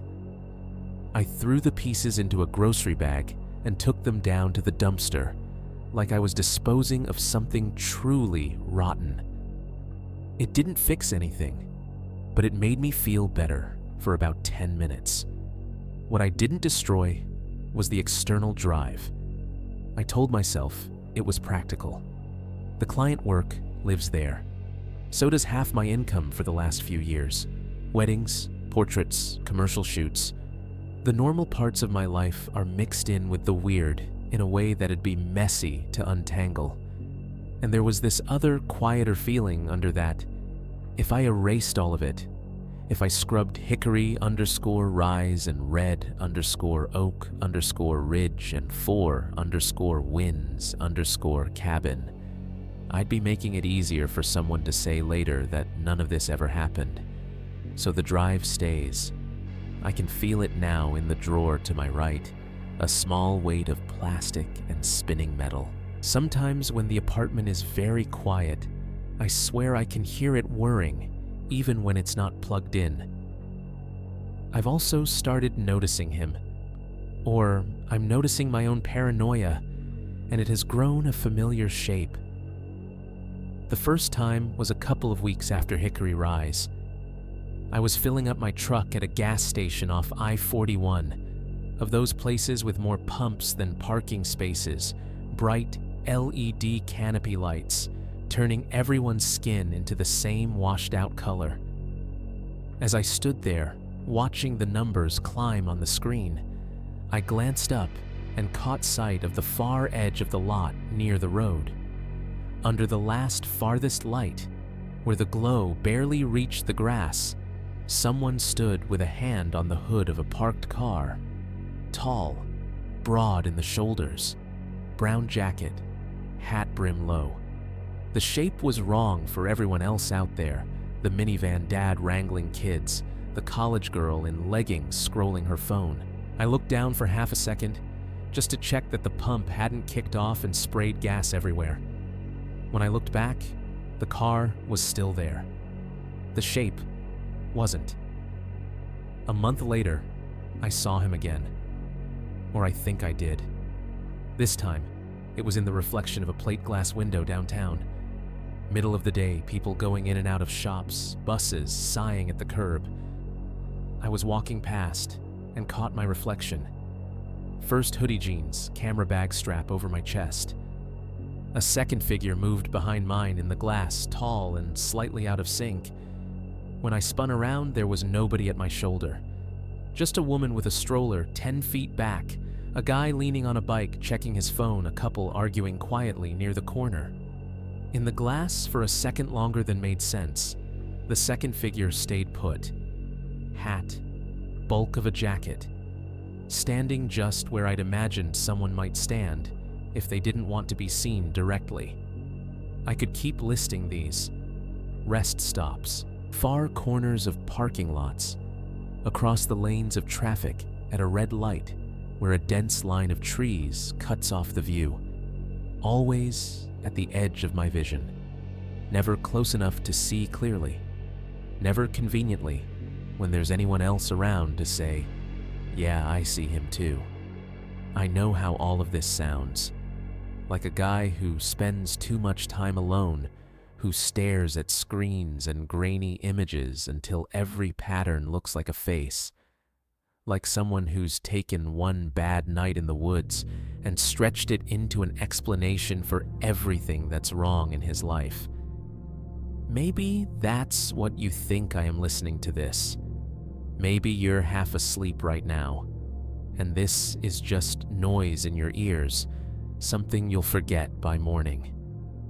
But for me, sitting here at this table with the fridge humming and the AC hissing and the neighbors living their lives inches away through thin walls, it feels important to get this down, to put it into a shape that isn't just looping in my head, to give it to someone whose job is collecting stories like these and releasing them into the world like little flare guns.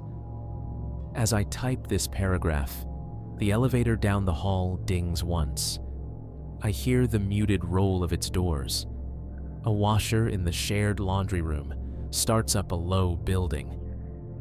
Wide whump followed by the spin whine. Normal sounds. The kind of sounds I used to love because they meant there were other people around close enough to help if anything ever went really wrong. Now all I can think about is how quiet it gets in the few seconds after those sounds stop. At some point in this writing, I did the stupid thing again. You would think I'd have learned by now that just checking is never just checking. It's opening a door and then acting surprised when there is in fact something on the other side. I had been typing for I do not know how long. Long enough that the muscles between my shoulder blades felt knotted and the pads of my fingers were starting to ache from the keys. The laptop's palm rest was warm under my hands. The word count ticked up at the bottom of the screen, more digits than I meant to write in one sitting. I paused to reread a paragraph about the 3 photos on the gravel road, about the sleeve at my door. I wanted to make sure I had the details right, the exact times, the angles, the way the jacket looked. That was the excuse I gave myself anyway, when I alt-tabbed away from the email draft and opened my file browser. Hickory Rise sat where it always did, in the sidebar under Recent. The name glowed faintly blue when I clicked it. The grid of thumbnails snapped into place: cabin interior, cabin exterior, tree-lined deck gravel road. My own back, once, twice, 3 times. The 2 apartment shots I'd pulled in directly from the camera earlier. I knew this set by heart now. I could have recited the file names like a rosary. And then I noticed the number. In the top corner of the window, the interface helpfully told me how many items were in the folder. Earlier, there had been 162 or 163, depending on whether you counted the XMP sidecar files. Enough that I had to scroll. Now it said 164. It was such a small change, I almost missed it. 2 digits, 1 notch higher. The kind of thing you overlook all the time when you're batch editing jobs, adding exports and duplicates and crops. Except I hadn't added anything. I hadn't imported anything since the last time. I'd been sitting here in this chair at this table, writing to you. My camera was on the nightstand in the bedroom, powered off. The SD cards were broken in a grocery bag in the dumpster downstairs. I dragged my eyes to the thumbnail strip at the bottom. All the same little images marched along in their usual order. Kitchen, living room, back window, tree line, deck, gravel road, my back on the road, apartment couch, front door.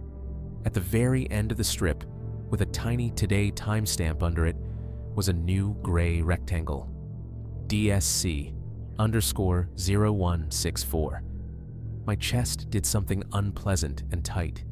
For a second, I just stared at the file name, hoping it would blink away or resolve into a sidecar file or prove to be an export I'd forgotten making. But the icon was a photo thumbnail little mountain outline, just like the rest. I checked the timestamp. Taken today. Time 11:07 p.m. I glanced at the clock in the corner of the screen. 11:10 p.m. 3 minutes ago. I had been sitting here the whole time. I had not moved from this chair except once 10 minutes back to refill my water. The camera was not connected. The only device on this table was the laptop. My hand trembled a little as I moved the cursor and double-clicked. The image opened slowly, as if the laptop were struggling with more than just processing power. For a heartbeat, it was just noise, grainy static, darker at the edges. Then it resolved into a scene I recognized with a kind of sick lurch. It was my kitchen table. This table. Right now. I was in the picture, hunched over the laptop shoulders, curved head tilted forward. From the back, I always forget how much space my own body takes up, how ordinary and unremarkable I look. Just some guy in a dark hoodie sitting alone at a cheap table. The laptop screen was the brightest thing in the frame, a harsh rectangle of white and blue casting light across the surface. The reflection of my hands on the keys, ghosted in it, blurred by the exposure. The cable of the power cord draped off the edge shadow, stretching long. The shot was slightly off level, tilted just a few degrees. The top of the frame caught the edge of the cabinets. The bottom included the back of my chair and a sliver of the floor. The angle was wrong for any view I should have been able to see myself from. It was taken from the hallway near the doorway that leads into the kitchen, just outside the room, at the corner where the walls form a little L. If I craned my neck right now and looked back over my shoulder, that is exactly where my gaze would land. The door frame, the dark slice of hall beyond. In the picture, that hall was a deeper black grating into nothing. There was no blur, no shape, no sign of whoever had held the camera. Just me, just the table, just the laptop, just proof. I don't know how long I stared at it. Long enough for the light from the screen in the photo and the light from the screen in front of me to blend, making it feel like I was looking down 2 tunnels at once. Long enough that my own posture began to feel like something I was watching, not inhabiting. At some point, another part of my brain, older, stupider, maybe wiser, noticed the sound. Or rather, noticed the lack of it. The fridge behind me had gone quiet. Not between cycles quiet. Not the usual few seconds of silence before it kicked back on. This was a flat, total absence, like someone had unplugged it. The gentle rush of air from the vent above the stove had stopped too. No soft hiss of climate control. No rumble in the walls. I tilted my head, listening past the uneasy ringing in my ears. Nothing from upstairs. No TV bleed, no footsteps, no distant toilet flush or shower pipe tick. Out on the highway, the white noise of traffic had faded to almost nothing. I could still see the faint smear of headlights through the blinds, but the sound felt far away, like a recording turned down. Even the building's usual background hum, the electrical undercurrent you only hear when you really focus, had thinned. It was like somebody had reached into the guts of the world and turned everything down, leaving only me, the laptop, and the faint buzz of my own nervous system. I looked back at the timestamp in the XEF panel to reassure myself this had already happened, that I was looking at something 3 minutes old, not a live feed. 11:07 p.m. today. I flicked my eyes to the system clock again. 11:11 p.m. Somewhere in the back of my head, a math teacher's voice tried to reassure me time is still moving forward, as if that mattered when it gave me exactly the answer I didn't want. This had been taken while I was already here, already typing, already trusting the walls around me to be solid. I can feel my fingers on the keyboard as I write this sentence. I can hear the faint, plasticky tap, tap, tap of the keys under them. I am telling you this in real time.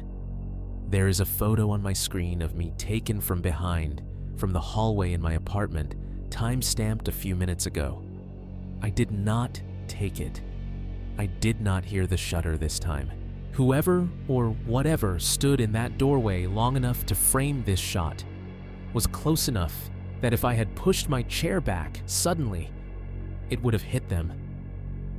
The silence in here is so deep now that I can hear my own pulse in my ears. My breathing sounds too loud. Every small movement of my fingers over the keys is sharp, like someone tapping a spoon against glass. I am not going to turn around yet. That probably sounds ridiculous, I know.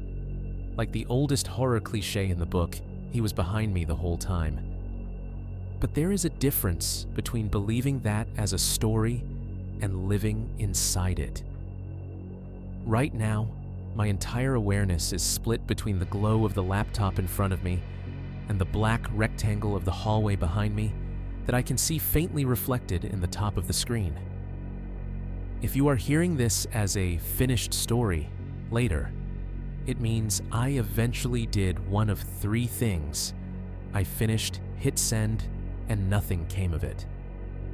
I finished hit send, and something did. Or someone else found this draft open on my laptop and sent it for me. I don't know yet which version you're listening to.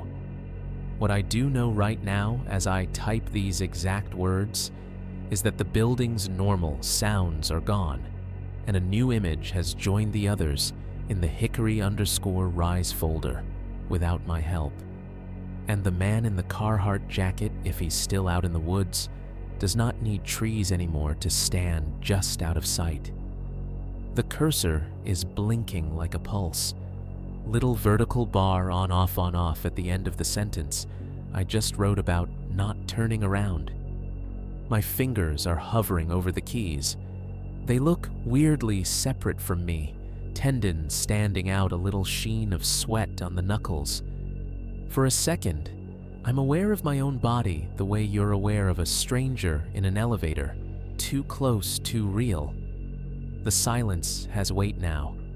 No fridge, no AC, No upstairs TV, no elevator ding, no highway. Just the almost not there whir of the laptop fan, a tiny insect buzz under my palms. It sounds like it's working harder than usual, like it knows this file matters. I can hear my own breathing loud and shallow in my ears. The tiny clack of each key when I press it snaps in the room like breaking twigs. I'm typing exactly as this is happening. I need you to understand that part.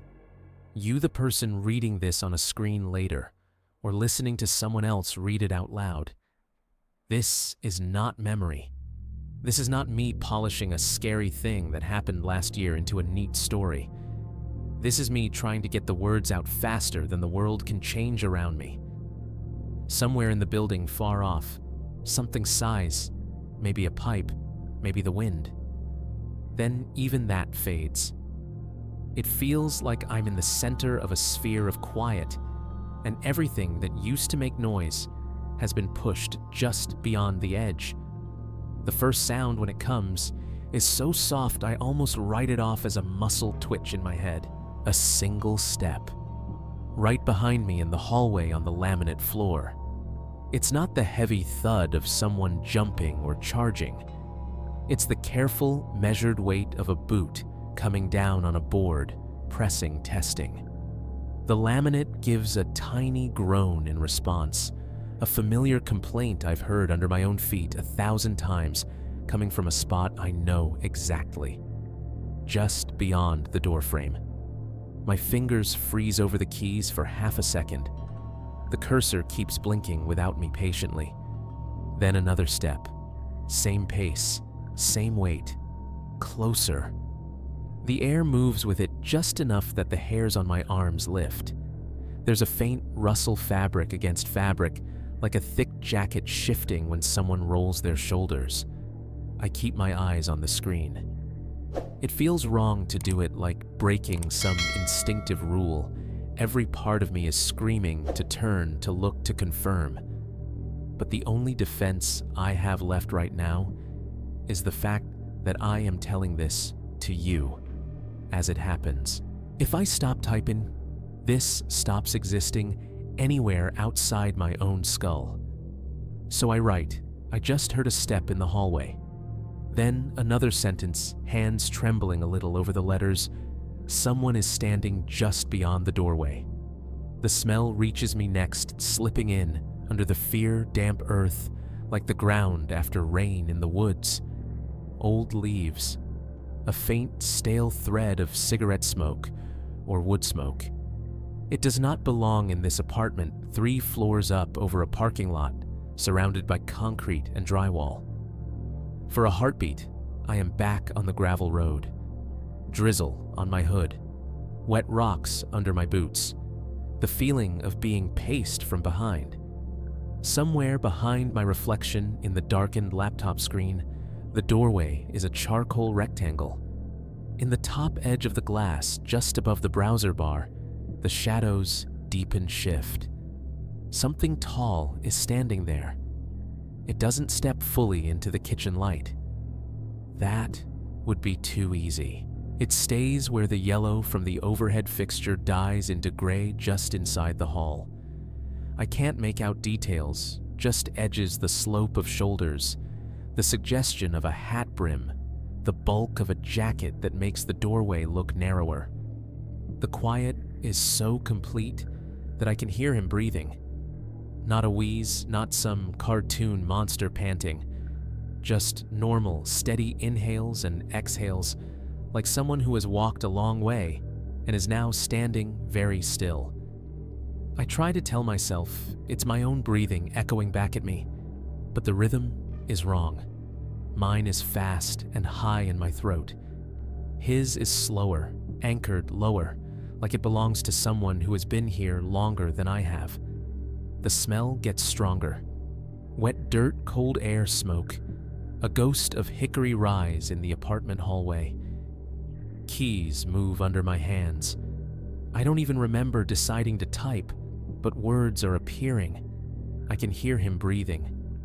He smells like outside, like the cabin. like the road. My field of vision narrows until it's mostly just the rectangle of the text window and the faint, shimmering reflection above it. I can see my own silhouette on the screen, hunched over and behind that taller, darker at the doorway. The laptop fan ticks up one notch, a little whine as it spins faster. It sounds like it's straining against the hush. Then, from the hallway close enough that I could reach out and touch him. If I turned and stretched out my arm, I hear the voice again. Same voice as on the road. Same tone. Calm. A little amused. Like this is all a repeat of an experiment he already knows the outcome of. "Keep going," he says. 2 words soft. They crawl over my neck and settle between my shoulder blades like a weight. I type them as I hear them. He just said, "Keep going." My fingers are shaking badly enough now that I have to correct typos as I go. The little red underlines pop up bright, insistent. I backspace, retype, force accuracy. It feels important to get this right. I don't know if he can see the screen from where he's standing. I don't know if he cares. But something in his tone when he said it, nothing threatening, nothing urgent, just a simple directive, makes me think, this is what he wants. Not for me to run, not for me to scream, not for me to charge the hallway like an idiot and bounce off his chest. For me to document, for me to make a record, for me to keep going. So I do. I write to you, to the channel, to whoever is on the other side of this, once it leaves my hard drive. I tell you plainly, there is someone in my hallway right now. He is tall. He is wearing something that rustles like a heavy jacket when he moves. He smells like damp leaves and old smoke. He was close enough to me minutes ago to take a picture of my back while I typed. I don't know if he is a person who has been very committed to a long, cruel bit, or something else that learned how to use a camera and the gaps in my attention. I don't know which answer is worse.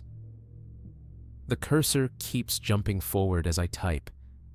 My world has shrunk to the glow of the screen and the awareness of him behind me like a second gravity. You might be hoping for some big finale here. A chase, a fight, a revelation. I wish I could promise you that. I wish I could say, this is the part where I turn around and finally see his face. I haven't turned yet. Part of me is convinced that if I do, that will close the distance between us in some way that can't be undone. Right now, as long as my eyes are forward and my hands are moving, there's a tiny barrier, a screen, a page, a story. So instead, I'm going to tell you what I think this is. I think this whole thing, Hickory Rise, the tree line, the gravel road, the footsteps, the extra photos, the apartment shots, has been a kind of collaboration. One-sided, sure, but still. He finds me. I document him badly, accidentally, in reflections and corners. Then he starts documenting me. He uses my gear, my angles, my spaces. He leaves proof where he knows I'll eventually find it. He stands just out of the light. He speaks only twice both times, giving the same instruction. Keep going. I don't know if this story will ever be read out loud on your channel. I don't know if the file will open fine or if it will show up as corrupted gibberish on your end. I don't know if by the time you're hearing this, my apartment will still be holding my furniture in the same arrangement, or if a new tenant will be listening to pipes tick in the walls, none the wiser. I don't know if he likes the idea of being turned into content, of being half-witnessed by strangers in cars and bedrooms and warehouses, a tall shape in their heads for a few nights before they move on to the next story. Or if that's the point. Maybe this is the only way he wants to be seen, secondhand, filtered, safely distant. Not by cops with forms, but by people like you. People who understand that some things are only real once they're told. The hush around me hasn't broken yet. It's still that too deep quiet, the kind you hear on a country road at 3 in the morning when all the insects stop at once. My ears feel full like pressure before a storm. The laptop fan is the only mechanical thing brave enough to make noise. I'm going to keep typing until something changes. Until I hear the fridge kick back to life behind me, compressor rattling. Until the AC breathes again through the vent. Until a car horn on the highway cuts through the glass. Until the neighbor flushes a toilet and the pipes chatter awake. Or until none of that comes back. If you're hearing this, it means at least one thing is true. He let me finish.